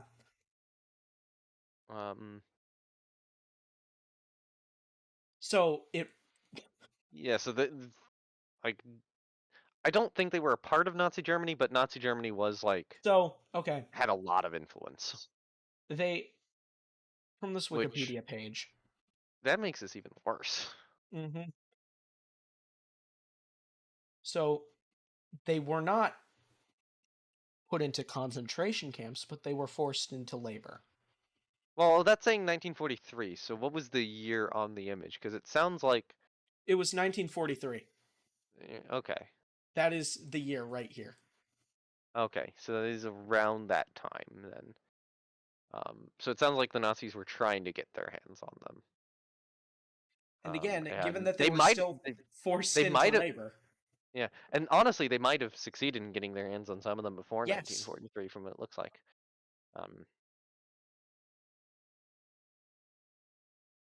I would have to look up more about Bulgaria and World War II. But why would you use that image?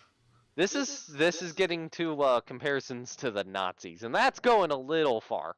Yeah, a lot far. You should not invoke this kind of thing so freely.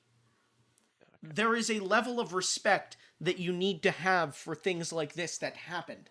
Yeah, okay, so Bulgaria did save its Jewish population from deportation to concentration camps. So the Germans tried it, and it didn't work. So that's actually probably them avoiding concentration camps. Hopefully. But still, Jesus Christ.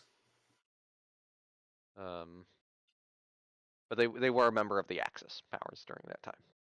So anyway, you want to get back to the video, or yeah, let's get back to the funny Starship. Let's just skip this really dark portion. Yeah, continue. Okay, on the preview, he busts on the Mars vision a bit. He just, it says 1 million is impossible. Same fucking Supermax image. And then does his stupid, I did SpaceX. I busted SpaceX. Look at me. Thunderfoot. Yeah. Jesus Christ. What a hell of a note to end that on. Jesus. Christ. Why is it always with these kinds of things? It is Starship debunking. It is busting on a billionaire. It should not involve this kind of thing. Oh, God. Considering how he treated Astro QE, it's not the biggest surprise in the world. Yep.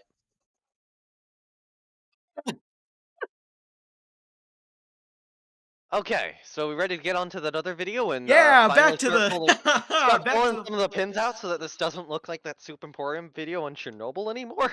Yeah, which is where I blatantly stole the pin from, or pin thing from. It was a good video, but it was a good video. All right, Oh God! You know what? I have to do one more thing. Off-topic counter. I'm gonna have to add 8. Not 8. I'm gonna have to add another 2. Yeah, that's fair. For both the prisons and the thing we're not talking about anymore. Can you give me a quick moment to take like a very short break to just collect my thoughts a little bit more and prepare myself for what's upcoming? Yeah. Yeah. Okay, thank you. I'm gonna go like grab a chocolate, actually. Yeah, okay, that's cool.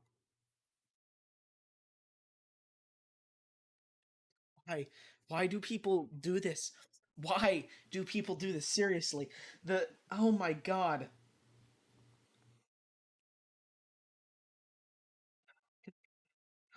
Fucking why?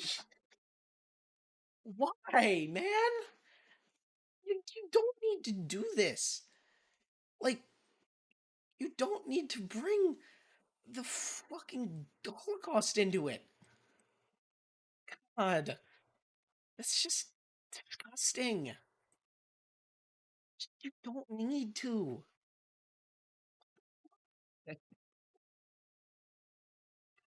Okay. Fuck it. I gotta do the second round of fucking promo now.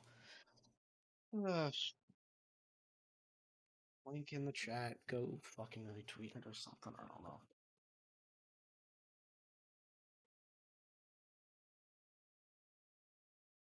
What the actual fuck? Okay, I'm back. I find it funny how Booster 10... Wow, we have a Booster 9 and a Booster 10 in chat. Yep. Exactly. But I find it funny how Booster 10 went...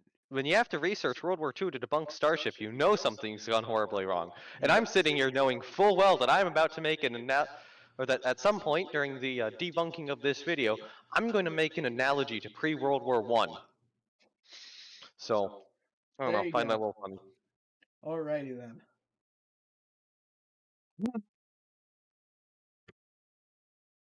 Let's get going.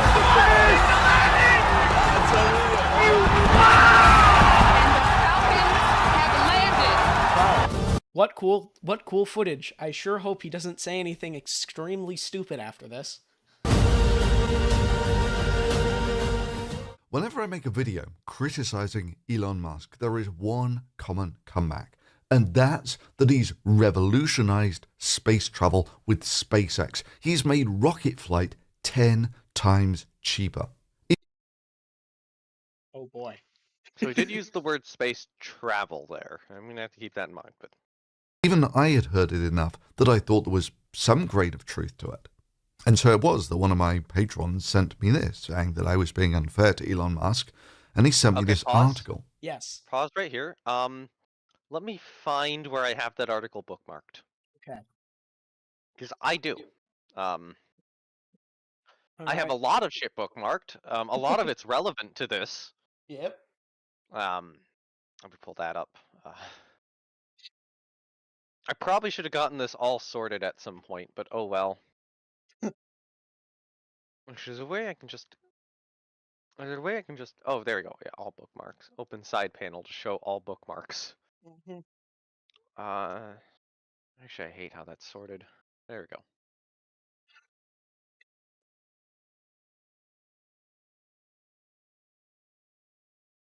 Trying to figure out... Okay, so stuff over here is more recent. I know I have this article somewhere. Either in my bookmarks or linked on one of the articles. Yep. Yeah, God, when I started trying to debunk this video, my bookmark list just started growing. But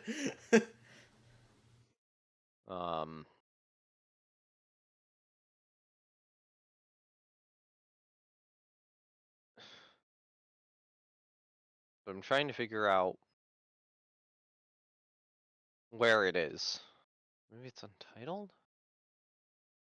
Oh, it is. I found it. I have it.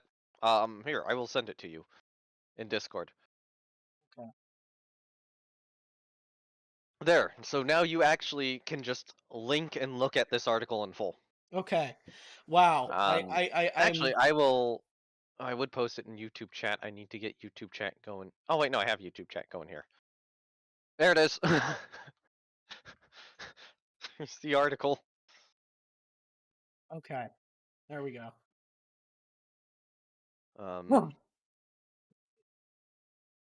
So you can just resume for now. Okay. And then I went but into yeah. the details of the article and was shocked by what I found. I mean, with hindsight, it's kind of obvious that his claims were bullshit. I mean, the whole thing sort of falls apart even using SpaceX's own numbers, where if they really made all of these savings by reusing their rockets, then why, according to SpaceX's own numbers, are the savings from reusing a rocket just slightly above 10%? And if you sit down and think about it for a second, it's like, pause. well, Yes. Slightly below 20% if you're actually using those two numbers. Mm-hmm. Admitted, he does get called out on this, does make that correction in the part 2, which is mostly a correction video for this one, and then does it again. Oh, God. It's awful. And there is going to be a correction he makes in this video that is relevant to what I'm discussing. I will bring that up. Okay. But I will be honest. I think that the 62 or I'll be honest. I think that original 62 million cost might have been factoring in some of the predicted savings on reuse already. Mm-hmm. Yeah. That's my expectation, was that the 62 million. I think that was for a new booster, which they'd land. Yeah. And then the 50 million at the time would have been for a reused booster that they then proceed to land. And then these numbers changed, I think, like late 22, early 23? Yeah. So sometime 22 maybe. Which also interestingly coincides around Atlas V stopping sales and SpaceX having an effective monopoly on the launch market for a while. It also coincides with a sudden jump in market inflation. Oh, there you go. There you go. And it's like if you calculated it at that time for the market inflation, it's like the same costs. Okay. So the other thing I'd like to say is just I don't think you can fairly use these numbers because $50 million, I'm like that's still an incredibly low cost. Like nobody else in the world could offer that cost. So the only way to really this sort see, of fight, the only way to really see is to see their internal numbers, and their internal numbers. We don't get to see them. Yeah, and like especially with the 62 million, like I have questions as to whether those flights were profitable. They might have been just barely profitable.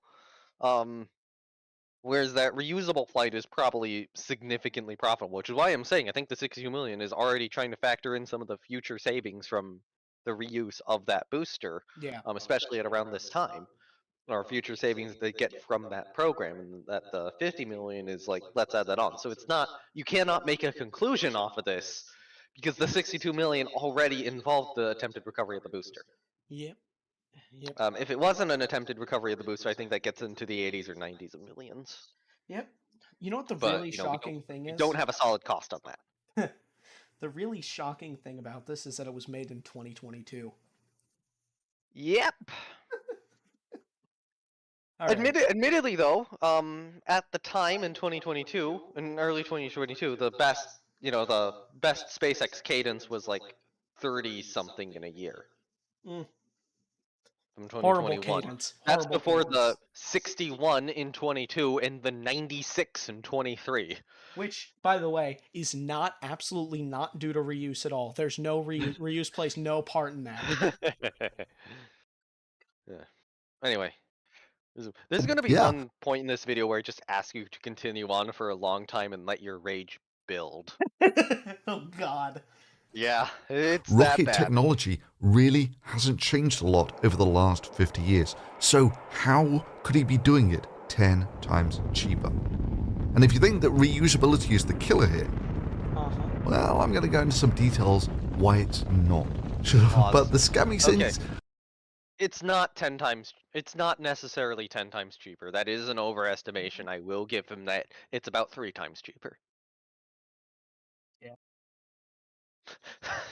And I don't think that limits them that much. Yeah. Yeah. From a couple years ago, I know new booster production in total was about $50 million for a new booster. From something that Musk said, and that like second stage costs were around like 10 to 13 million. So it's gonna take some serious convincing for me.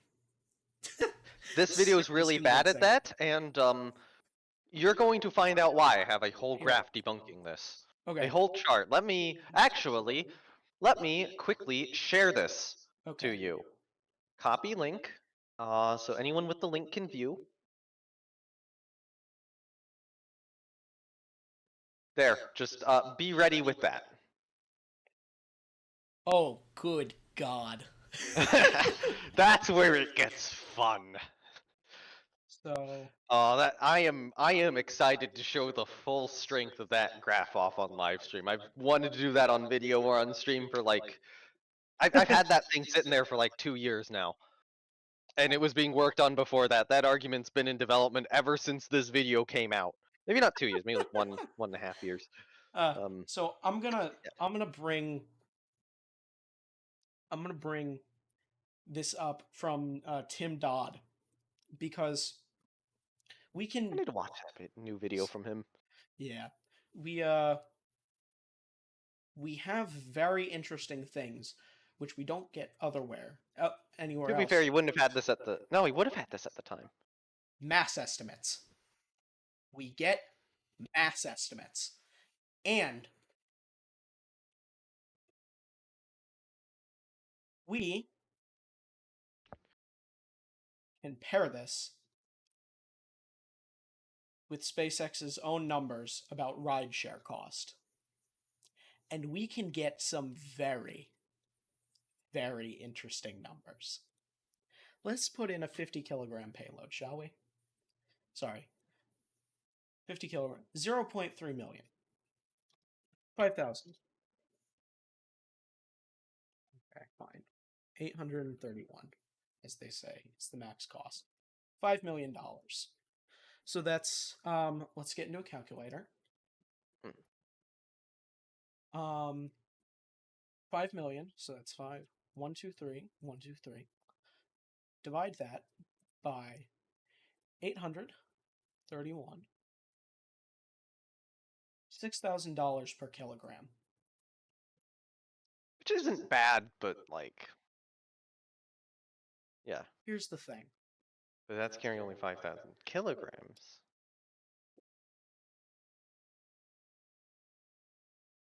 Actually, okay, so hold on. Ooh, if you're...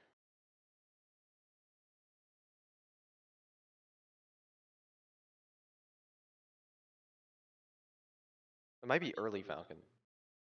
That's early Falcon. Yeah, that's about 57. That's within the price range. And if But, you're going with that 5,000... That's extremely early Falcon. Current ones, Falcon 9. That's for RTLS, purely. Yeah. Starlink, I think Starlink's hit like 18 tons. 18 metric tons. 18.4. Oh, times. Yeah.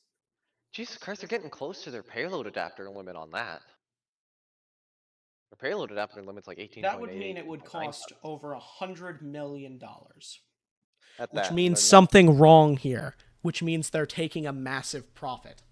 Off of the transporter cost. But the transporters usually are running a lot smaller than that. So I don't want to do my own. Okay, so what was it? Sorry. The important part is to say that like is very cheap. Okay, what's the smallest payload you can get on that transporter mission?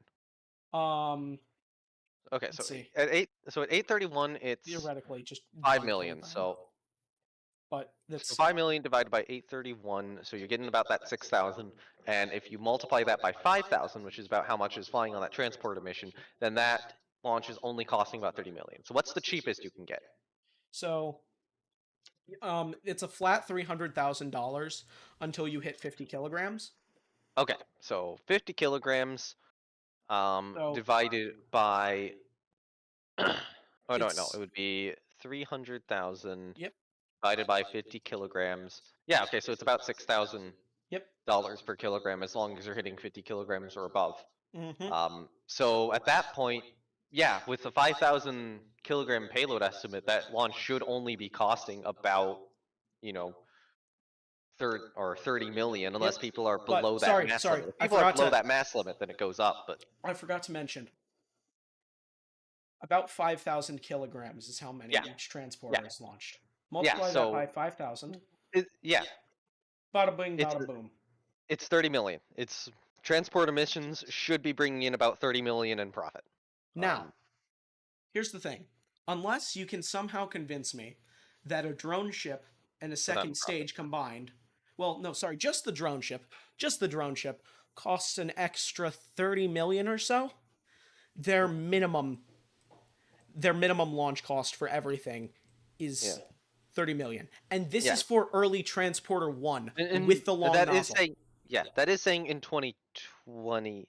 Oh no, about 30 million for a new booster in 2020-ish. Yeah, so it's about 30 million, or a transport mission is generating about 30 million minus whatever the launch costs are. But that means that the launch costs are probably below 30 million. Yep. For a reused booster with an RTLS. This single fact is going to destroy everything Thunderfoot says in this video. Yeah. Unless some of the payloads were below 50 kilograms. If some of them are below 50 kilograms, that could go up, but I would be shocked if that goes up above like 40 million. Yeah. Actually, after every kilogram after 50 kilograms, it costs only 5.5 thousand. Yeah. Even with that 831, it seemed to still be around $6,000 per kilogram. So yeah, it seems to be about 30 million. All right, let's go. Was already twitching when you find out that his own numbers say that you only get a saving of about 10% by reusing the craft. Again, if you think about it longer, that's not the case because, oh, hey, that cost involved a landing anyway. The original cost involved a landing. Hold on. Miranda just said something that gets it even worse. Transporter 1 had 10 Starlink Gen 1 prototypes, which weighed about 2.6 metric tons, so only about half that flight was from paying customers. Yeah, but that also depends on, are they partially amortizing the cost of that flight with the Starlink? So I don't think that's true. I don't think that's a catch against the 30 million. Okay. But yeah, that does mean that the transporter costs around 30 million, or those estimates are probably about correct. But that's about how much SpaceX is getting for those, and then of course launch and recovery ops would be costing less. All right, let's go. If a man claims that he's made something 10 times cheaper, when in reality it's nearer 10% cheaper. 20% or 20% in that's again not really. It's but 20%. If you're using those numbers in reality compared to everything else. Yeah. Okay, we need to reestablish context for this video again. He's going to argue about shuttle here. And yes. He's going to say that it's only 10 to 20% cheaper than shuttle, when that is decidedly untrue. Now, versus shuttle, it should be 10 times cheaper, even 20 times or 7 times. There will be some numbers there. Do you really have grounds to believe his claims that he's going to make it another 100 times cheaper? This is SpaceX busted. Costs more. God, I would love to IXPE. I wonder. How is it cheaper than a Pegasus, I wonder? Must be all that expense. XP's a really nice catch on a lot of this whole. I'm gonna call it a conspiracy theory because that's what Agreed. it is. It is a conspiracy theory. Now, it's a typical thing with Elon Musk that he will frequently claim that he's made things 10 or so times better. Goes. Yep. Oh, forgot. We got to update the counter. It's Hyperloop time. Yeah. I've memorized this. There we go. Whereas in reality, there is no way that you could do such things without instantly collapsing the markets that you're in. Seriously. Instantly collapsing the market, you say? It'd be funny if Falcon 9 had a similar effect to that. I wonder what all the new gen rockets that are coming in incorporate in their design. that any markets Besides, it's where only about 3 times. Yeah. Again. you can make something 10 times cheaper and the market wouldn't collapse. I mean, take for instance batteries. Few would be impressed if I showed you a AAA battery and then, with great fanfare, say that it took me 10 years of research to make a battery with.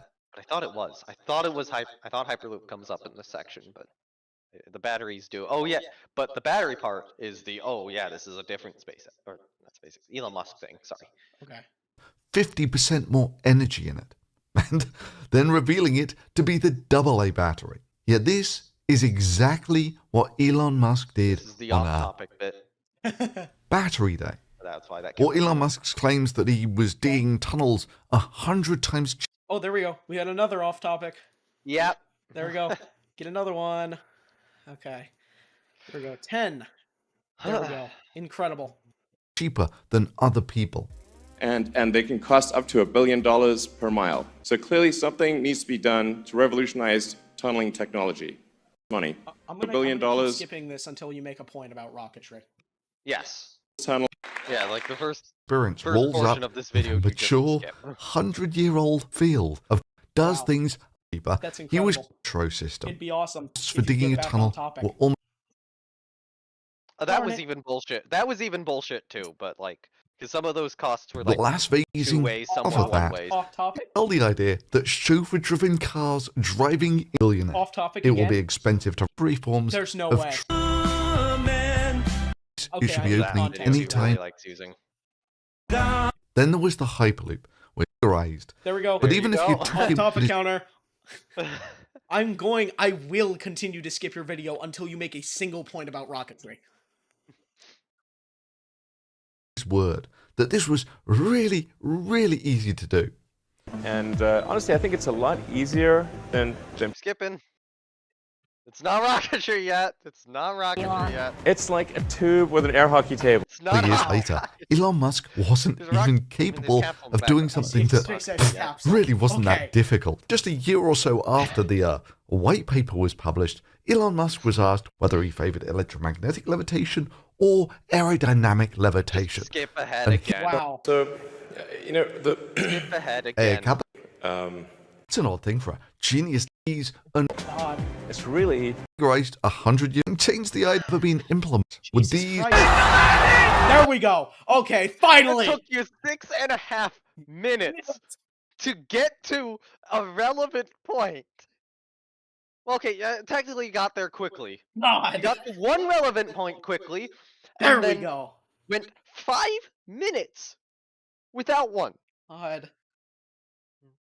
5 minutes just off on a goddamn tangent. Oh, God.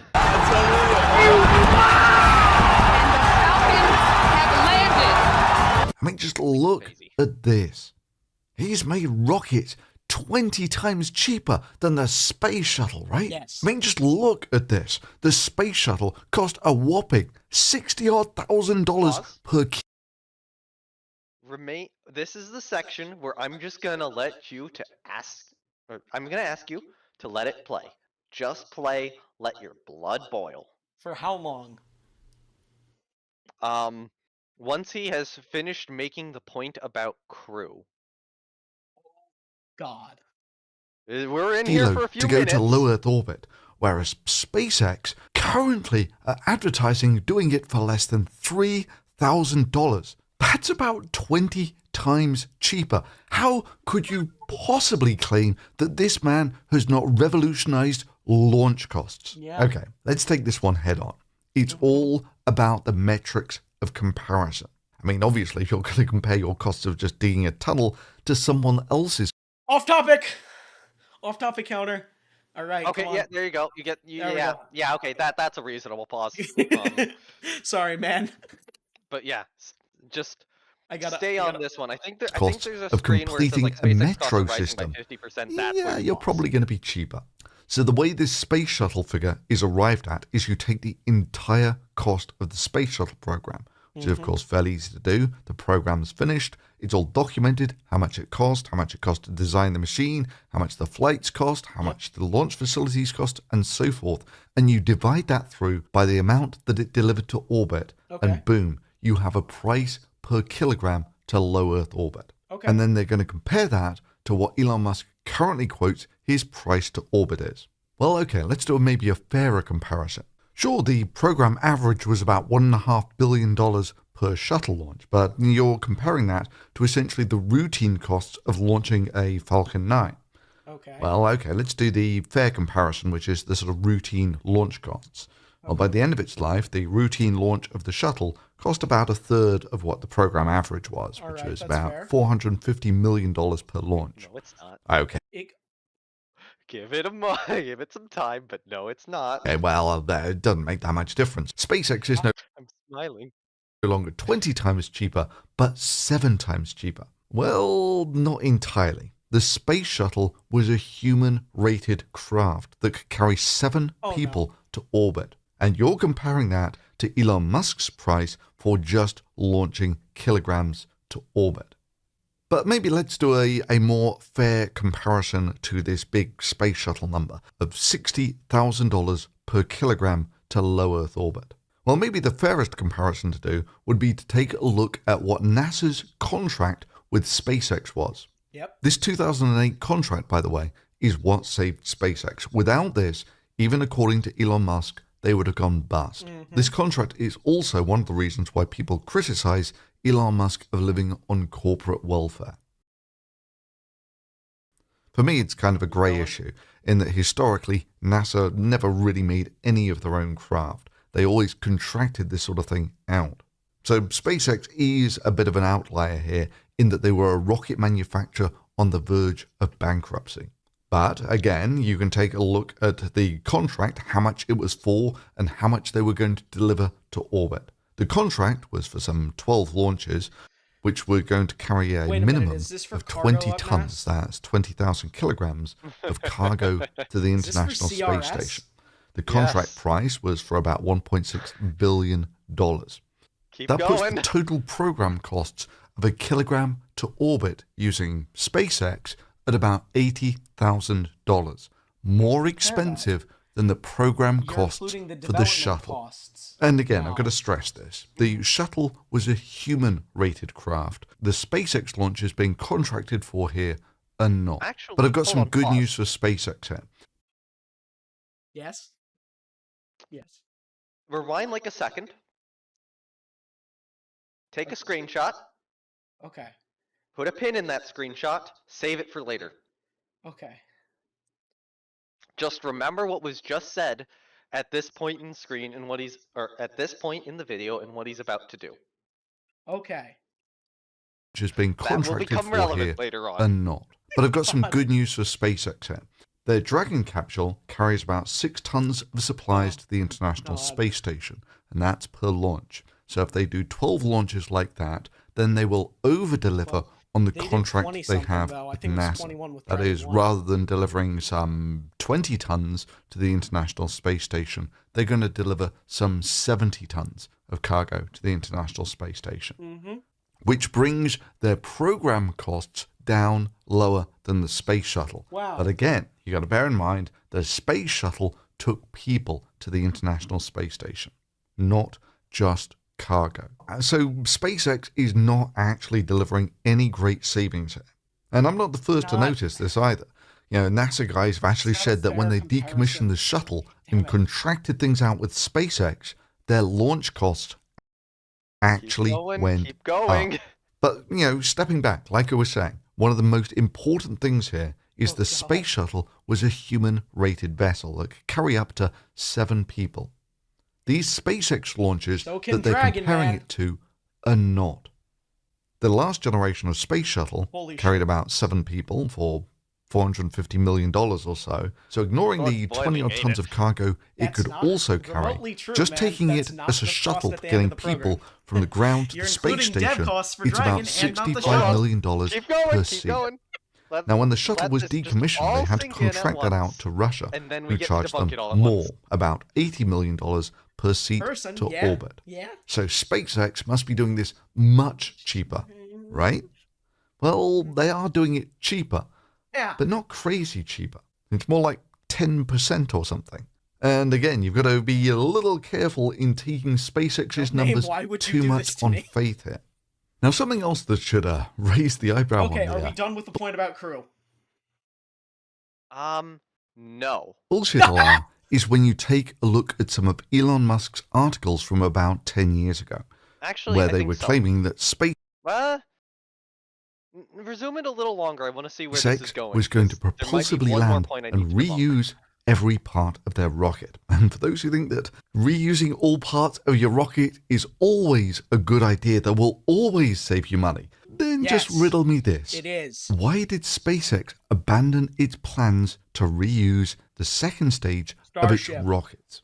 But even back then, they did Elon Musk Starship. was saying how the actual cost of the rocket fuel is almost insignificant compared you can pause it here. He's past the previous section. So the point he's trying to make is the shuttle's carrying both crew and people up at the same time, and or not both crew and people, both crew and payload up at the same time, and that the cost of, and that if you're adding the cost of like Falcon 9 with crew, or Falcon 9 crewed flight and a Falcon 9 payload flight, that the two of those combined would be more than shuttle. So that is the fundamental point that needs to be debunked. You were already catching some of the mistakes he's made. I doubt you caught all of them, because I like doubt it. I count, I did this with what was it, Common Sense Skeptic, that guy? Two skeptics, not one. I have to get that list again. Is it time? Can I open the spreadsheet, please? Yeah, you can open the spreadsheet right now. That's going to become very, very, very relevant here. I'm gonna be making a lot of arguments on that, but I need to look up in my documents. Oh my god. Yeah, there are pages on the bottom. Stay on that one. Well, I'll have to remember which one to hit first in this. Jesus Christ, man. Yeah, I went hard with this. I'm trying to remember if I saved this somewhere. I should have saved it somewhere in like documents or something, right? God. Chat, can we get applause? Can we get applause for this? Damn. Oh yeah, mistakes Thunderfoot made. I counted 8 in that section. There are 8 separate mistakes. Now, first things first. Yes. I will have to give some credit. In SpaceX Busted Part 2, some of these mistakes are corrected. Okay. In one fell swoop. Mm-hmm. It's not really going in depth, and I still think there's a lot of worth to actually going in depth on these and making more comparisons than just the one that comes out of that video, as this is still extraordinarily sloppily done. Okay. But some of the cargo stuff does kind of go away. And I think one of these mistakes will only come up again at the end of the video, which is why I had you screenshot that one portion. Mm-hmm. That stays relevant. And good news is, I think we're actually going to be able to start pulling some pins out here, too. Some of the 6, maybe 7 we should have had, but no. Yeah. So, how many mistakes can you find right now in that section? Okay. So, first thing was he included the dev costs for Dragon while excluding the dev costs for Shuttle. That made me want to slam my head into a wall. Which Dragon? I'm trying to remember which mistakes. Dragon 1. He was using commercial resupply. Second of all, no, he did make that. He did make that comparison to the dev costs for Shuttle, and actually, I think he excluded the dev costs for Dragon because COTS is not included. Yeah. The other thing was he the better way to do this would have been to show the additional what was it? I think there were another 11 missions. 9 missions, yes, sorry. Did not use 12 missions. Did not use the full commercial cargo program in the data set. That is correct. He did not. So that was made me want to die. He isn't fairly, I don't think he's properly accounting for the shuttle's payload to the ISS. That Am I is not mistaken? correct. Oh no. That is correct. Oh, God. Okay, so I will say this. Program cost to launch cost is one of the mistakes I have. That's mistake number 1. Didn't use the full commercial cargo program is mistake number 8 I have listed. Did not use the shuttle's cargo to the ISS is correct. That is mistake number 3 I have listed. The people, I think also you got the people wrong. Human rated does not mean what it he thinks it means. Yeah, that is correct. It's a little terminology mistake, not hugely important for the argument, but it is there. Yeah. So point number 2 is still important. Point number 5 is important, but you're not going to get it right now because that one's only relevant to the screenshot image you took, which, funnily enough, completely changes one of the argument. It means that he's argued for something even more stupid than what it sounds like he just argued for. Oh God. And that will become relevant at the end of the video. So I'll let you off the hook for mistake number 5 right now. Something really is like rubbing me the wrong way about $450 million for shuttle launch. Something about correct. That. Yeah, something Putting about that. So that one, that is mistake number 4. So what are mistakes number 2 and 6? 6. Oh God. One of them you got half right. Okay. Like when you said shuttle's payload to the ISS, you got that. That's not the whole thing, but it is part of it. I'm not sure. Want me to give them to you? Sure. Yeah. Mistake number 2 is not accounting for pressurized versus unpressurized payload capability. I didn't even. That's such a fundamental assumption. I just assumed he got that. He didn't get that. Didn't get that. There are too many mistakes to even remember. Mistake number 6 is docked duration. Oh God. Wait a minute. Assuming so does that mean the cost per seat on a shuttle and a Dragon flight is equal to NASA, or the value, I should say, the cost, not the cost. This means the value per seat is equal. So this is where the spreadsheet comes in. Okay, actually, I will say 5. Yeah. Mistake number 5, it will become relevant later in the video, is minimum cargo instead of actual cargo. Because you remember where I had you take that screenshot in the middle of his process? Yeah. Well, he shows that screenshot again later in the video without having done the cost reduction for Dragon to try to show that it's more expensive. Oh no.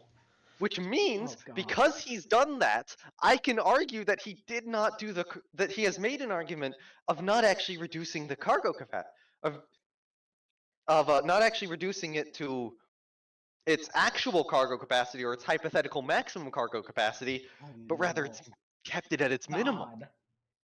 It's an off. This is why I say this is one of the worst videos on YouTube. Oh my God, I agree with you. I cannot believe he didn't compare pressurized. He compared pressurized and unpressurized. That's such a fundamental mistake when talking about station logistics. How do you get that wrong?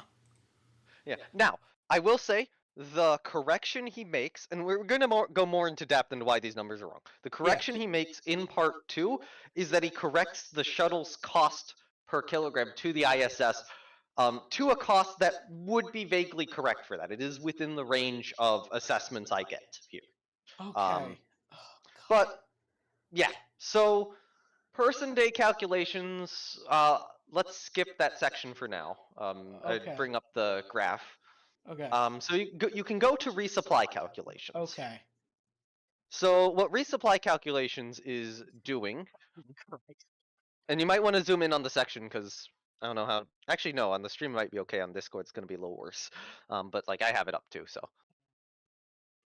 Yeah. So you can see in one column I have every single space shuttle mission that went to the ISS. Well, not every single space shuttle mission that went to the ISS. That went to the ISS with a resupply module attached. Yeah. Including which resupply module it is. So there's Space Hab Double, Space Hab Single, and the multi-purpose logistic module. Yeah. Okay. And you can tell which one is which on the listing. Yeah. And these are the costs, or I mean, these are the total payloads I got for them. I was doing some stuff with return payloads, but I'm just gonna ignore that for now. So the return is in the yellow and green, but like this is this is basically the payload brought up, and I've split it into pressurized and unpressurized. So pressurized would be in one of the modules, unpressurized would be outside of the module in the payload bay. Yeah. Actually, I have if you scroll all the way down, I have a second set of adjusted values I can put in. Ow. Good. So this would basically, on a couple of the flights up here, I made some nice assumptions for shuttle, and on a couple others, I was kind of forced to use Wikipedia for the payloads. I tried to avoid it as much as possible. Yeah. But, yeah. So this section here is a correction for like 4 flights. I can optionally put it in. Yeah. Yeah, but it's a correction for 4 flights where it's not quite. Well, it's basically a correction for for the flights, just where I'm like, okay, I think the amount of payload I had here is a little bit off, and I can just copy and paste like this whole section in, and everything else will correct itself, basically, for those 4 flights. But it should be noted, the average payload goes down with those 4 flights, so it's actually less optimistic for shuttle for me to put these in, and I will put them in at some point. I'm going to start with the original comparison first. Okay. So if you're actually looking, so this is an assessment on comparing the actual payload that shuttle lifted or the actual payload that Dragon lifted across its across those multiple contracts. Yeah. That is what this assessment here is for. But there will also be some hypothetical assessments too. Okay. But if you're looking at this assessment, shuttle is only getting about not even 6,000, about 5,900 kilograms of payload to the ISS per resupply mission. Yeah. And about 71% of that is pressurized. And then Dragon is over. You're gonna have to scroll back up. Okay. The screen. So you see Dragon 1. I did put in Dragon 2, or at least the first 6 Dragon 2 flights, but that's not relevant here. That's relevant for a different point, which I think is made in this video. Or in the next one, but that will become relevant later on. Put a pin in it. Yeah.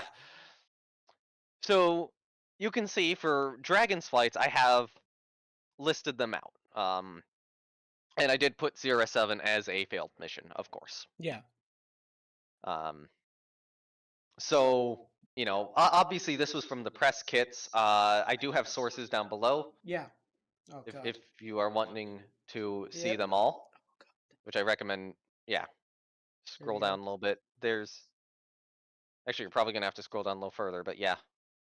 There you go. Yeah, there you go.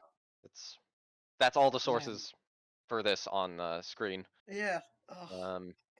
But yeah, I did use the press kits for how much cargo the CRS missions, and this is all 20 of the first ones, and I can split this up to whether it's just the first 12. I don't think I use a case where it's just the first 12. I think it's, you either commit to you're using all 20 missions, and you possibly include COTS demo too, depending on what cost analysis you're using.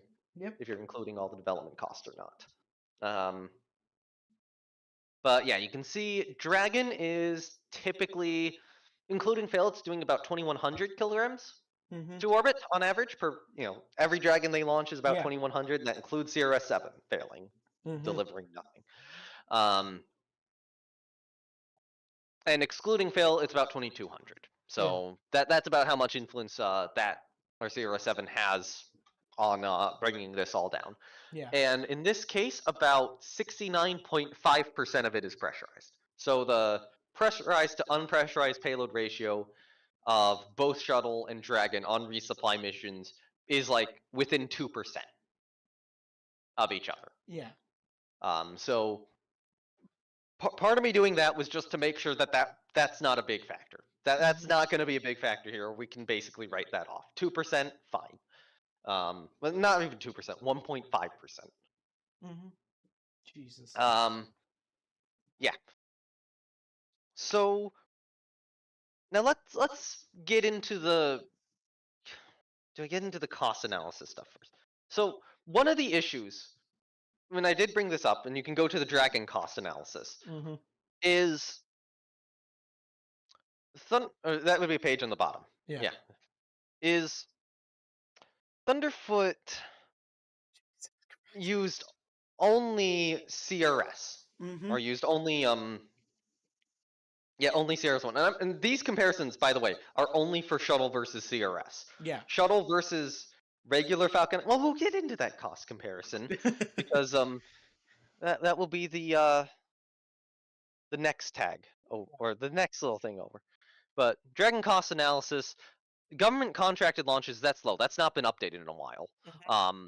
But that's basically me assuming that, oh hey, here's all the government launches. The Falcon 9 development cost is split evenly between all of these, and heavy. Yeah. That's gone up since. So, but this is basically just mathing out how much this costs, and then I have two different comparisons here. One is for if you are including the development costs of COTS, and then the other one is if you're not. Yeah.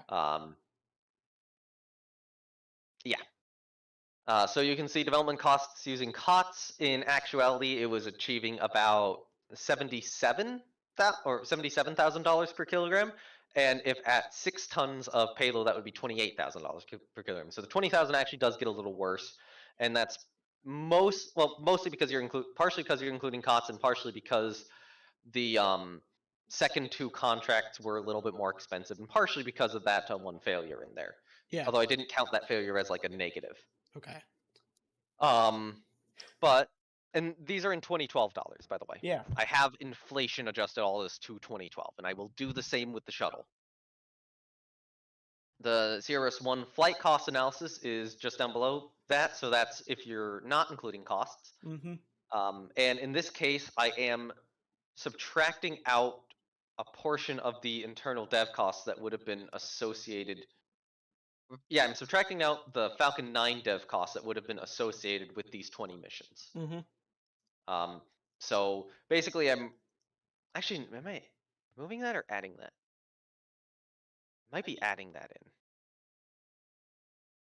No, I'm removing it because I'm assuming that was in there already. No, oh, I'm trying to remember. Which way that goes. I'm trying to remember that's a minor mistake or not. It's not a huge.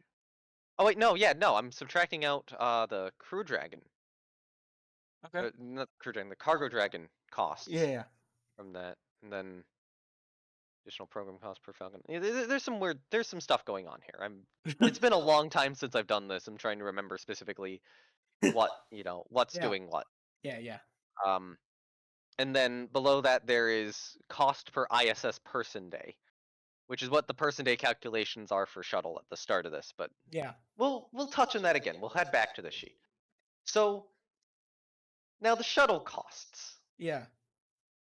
And there's something we're probably gonna have to briefly go off sheet for this, for more context. Okay.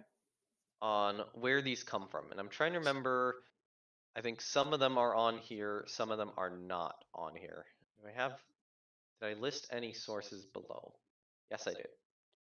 Actually, you can click on, if you scroll down or go to the third one, Roger Pielke Jr. shuttle costs, and then scroll down to the first source. Okay. And click on the first source. The last 2 are actually corrections I made to a handful of the years. But this is the source on the 1.5 billion, or this is the source on the 1.5 billion per shuttle flight. Now NASA has apparently said it's 1.6 billion per shuttle flight. But this is where that came from. And if you keep scrolling down, you'll see that it has it per year. With the flights listed. Christ. And you can just copy and paste this into a spreadsheet, which is what I did. So this is what's allowing me to make my own cost analysis on shuttle. And if you go back to my page, Yeah. you will see that although anything in blue in the actual cost analysis itself is a correction. 1981, I added in STS1 Yep. as a flight. 2011, I corrected it based on budget analysis because he had made his analysis in 2010. He would not have known that cost. Yeah. And surprisingly, there was actually about 600 million spent in 2012. Huh. And then, you can see the inflation adjustments. I guess there's a tiny. Oh my God, there's like 10,000 of a difference between the 2012. I'm using at the end of 2012, but it doesn't matter that much. That's a rounding error. Yeah. Because I'm converting that into $2010 and then back to $2012, and I get a small rounding error. So who cares? $0.01 million of rounding error. But I wanted to figure out. Okay, so why? And the thing is, if you look at these costs, yeah, you might want to zoom in to about 100% on this. I'm sorry. I have. Yeah. I think you're at 150 right now. Yeah. Do I need to zoom out? Yeah, zoom out a little bit. You want. Yeah. Actually, I usually keep it at 150. Okay. No, not 150. Try 125. 125 and There you go. don't scroll down all the way. Don't scroll down all the way. You want to have the 1981 to 2011 all covered. 1981 to 20 what? Okay, so you see how the first one was the full program cost. The second one is the only well in service. You want to have this column in full view, including the bottom of it. Okay. But like that portion. There you go. Okay. So what this has done is I've excluded any year where the shuttle is not flying. Well, okay, not necessarily any year where it's not flying. Any year where it is either in development or retired. If it's grounded, it's included in this timeline. Okay. And if you look down at the bottom, in $2010, yeah, it's about 1.2 billion a flight, and in $2012, it's about 1.25 billion a flight in $2012, which is actually what's important here. So if you scroll left a little, or if you scroll right a little bit, sorry. Okay. I have more costs. So one of these is removing years of grounding and non-regular service. So basically, I've removed 1986 because Challenger disaster, 1987 because grounded, 1988 because it's not fully in service or returned to service yet. Yeah. I've also removed 2003 because Columbia disaster, 2004 because it's grounded, in 2005 because it's not quite in regular service yet. Even in 2006, it's grounded for a portion of that, but they still get 3 flights, so I'm still counting it. Yeah. So this is a little bit nicer of an outlook because it's removing like the disaster years of shuttle from that previous data. That is still about $1 billion in 2012 dollars. Yeah. Per flight. Yes. And then I have and then if you scroll over a little bit to the side, you have 2 outlooks, which are only ISS years without 2003 to 2005 and only ISS years including 2003 to 2005. So it's basically the same data before, but only during the duration of the ISS. Yeah. And if you look at the 2012 costs, they don't change from the previous assessment. Yeah. You're at 1 billion. You're at about 1 billion here, 1.3 billion here. You like went up from 1.25 to 1.3 billion, basically. Yeah. So nightmare. And actually, if you want to do, there's one more cost analysis I want to do. You're gonna have to go to the last one, RP junior costs, but between disasters. So this was brought up by I think it was in a Discord argument with Derek Newsom on this one, or Vulcan about that. Maybe yeah. And he brought up a good point that if you're looking at like the 90s, at the inner period, or if you're looking at like the mid 90s, the shuttle is actually getting pretty cheap. Yeah.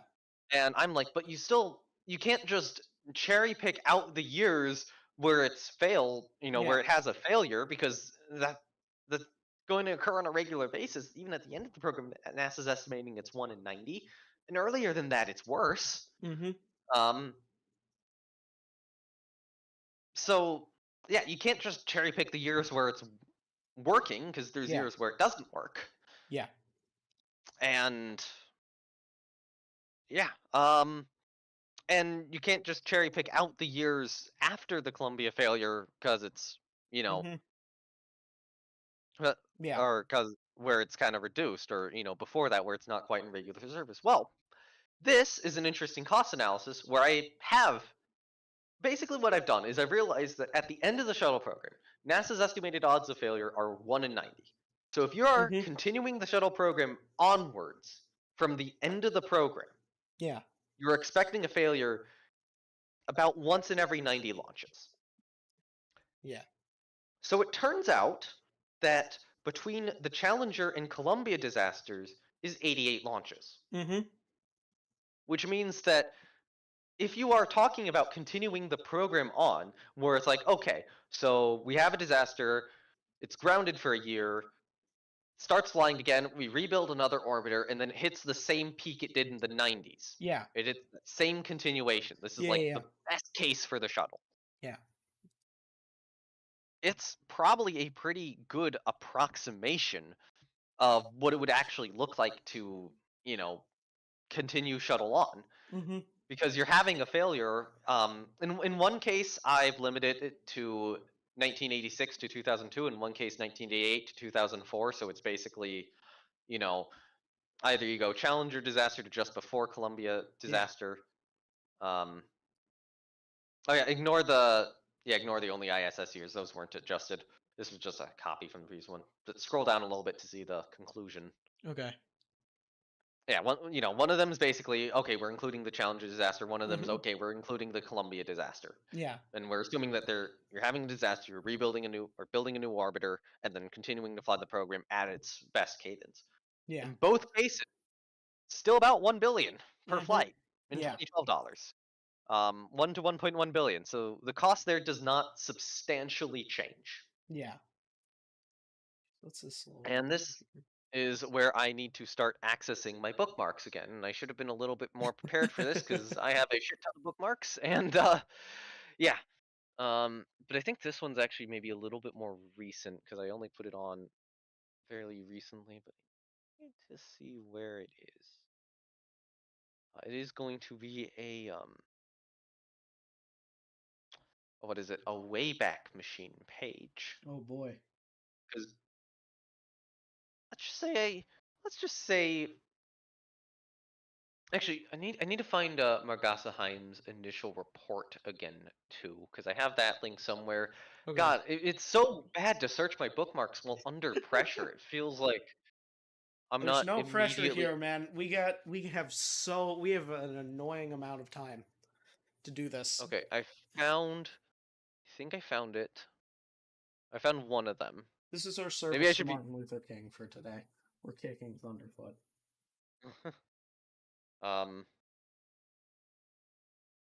So this is 1997. That's 1997. Where is it? Oh wait, no, that's 1990. This one? Yeah. December 2008.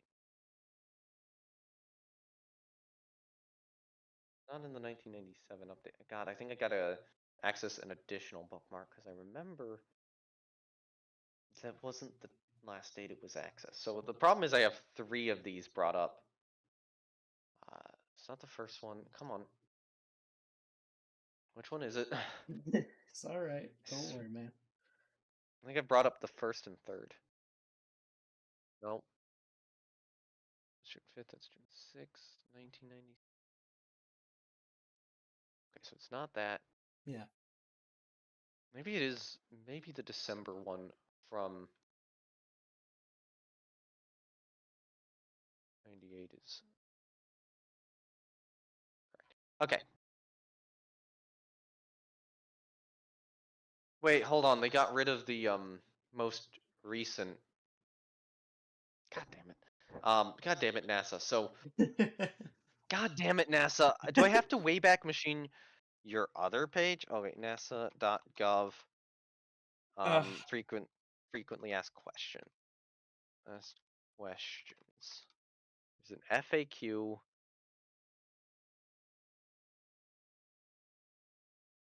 There's an FAQ somewhere on the NASA website, but I think they took it down. Oh wait, no, hold on. Go to Wikipedia. It will be on there.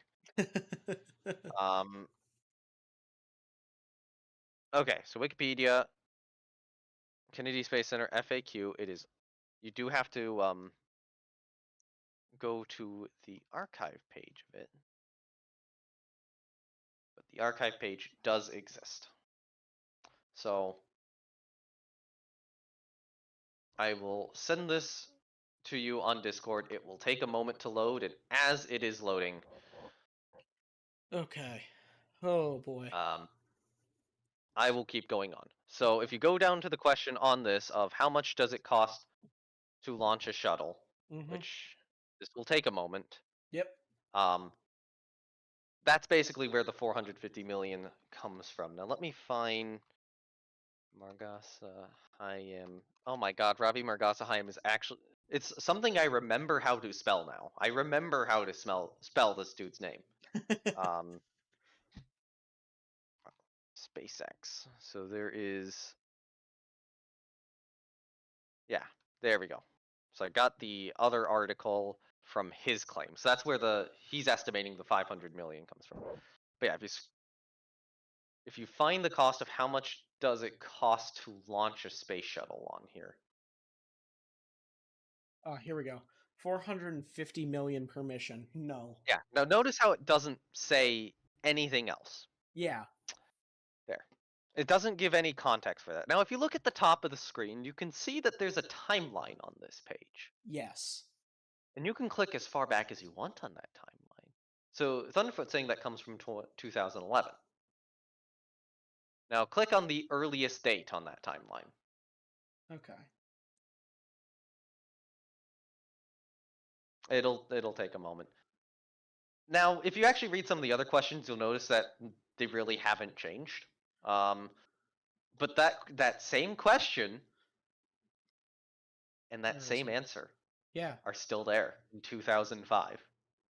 So by 2011, you can already tell that this is outdated. Yeah, yeah. This dates it back to 2005, you know, at the latest. Yes. But it gets better because they've changed the page that the FAQ is on. I've sent you another link. Oh my. Okay. Congratulations, here's what the NASA website looked in 1998. 1998? Scroll down. Actually, hold on. How much does the space shuttle cost? Oh, hold on, it's not archived. Oh, darn it. Oh, hold on, it's not working on this page? Okay, so I'm gonna have to find my bookmark again. Okay, okay. That was why it was suspicious. Okay. But I gotta find where I had actually bookmarked that. So Kennedy Space Center FAQ. Does it even That's exist? the. Oh, yep. Here we go. Here we go. Here's the proper link. Let me send it. Okay. It was a couple more up in the bookmarks. Okay. No. And if you scroll down. Yep. How much does it? Oh, you scroll down too far.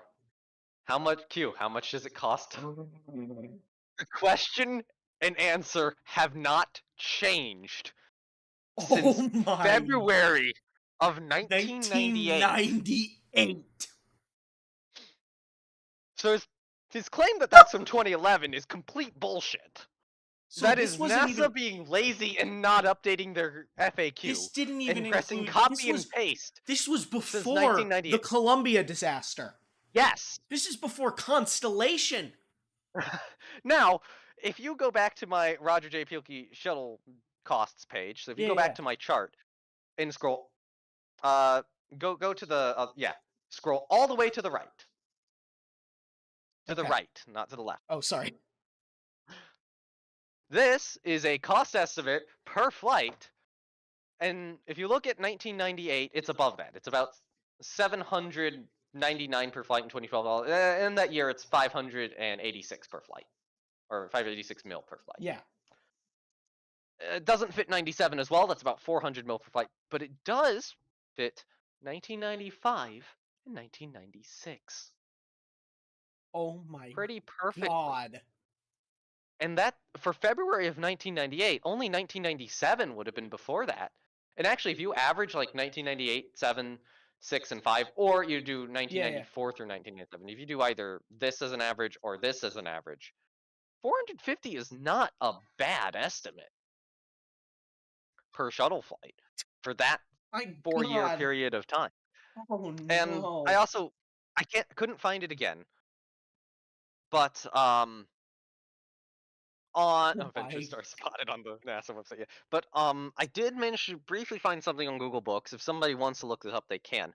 There was a Senate hearing on the budget in, I think, 90 or 95 for the 96 budget, that they were going to keep it the same as 450 million. And especially in this age where the internet's still extraordinarily early, I could see that being used as a reference on the average shuttle flight. Because for 1995 and 1996, it basically is. Oh my God. The 450 million is sourced from a 2-year period in the middle of the program. And not only this, once you adjust for inflation and sort, this sort is by, adjusted for inflation? Oh yeah, my God. It's not been adjusted for inflation. Once you adjust for inflation and sort by the cheapest years per flight, like, not only do these go up to, 650 million-ish, 640, 650 mil. Yeah. They are the 3rd and 4th cheapest years per flight of the shuttle program. Oh my God. So circling back to Thunderfoot, so he inadvertently compared the cheapest years of the shuttle program to the most expensive years of the Dragon program. Or most expensive, we'll see on that. But, like, yeah, he's not using an average cost for the shuttle. He has, I think, inadvertently cherry-picked the data. Now, if we look at Margasahayim's claim, which here is the Business Insider article that Business Insider article that the that the paper that Thunderfoot's reading linked to, or was using. This is where Margasahayim makes his claim. A whopping 500 million per launch. So that's not the 450 million figure. That's different. And then he's trying to argue that has changed. He's saying my cost per pound went up on these rockets. I'll address that claim in a moment. Yeah. But I'll address that claim a little bit later. But yeah, he's saying 500 million per launch. And usually what's stated about this is that by the end of the space shuttle program, the space shuttle costs were down to, or they got the space shuttle costs down to 500 million. And you can find articles on that. You can find articles on that. About them saying that the space shuttle, or, end of the program, they got it down to 500 million. If we go back to my chart and you look at 2011, that is vaguely true. And if you look at the cost per shuttle flight, inflation adjusted, it's the cheapest year per flight of the space shuttle program. Second cheapest is 1997, by the way. Yeah. There is also a case, I did find one article from 2002 talking about how in the previous year, 2001, the space shuttle cost was about 500 mil per flight, which is also vaguely true. And if you line everything up, that's the 6th cheapest year per flight. So the only way to justify the 450 million and 500 million costs is by using one of the top 6 cheapest years per shuttle flight out of the 29 years that had a shuttle flight during them.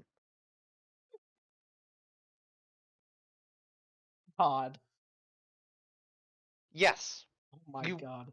They are basically cherry-picked. And this is this is NASA doing it. This is the media doing it. Yeah. Like, no wonder. But yeah, that's the whole problem here.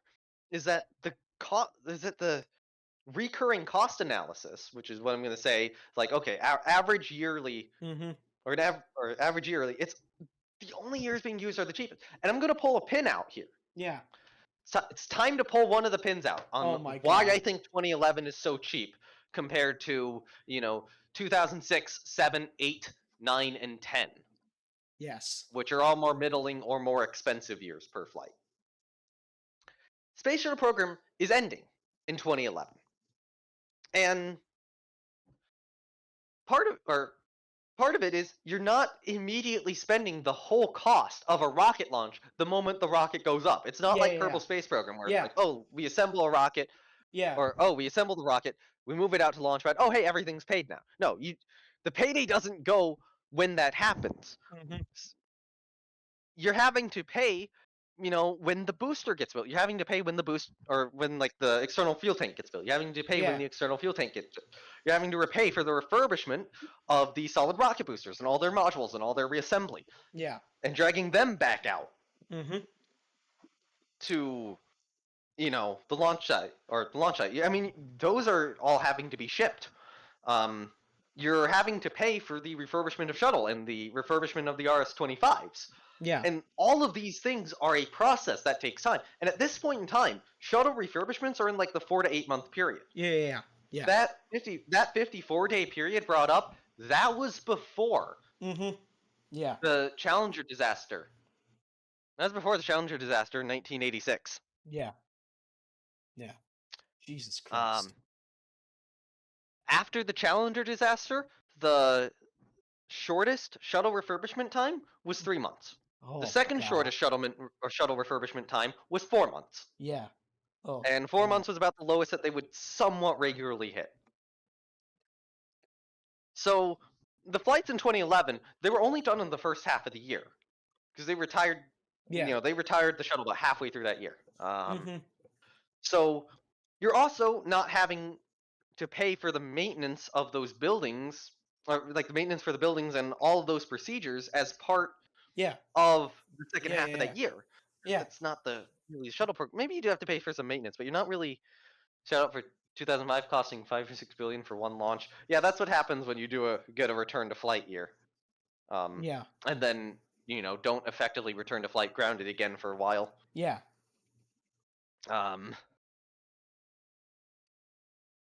But yeah, because the year's ending, some of those costs aren't being paid. But if you are looking at a year when it's in regular service, the year prior to it is paying for some of the launch costs of that year because of assembly of the tankage, assembly of the boosters, refurbishment of some of those early shuttle missions. 2011's not at a disadvantage because it doesn't have another year to pay for. Yeah.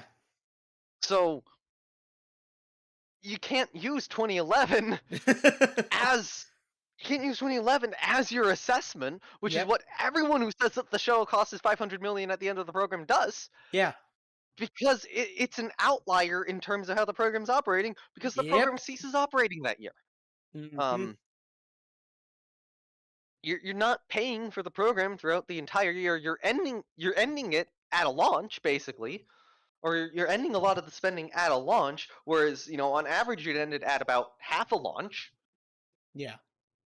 And you're not paying for part of next year's flight. Well, part of 2011's flights have been paid for by 2010. Yeah. And maybe 2009 or 2009. Oh. That is why you don't use that. So, the $450 million. Side note, dude, you've been ranting for like at least 45 minutes on this. Good job. Yes. I told you this was going to get bad. That any script of trying to write this video is difficult. Yeah. As to how to get these points across. Yeah. And this is why the cost per flight, is higher. or is high, and that's why you don't use the 450 million or the 500 million as your cost estimate. You double it. You're at about $1 billion, 1.3 billion if you want to be harsh. 1 billion if you're not including the disasters. 1.25 to 1.3 billion if you are. Jesus, man. And about 1 to 1 billion if you're trying to get a recurring cost of keeping the program running at its best. Yeah. Or at its best time, accounting for disasters. Yeah. So you're not escaping the 1 billion costs. And I will say, for the cost assessment, I will be using the two ISS costs here. Yeah. So 1.296 billion and 1.015 billion. But it's not too different if you use the only while in service and removing years of grounding and non-regular service, which is getting you to like 995 billion and 1.249 billion. So, I'm using only the ISS years, but you could do it using not the ISS years. Oh, yeah, funny thing is, the 450 million, the ISS doesn't even exist yet. That cost isn't even relevant to the time period we are discussing. Yep. Because it's not a cost that's my relevant with the God. shuttles resupplying the ISS. That's from before the space station goes up. Oh my God. Yeah. That's how bad this is. Ugh. But again, this part I'm ranting about, it technically gets corrected. But not like this in depth. There's not a reason as to why it's wrong, other than maybe like the I mean, maybe he does kind of recognize like the pressurized versus unpressurized thing. Mhm. Still, there isn't a reason as to why it's wrong. There isn't the going into like 70% Yeah. pressurized, 30% unpressurized. Yeah. That sort of thing. Yeah. So after having dropped that absolute bombshell, I'm trying to remember where to go to next. So the issue with the person analysis, Yeah. and we're gonna have to go to the person day calculations on this one, Okay. is Oh. shuttle can't stay docked to the ISS for a long period of time. And you Yeah. may remember this from the Astro Kiwi video. Yeah. This part is still perfectly valid. He didn't correct himself on it. Mhm. And I've looked into it. I'm not completely sure as to the reason why. I know Scott Manley said, "Oh, Scott Manley said, "Oh, you have to keep the what is it? Yeah, I forget the fuel cells running. You have to keep the fuel cells running constantly." Yep. And operationally, they did that. Yep. But I do know that on one flight they did shut it down, or shut one of the fuel cells down Mhm. while they were in orbit for like 10 hours and then restarted it. So the Yeah. fuel cells were actually to at least a limited extent restartable. Mhm. But I still think it's something in that system that is the limiting factor on keeping It's the shuttle hydrogen at boil the off. Yes, keeping Yeah. the shuttle at the space station. Hydrogen boil off is one of the concerns. Another concern is that the hydrogen and oxygen tanks, one of the things that they were doing is those are by far the coldest parts on the shuttle. Yeah. As far as I'm aware. And the way that they'd push the hydrogen, the way that they push the hydrogen and oxygen through the fuel cell system Mhm. is they heat the tanks up. Yeah. And one of the ways they do this is passively, because the sun is emitting radiation at the shuttle. Mhm. But they'd also have electric heaters to be able to do this. Yeah.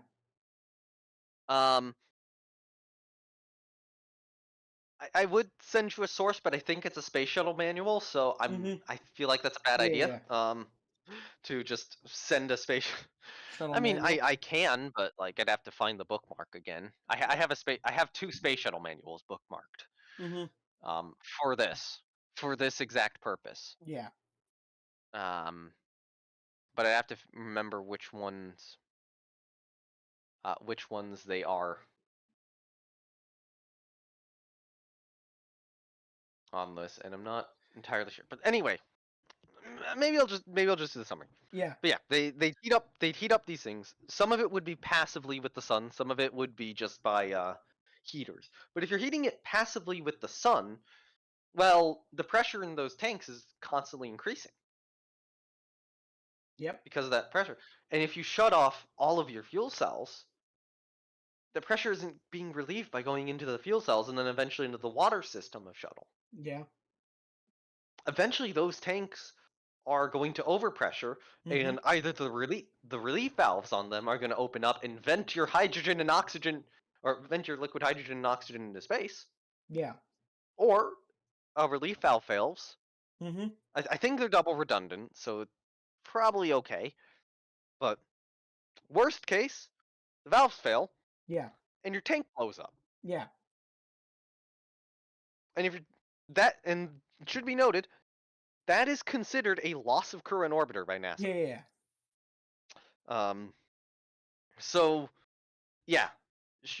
Basic answer is the hydrogen boil off and the hydrogen pressurization over time are your, or hydrogen and oxygen pressurization over time. Those are your concerns, your limiting factors. It should also be noted, it is Shuttle did have a power transfer kit with the International Space Station. I know that this was a Thunderfoot brought up as like the main point. It could transfer. It's 8 some unit. Yeah.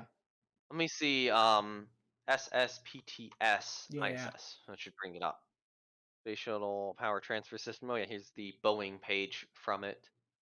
How much could they bring on to it with the SS? Is that listed here? Lower consumption of liquid hydrogen from about 7 days to between 9 and 12 days, depending on the configuration. So they're not getting too much more out of it. I'm trying to remember how much power they can, how much power the shuttle is using, and how much they can actually get. There's a specific number. I think it's 8,000, but I'm trying to remember 8,000 on what unit. Yeah. Yeah, shuttle to or station to shuttle power transfer system. 8 kilowatts of power. Yeah. So just yeah. So yeah.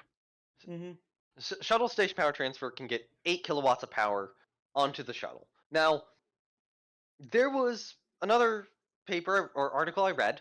I probably have it bookmarked. I will try to find it in the massive list of bookmarks I have. I should have been more prepared for this and like put them all into the same thing, but oh well. Yeah. Shuttle, that's like minimum power for shuttle. Yeah. That's minimum. Standard operational is 14 kilowatts. Yeah. And if you're running the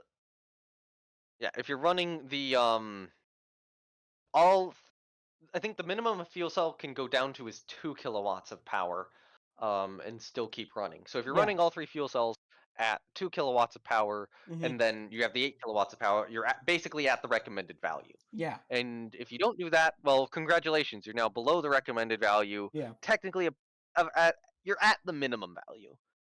So it's Yeah. already very difficult to get away with it.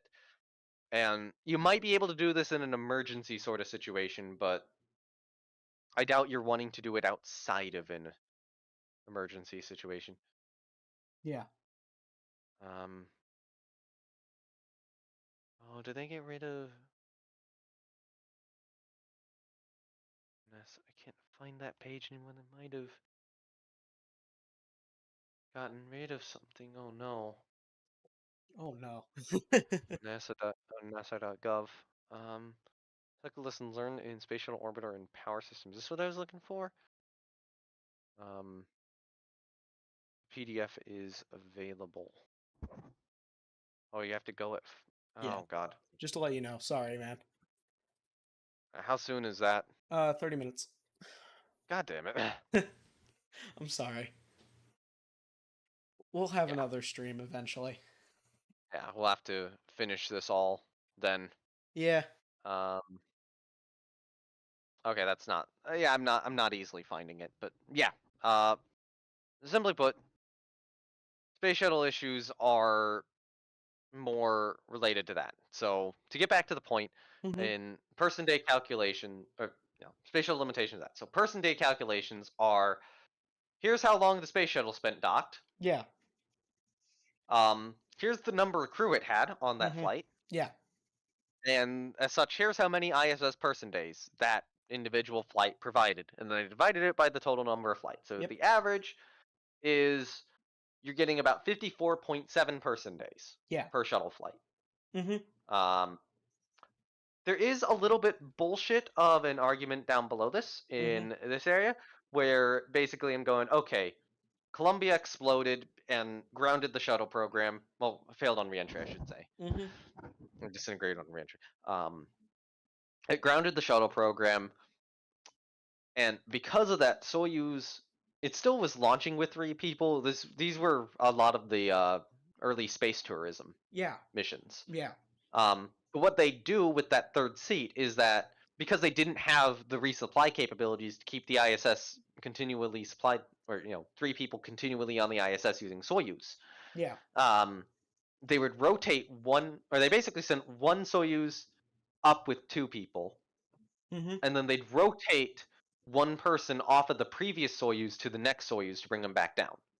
And then they basically left the seat open on the ISS until the space shuttle could fly and swap out the person on that extra seat. And then they'd continually bring up one extra person on each Soyuz and then return them home on the previous Soyuz to spend like 8-9 days in space.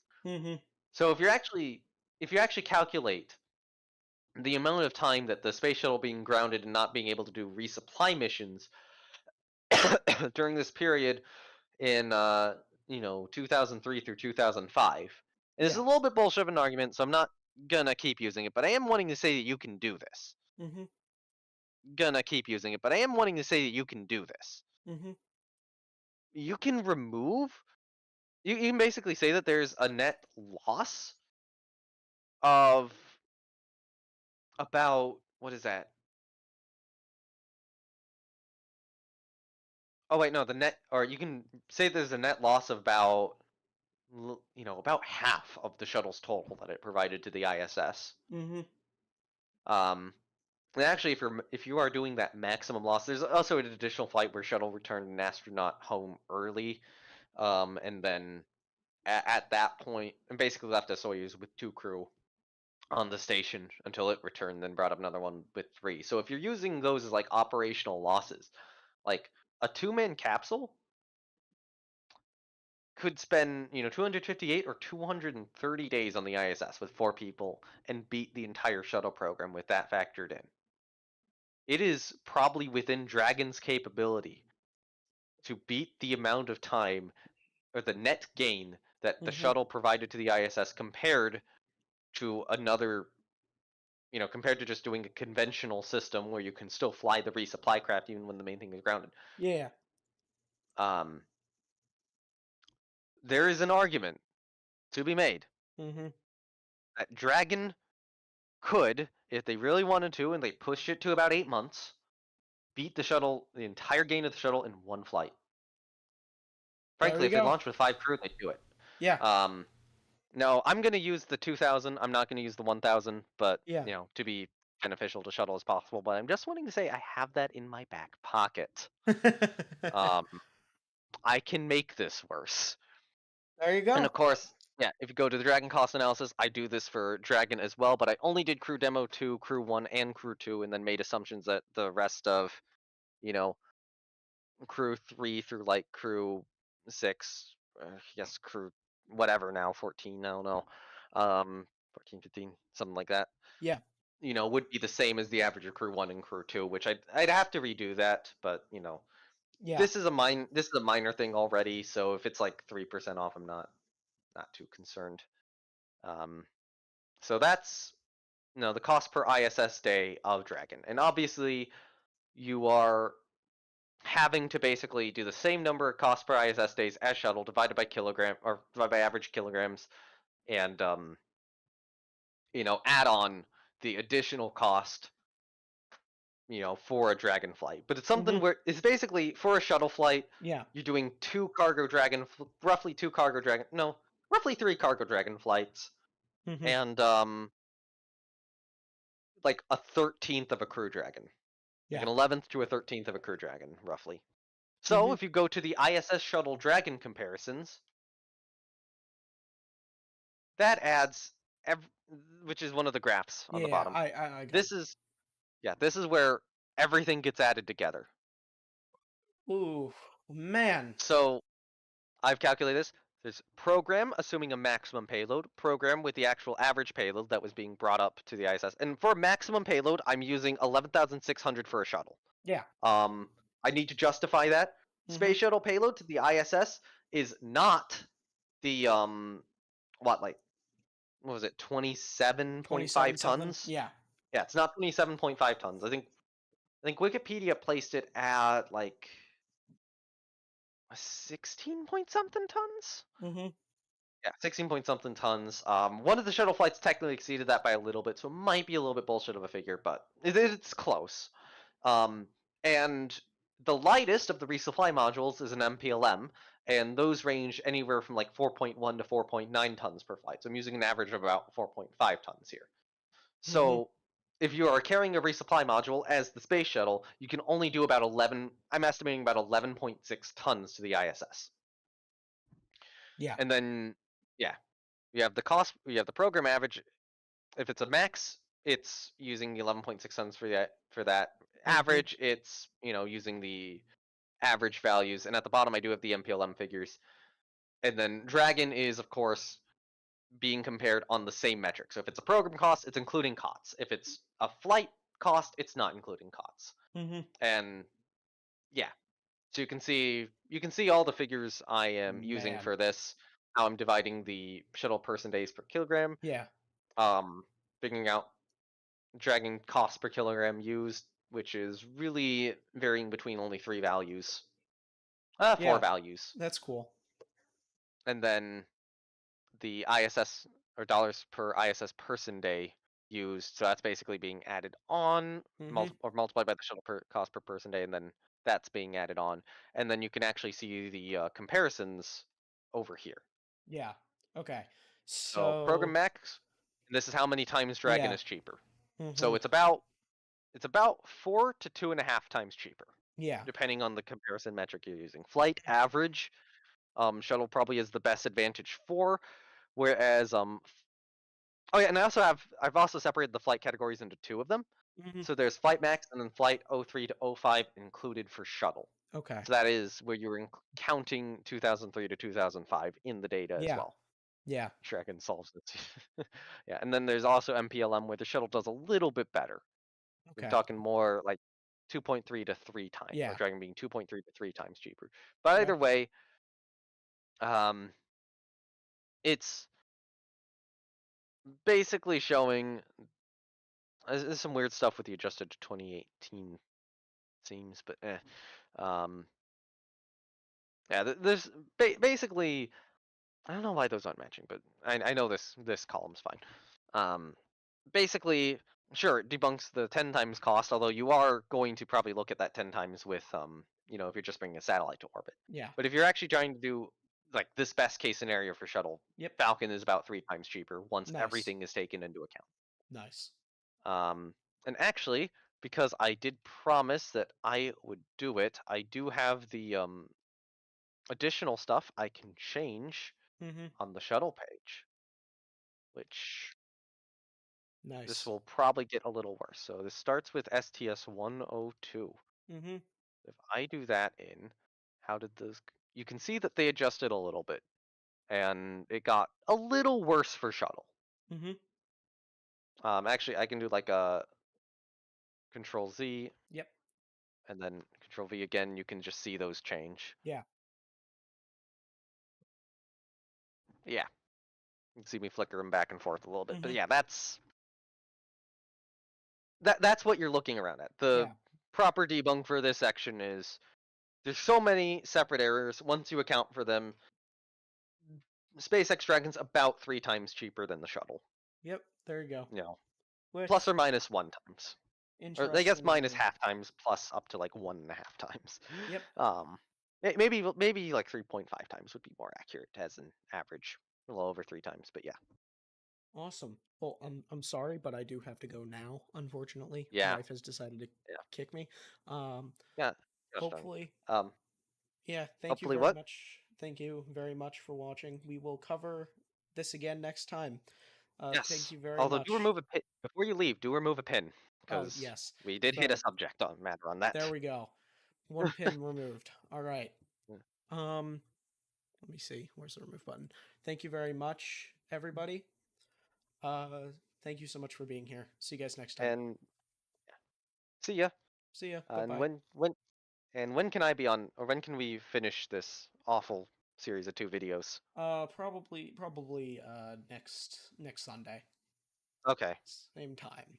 All right. Yeah, I think I can write that into the calendar, but I might not be able to do this again after that. So. All right. Thank you very See ya. much. Thank you very much for your time.